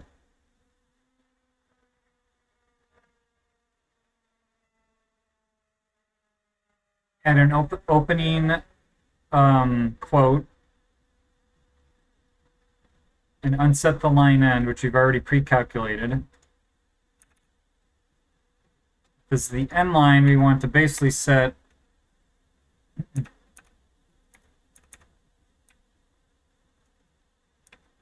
result equals to the empty string, and then I guess actually we can just set the line end to that quote, and if it's the middle line, we'll just set everything to the empty string.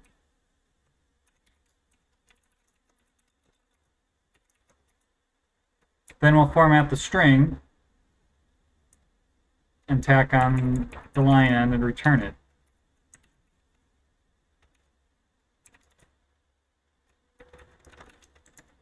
So we get.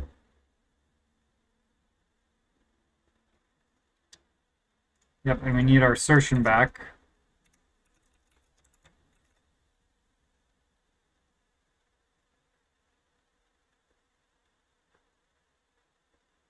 That did not work.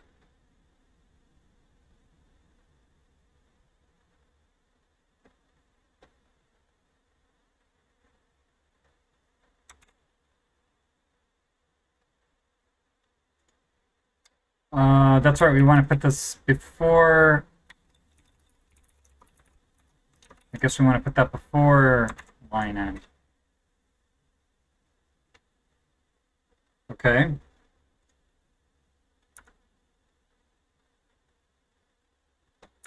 And I guess that's it. So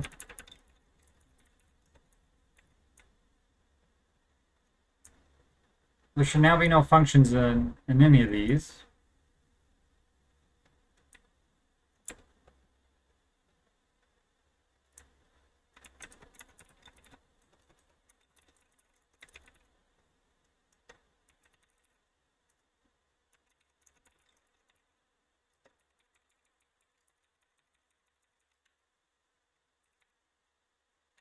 I guess I'll just get rid of this now.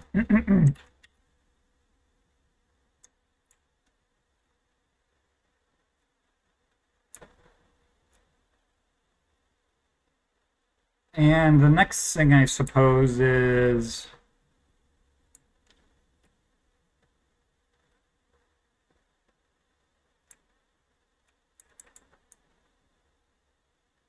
let's stop getting rid of these function calls. Well, I guess that's not really the next part.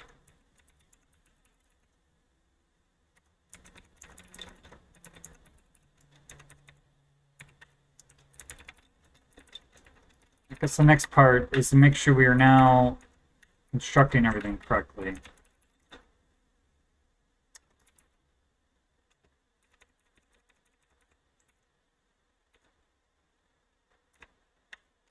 Then result. Oh no, let's just yank this out.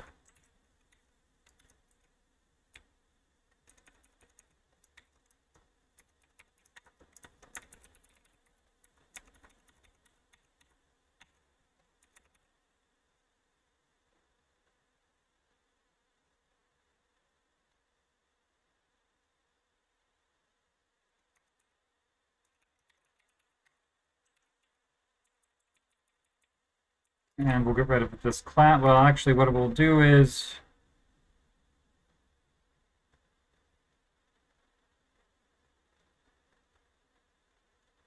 I guess what we can do is, since, right, these all early return.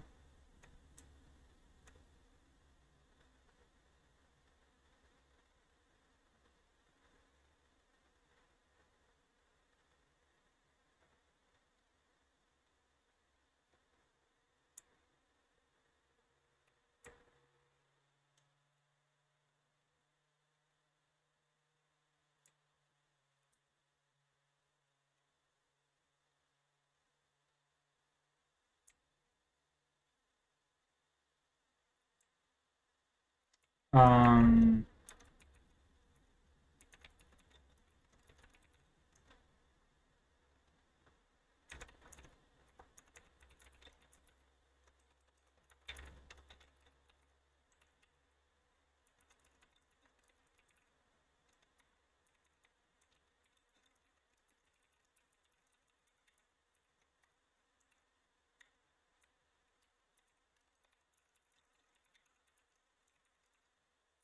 so if not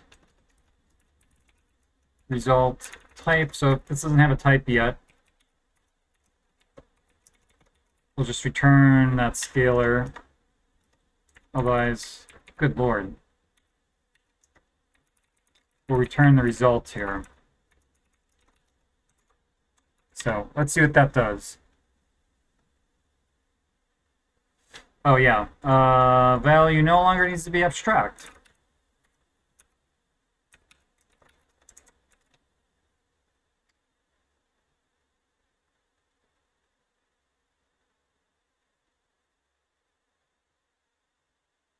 Well, that did not go as expected. So what did we, did I delete my reference class yet? I did not. So type is a reference, name is the name, and I guess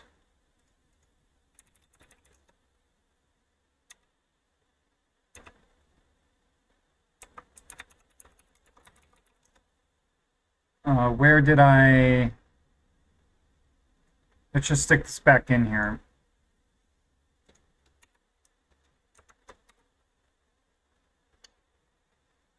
So reference is the name. So name, so we're setting the name to what was passed in the name, and we're passing references the name.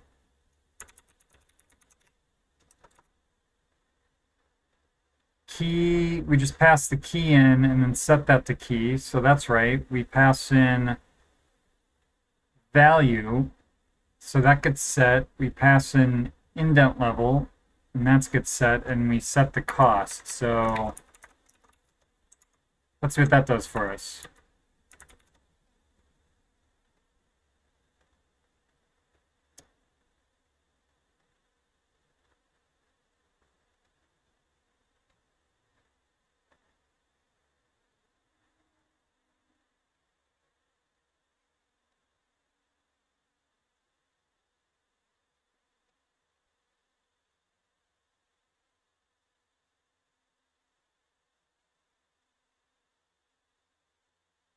Uh, 889.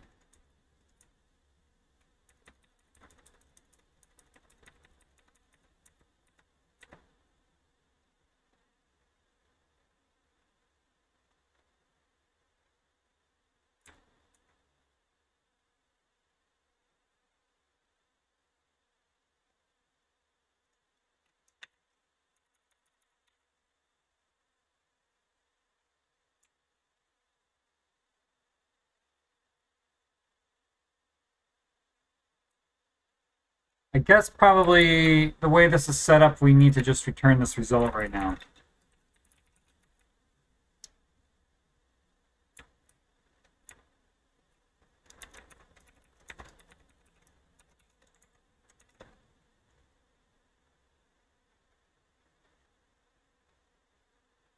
Okay. So now if we have a resource, that actually means we can get rid of reference now, right?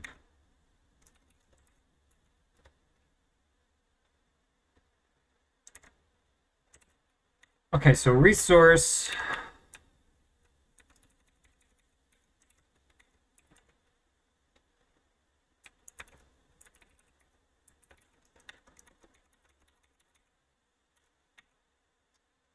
So we pass the name in and just set that to name. We pass the key in, that just gets set to key. We pass the value in, that just gets set to value. We set indent level, and that just gets set. So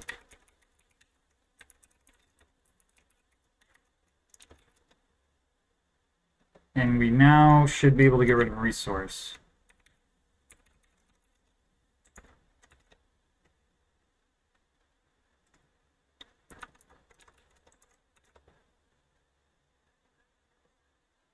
Okay.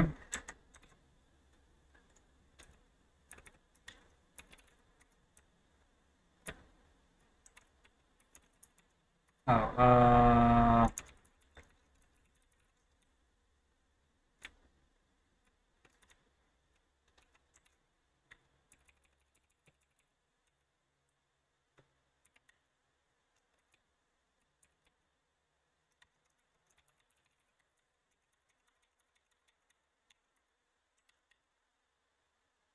okay, so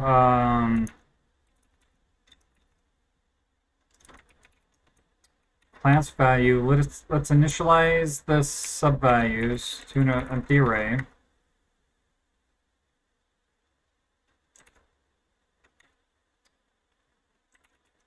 And in the meantime, let's make sure, so we pass name in, which just gets set to name. We pass key in, which just gets set to key. We pass the value in, which just gets set to the value. Also the indent level, which just gets set. Cost, which just gets set. And then subvalues, which just gets set. But we're not going to have these yet.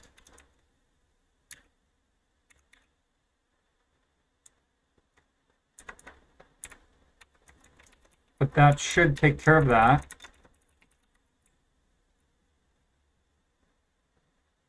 So now we want to explode the value.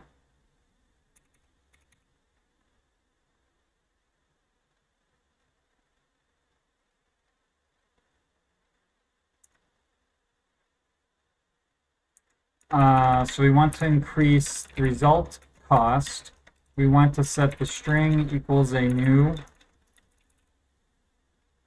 value. Now we want this.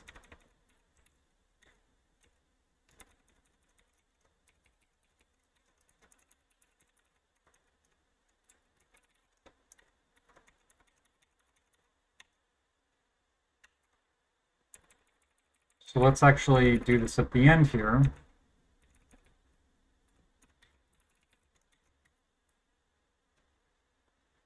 So now, before we do that, actually, let's, just like we're doing with string,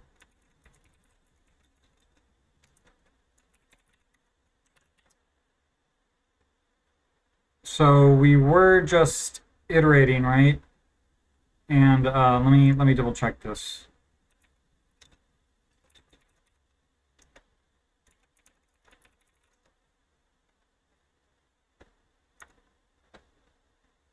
I guess we haven't saved that yet.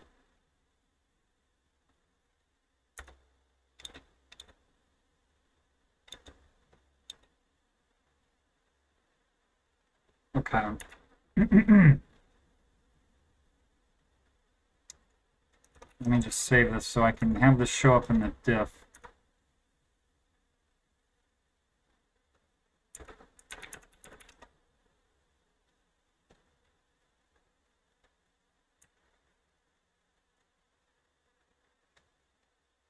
So all we did was increase the cost and create a new string part directly.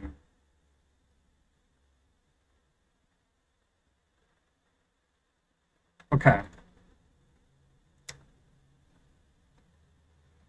So key just came right. We didn't change anything. So key,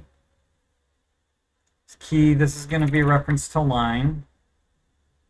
Right, value is the line. We set that indent level is the same, and index is I. And we set the cost to 1. So then we increase the cost and just add the string.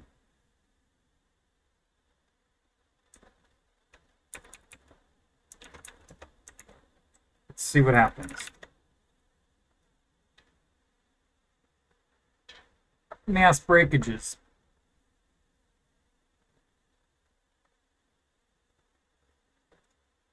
Sorry, string part gets a reference to value.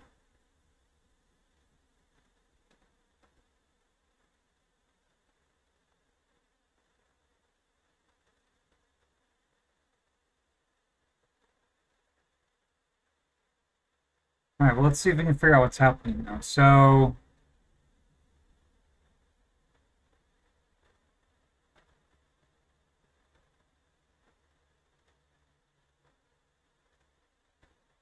this is what's causing everything to go fooey. And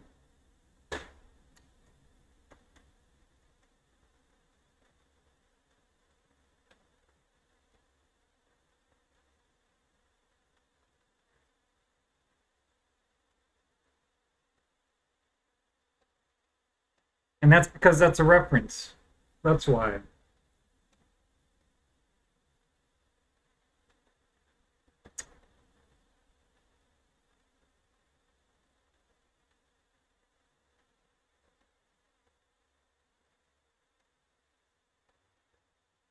Does that need to be a reference? I feel like it doesn't need to be.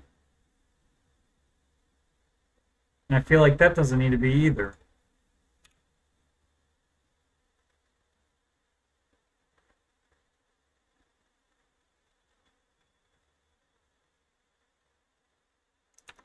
Let's just see what happens there. Nothing got fixed.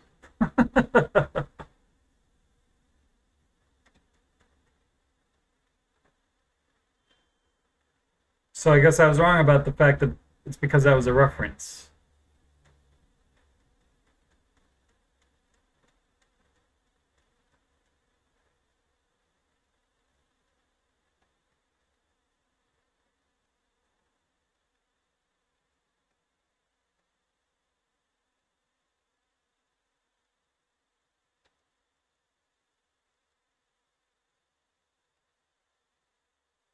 This is so bizarre to me.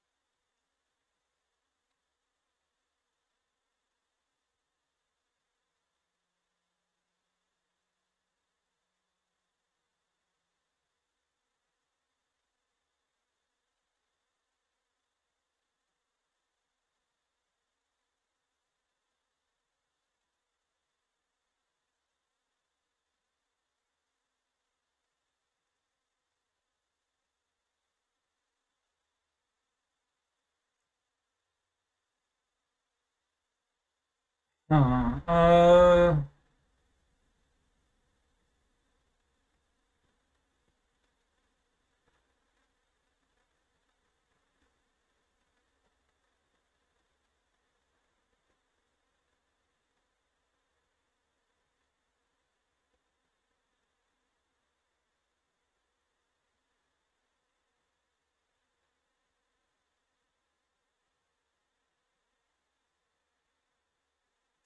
although I guess I don't understand why.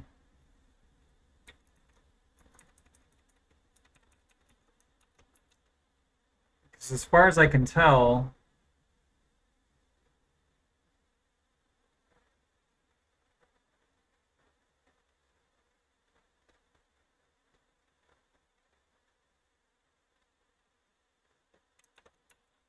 that is no different than taking a reference to line, passing that reference into value, and then setting that value by reference.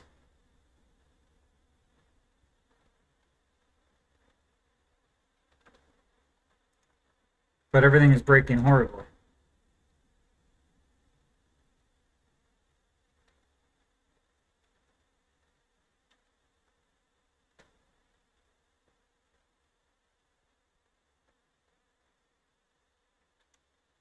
And I'm very confused about why that is. There must be something about references I'm not understanding.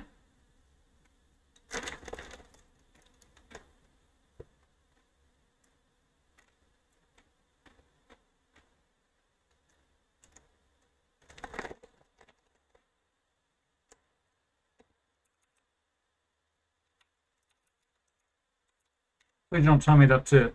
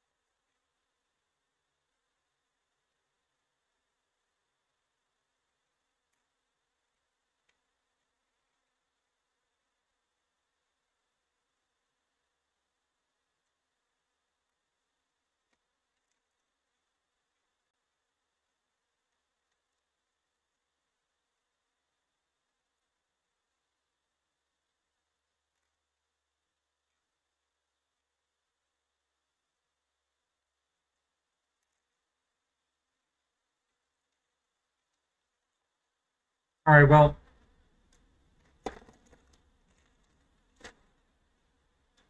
baby steps.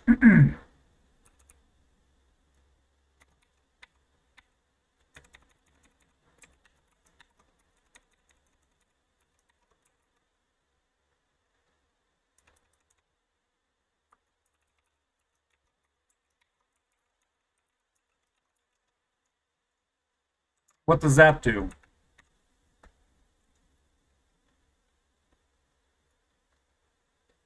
So that is not the problem, I guess.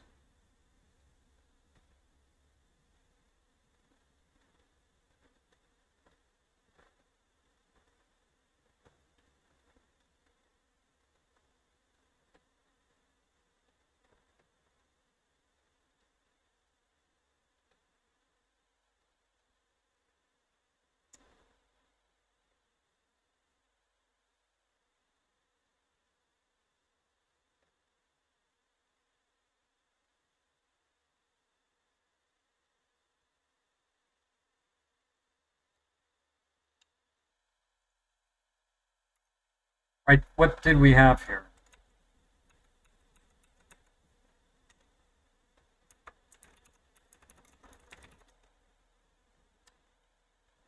If it's a string, right, we explode the lines.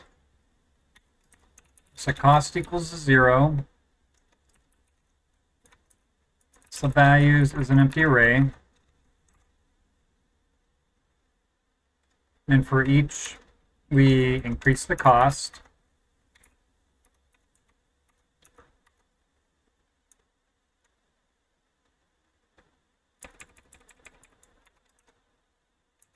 And then subvalues becomes, well, I guess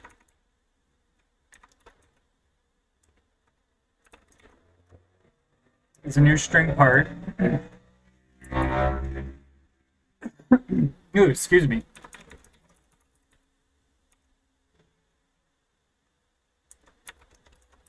So then result caught. Ooh.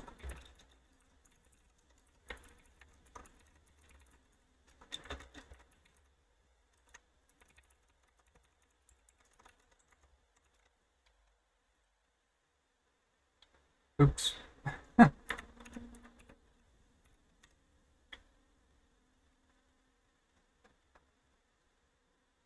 That still didn't fix anything.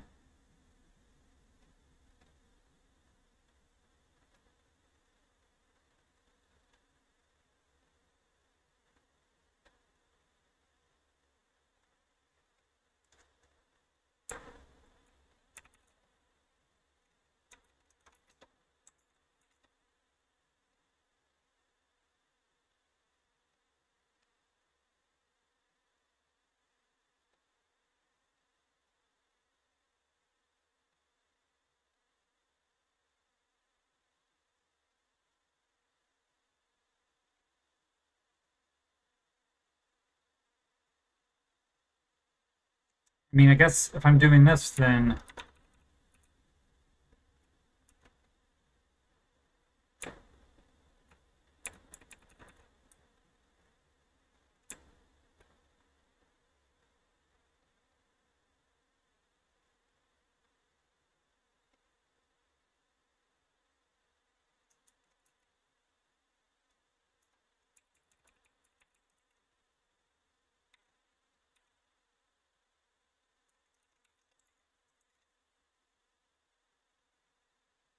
that's essentially the same as that. But I don't know why.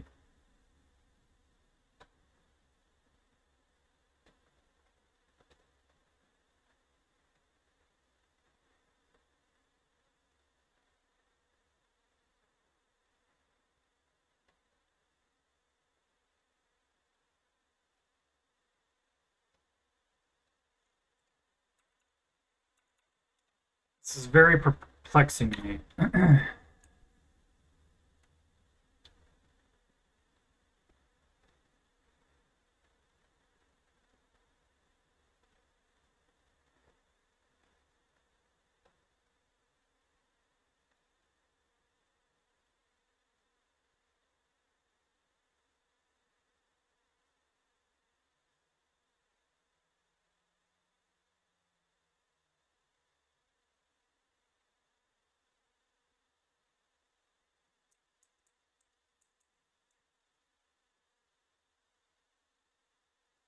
Like, there's literally nothing different, right?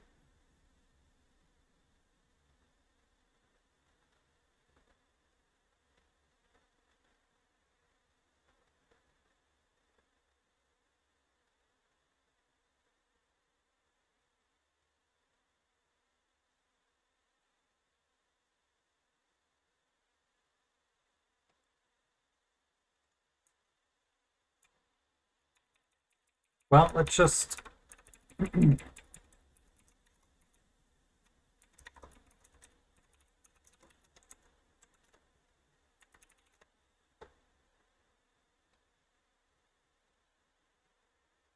Okay, so I'm not crazy about that.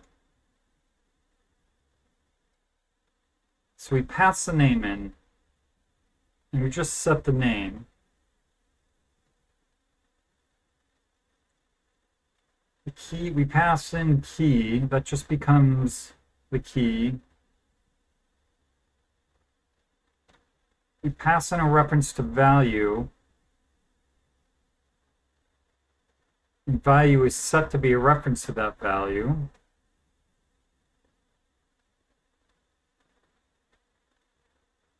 We pass in an indent level. We just set indent level to that.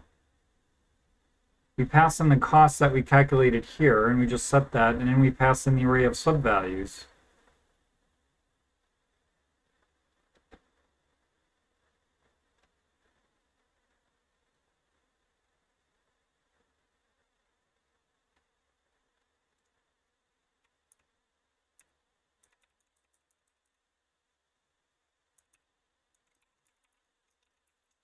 if we change it to that, everything breaks horribly.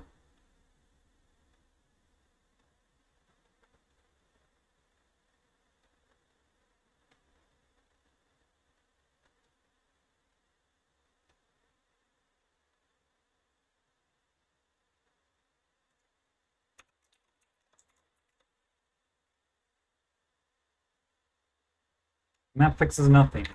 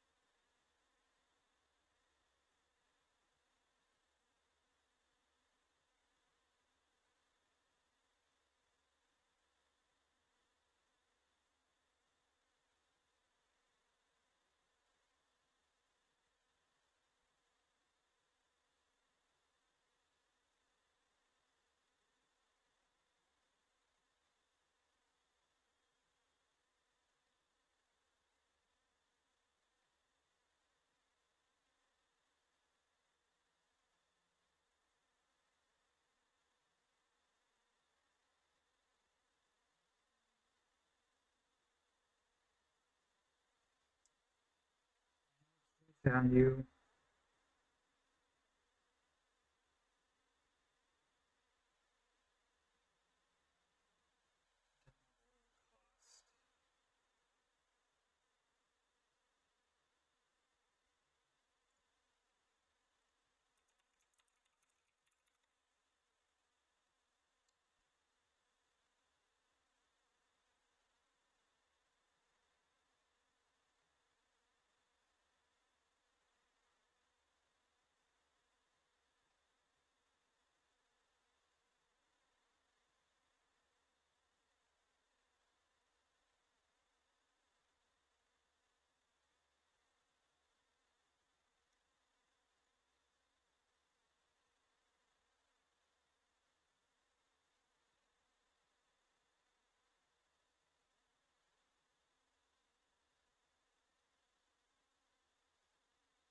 All right, so what if I do something really stupid here, like make string value?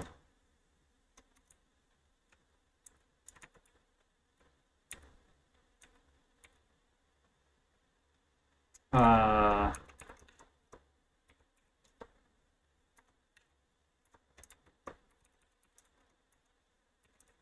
in which we just set all this stuff.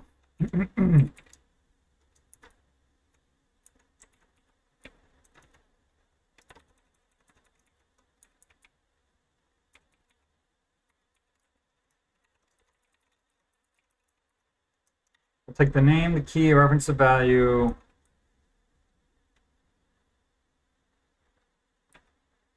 I don't know, everything except that. We'll set value type string.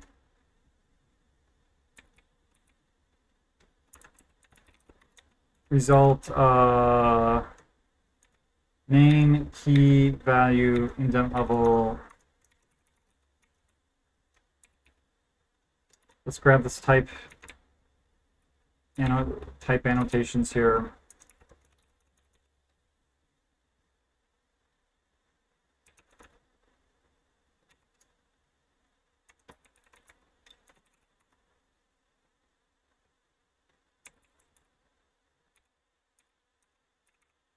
String, yeah, it's a value, int.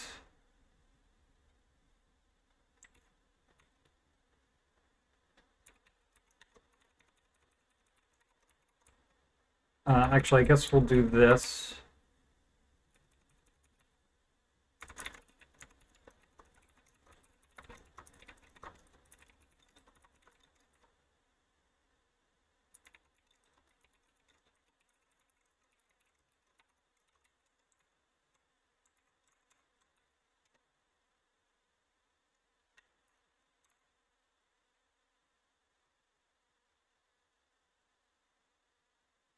That also didn't fix anything.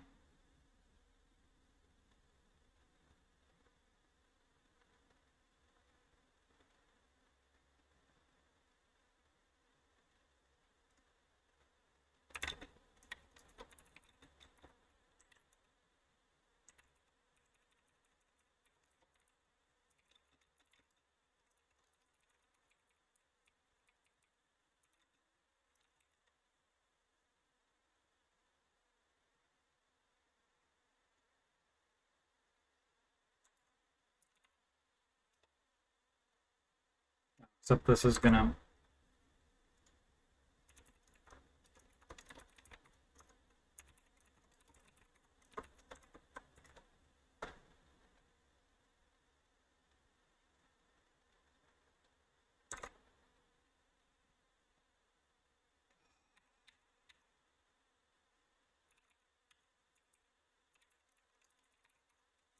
We gotta return this result.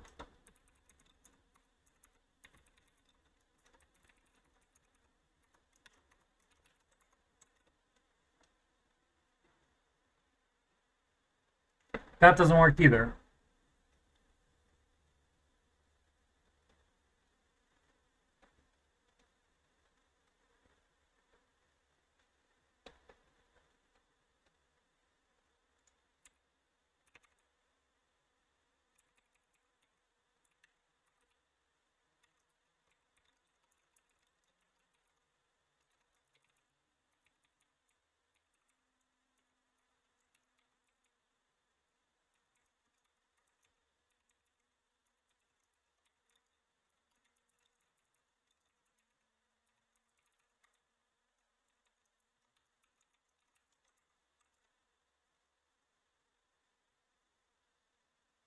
Nor does that.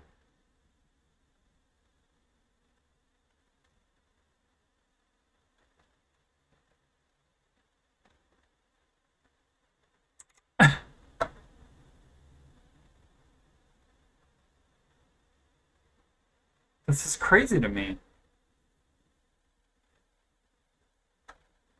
Right, we are now passing in name, key, value, indent level, cost, subvalues.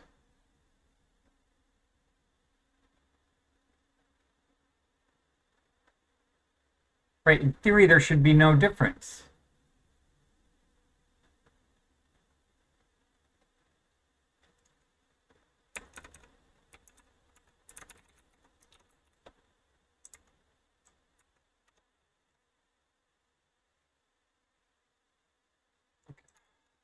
Thank you, PHP Stan.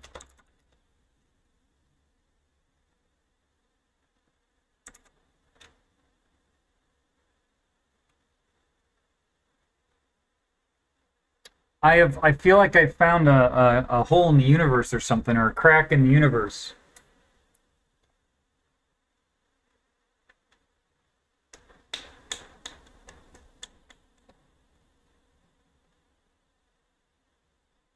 Right, this works. Nothing else does.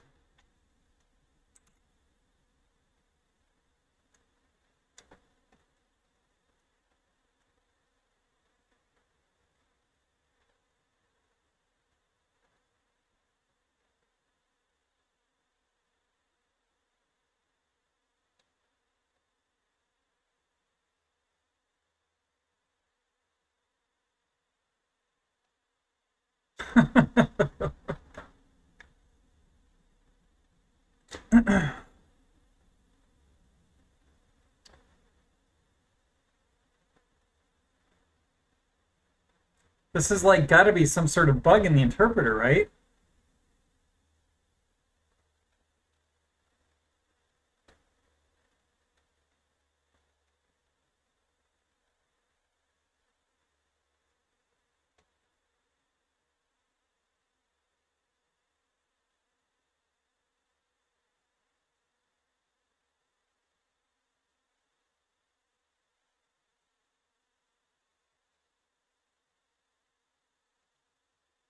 My mind's, I don't know, my mind is just kind of blown right now. I don't even know. I don't even know what to make of this.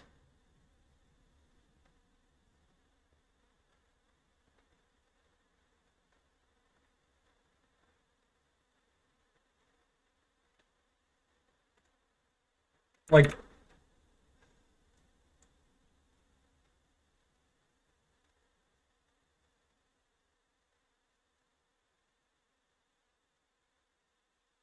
right, this creates a new object, which is exactly what we're doing here. Sets the values, right?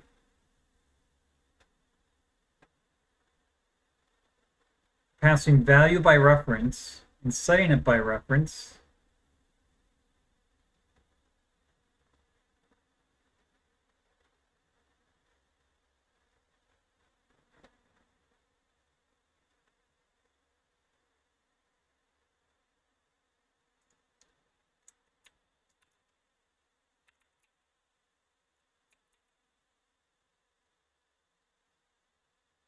I don't know why I got that, but okay.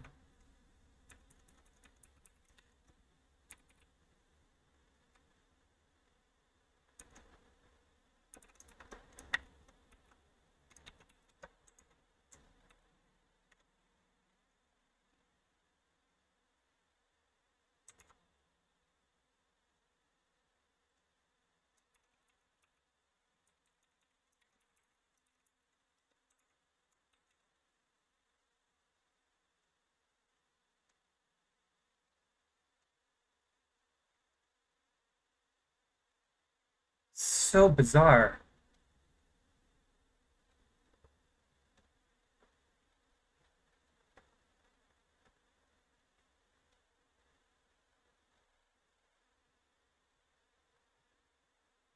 Huh. Well,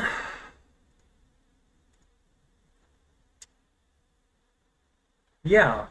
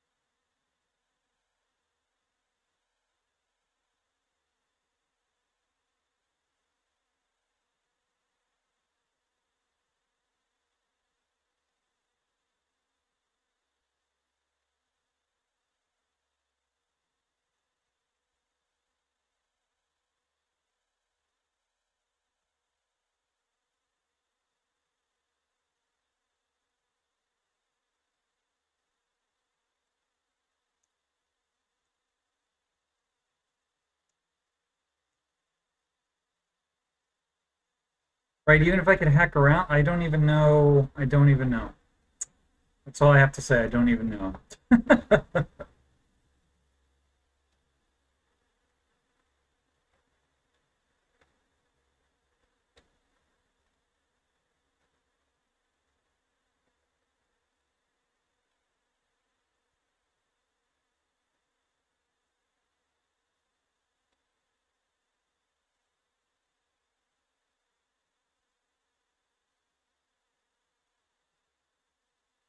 I am completely befuddled.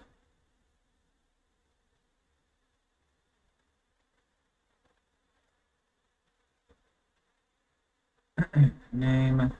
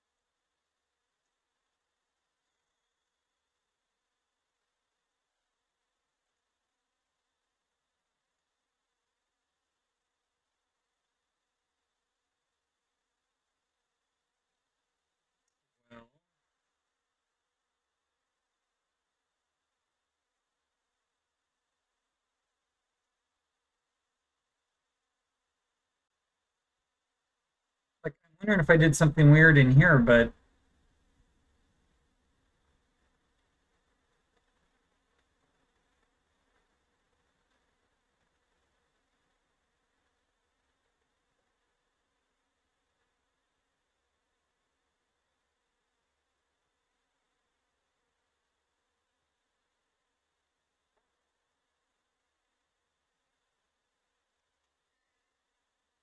I mean that's a subclass, so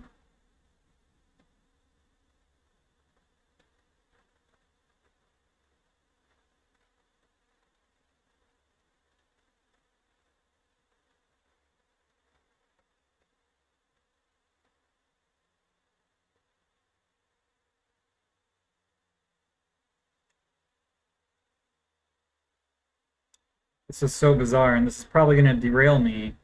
Uh,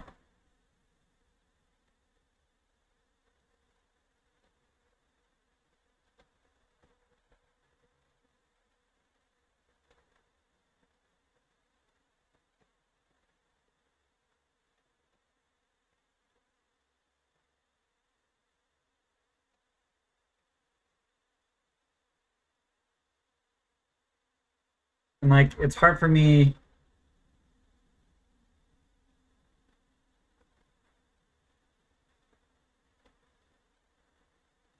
Like, right, the chances that I found a bug in the interpreter, I feel like, but I honestly don't know what is different about this and this.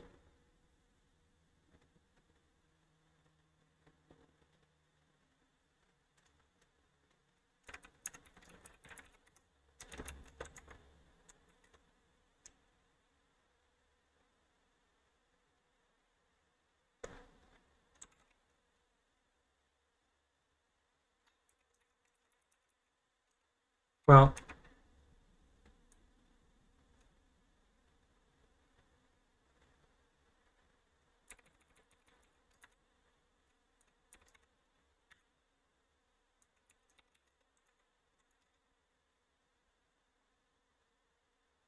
that works.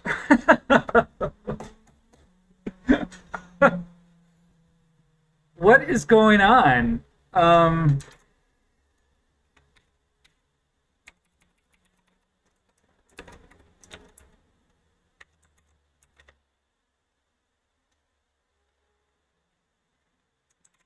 I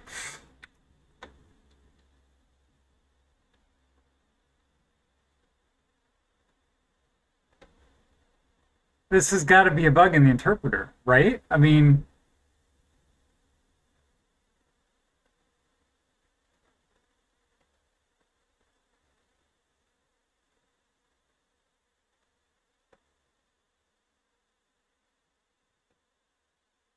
and is it what's even the problem here? Is it that it's a value or by reference?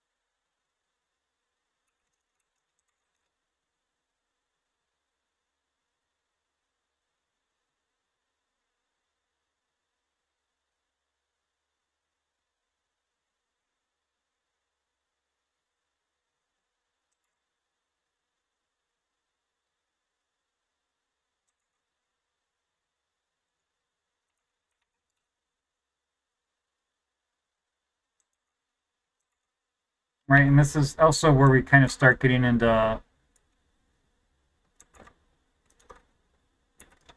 I really don't know. I really don't know.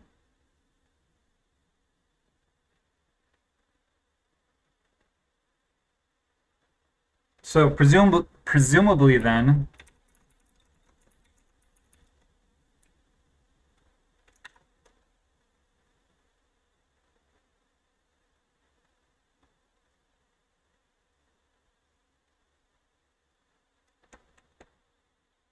Wait a second.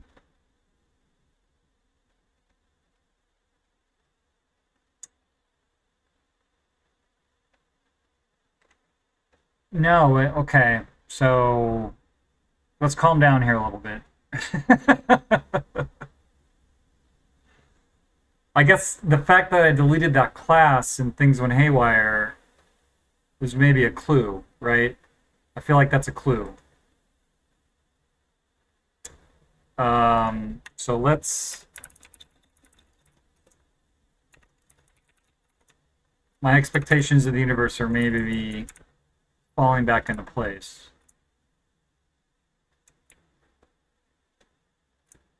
Um,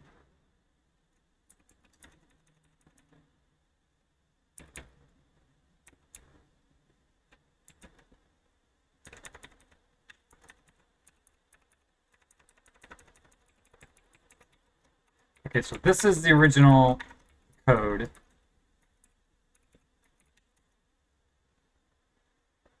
And actually, because of what might be about to happen, let's actually do this. So where is our string constructor? Type, name, key, value, indent level, cost, and subvalues get set in this loop.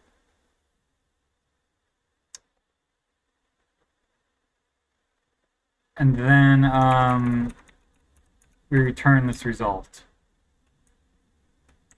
So now instead of just, well,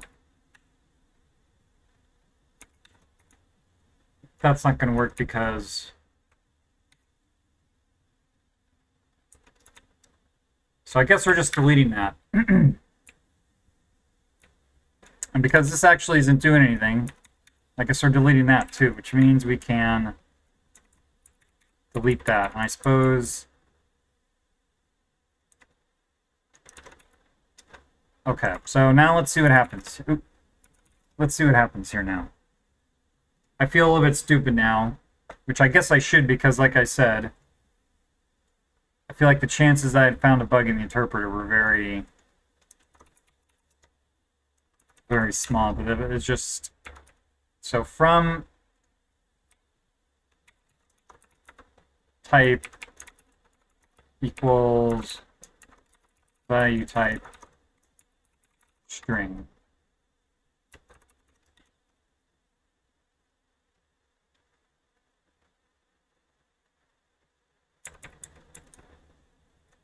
So we need to fix this. So to type equals, and I guess, right, these are not,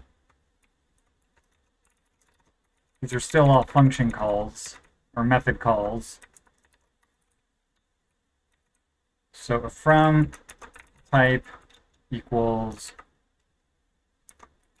value type string.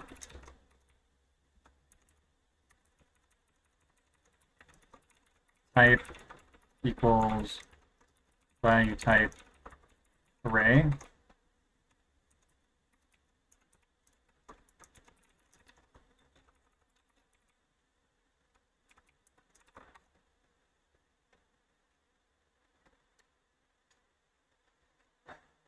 And to a value is an instance of from value. So from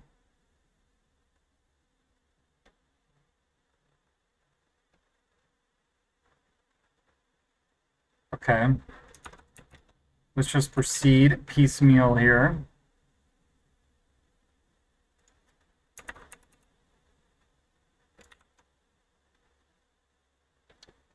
Oh, value type object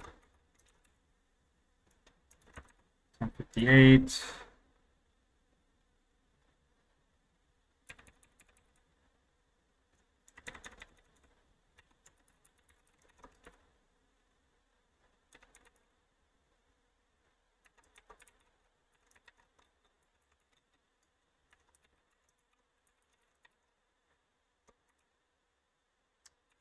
So these should be the same type, and from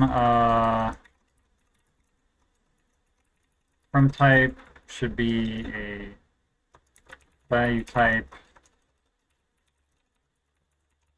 array, or from type should be a value type object, or from type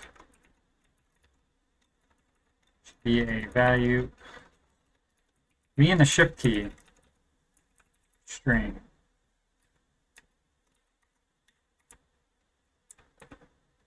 So that means we can actually get rid of those type hints.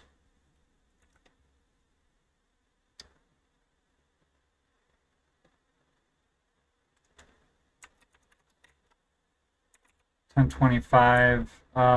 If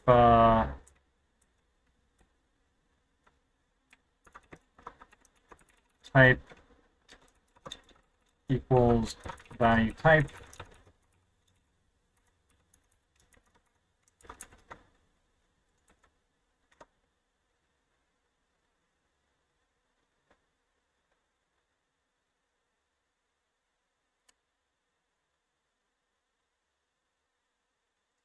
we don't actually need to do that anymore because we just said these two types are the same. The from type is a value so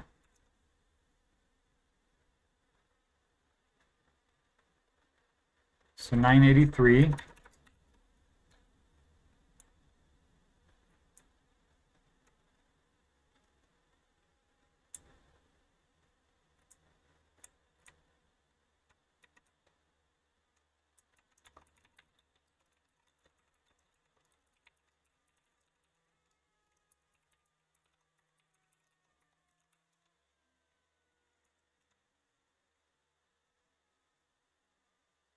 That actually increased my errors.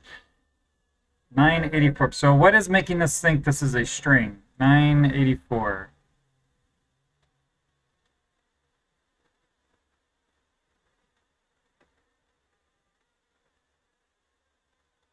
Something up, must be something up here. So from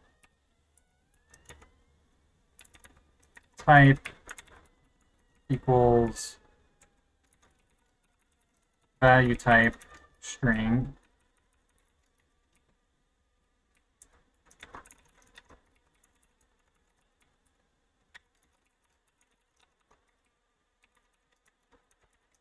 Array, or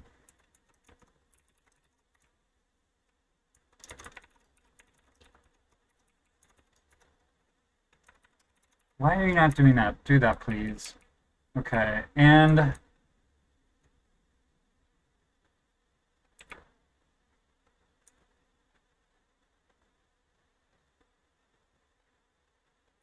right, this is where we want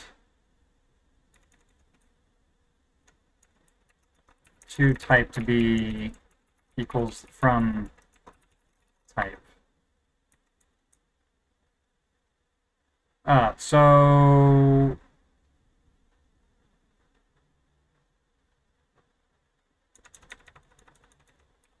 I guess I'm theoretically going a little overboard here. A little overboard here because,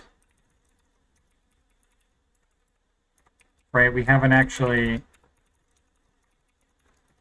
eliminated array, but for object.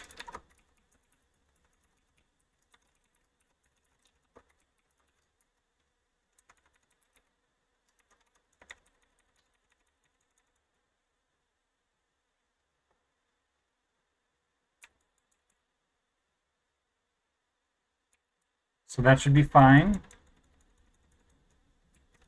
All right, let's see what that does.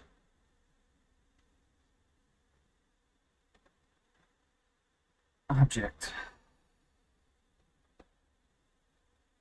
921.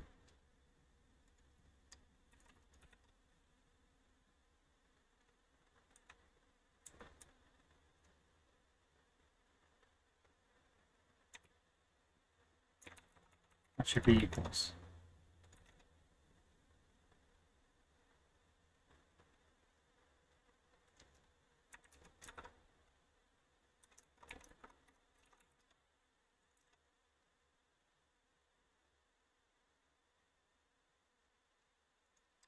928. So these assertions go away.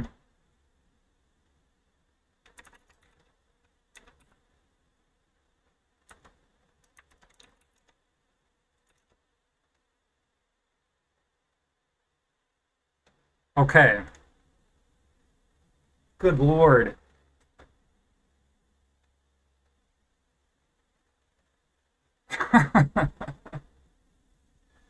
Oof, might be time to open a beer after that one. I don't know. I don't know. That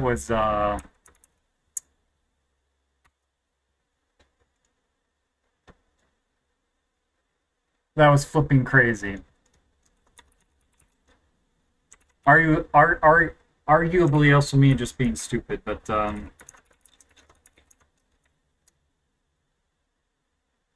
so now with that done, right? Okay, we can get rid of that. We've restored some sort of sanity to the universe. We can get rid of that.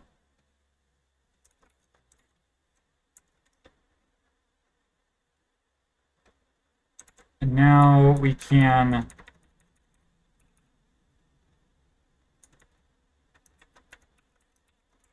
do that and get rid of the string part class.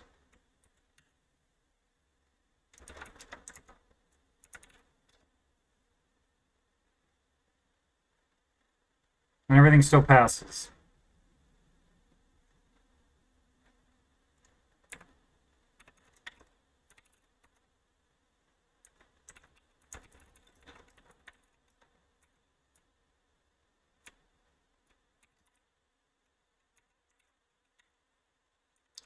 So we will first sort that array.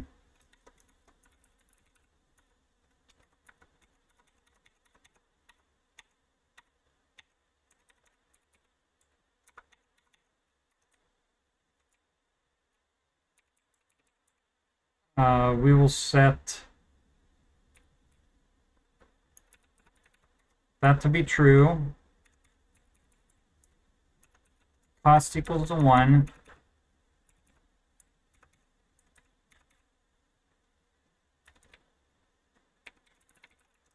Result is list is and so then we set the subname.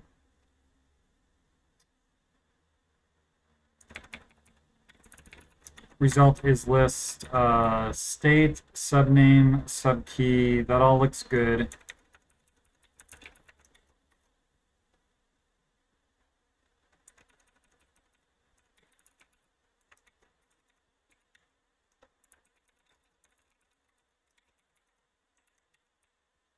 And now we should be able to get rid of array.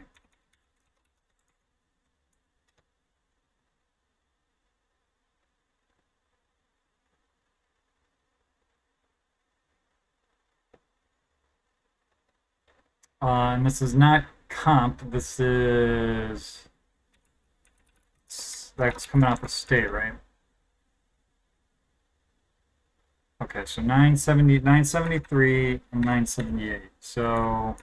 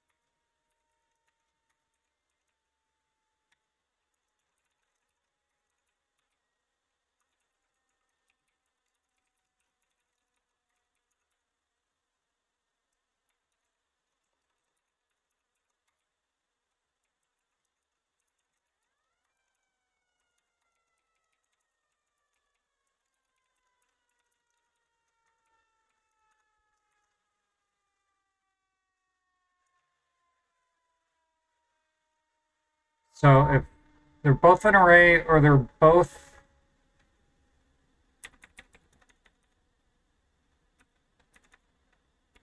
an object, and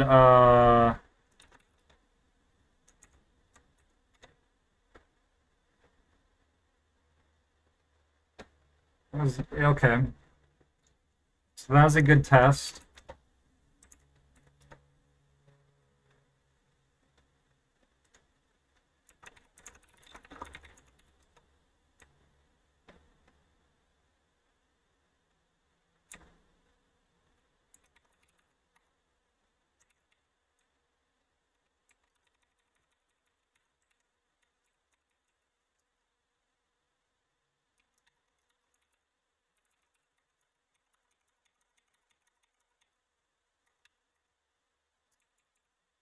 Okay, so let me just so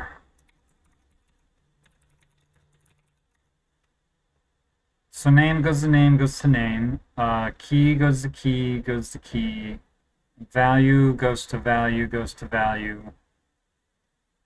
The state comp goes to just, but we just pass that in, but that goes to loose. Indent level goes to indent level. Cost becomes 1.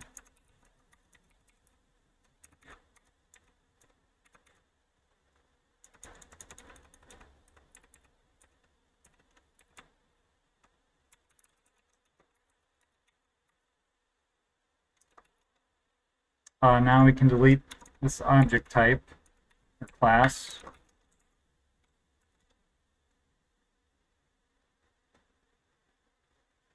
Uh,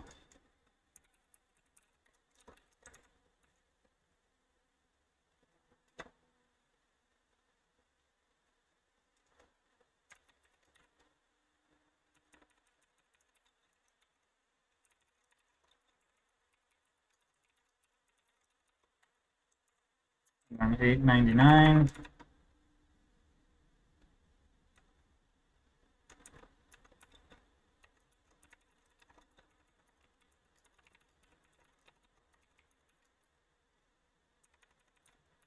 I don't know what is like going on there, but anyway, what was that other one on 1203?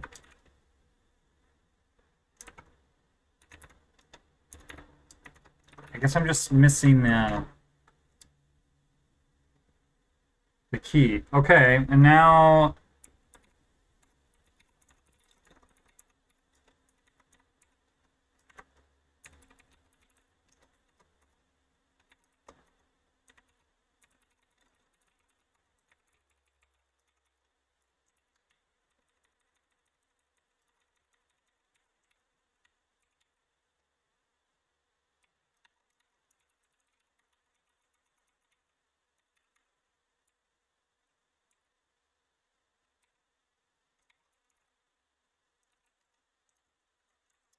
I gotta delete that.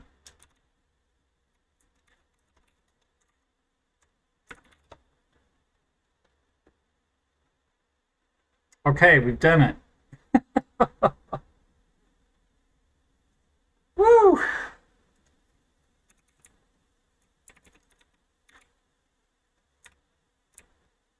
My goodness.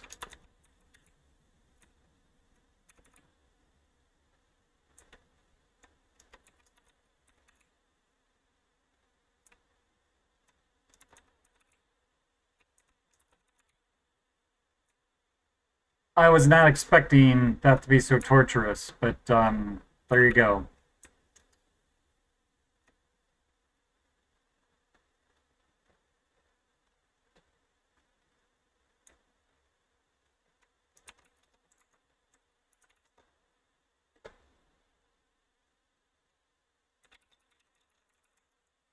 And all of that resulted in the deletion of almost 600 lines of code.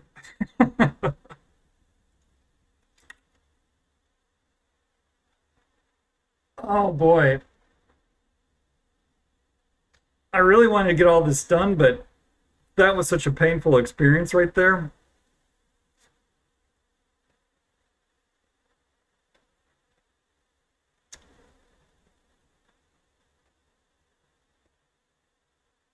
I don't know. People are calling me. Let me, I don't know. Is anybody even watching me right now?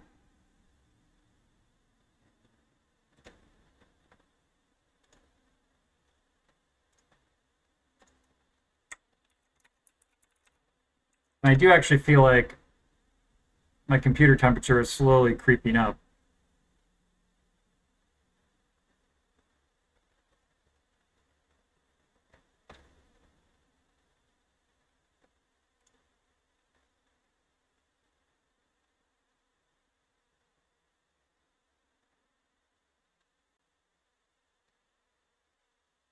Hmm.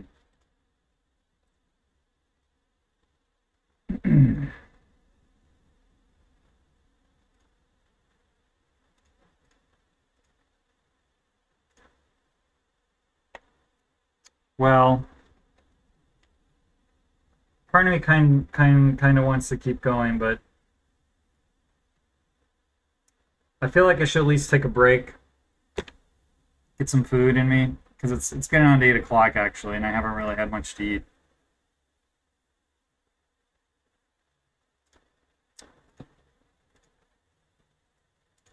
Because this is just kind of the start of what I wanted to do. I did not think pulling those apart was going to be that difficult, but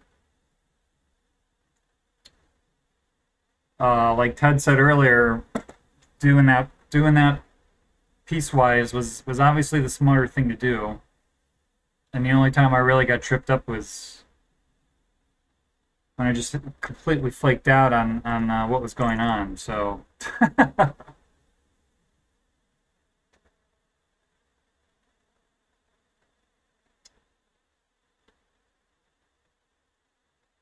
well, I guess the last thing to do is this is now a final class, right?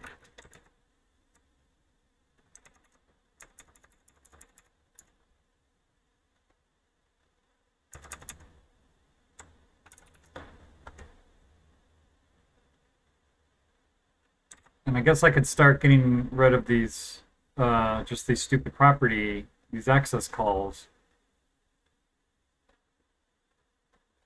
Except for this one, maybe.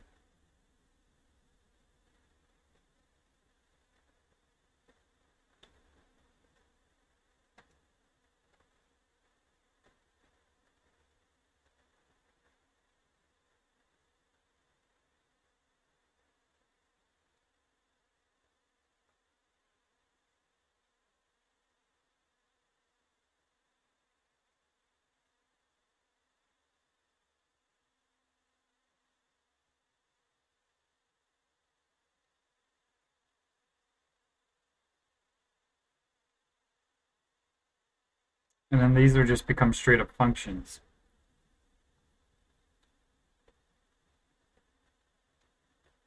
And I might be able to sort out what's going on with, yeah. And I haven't even looked at like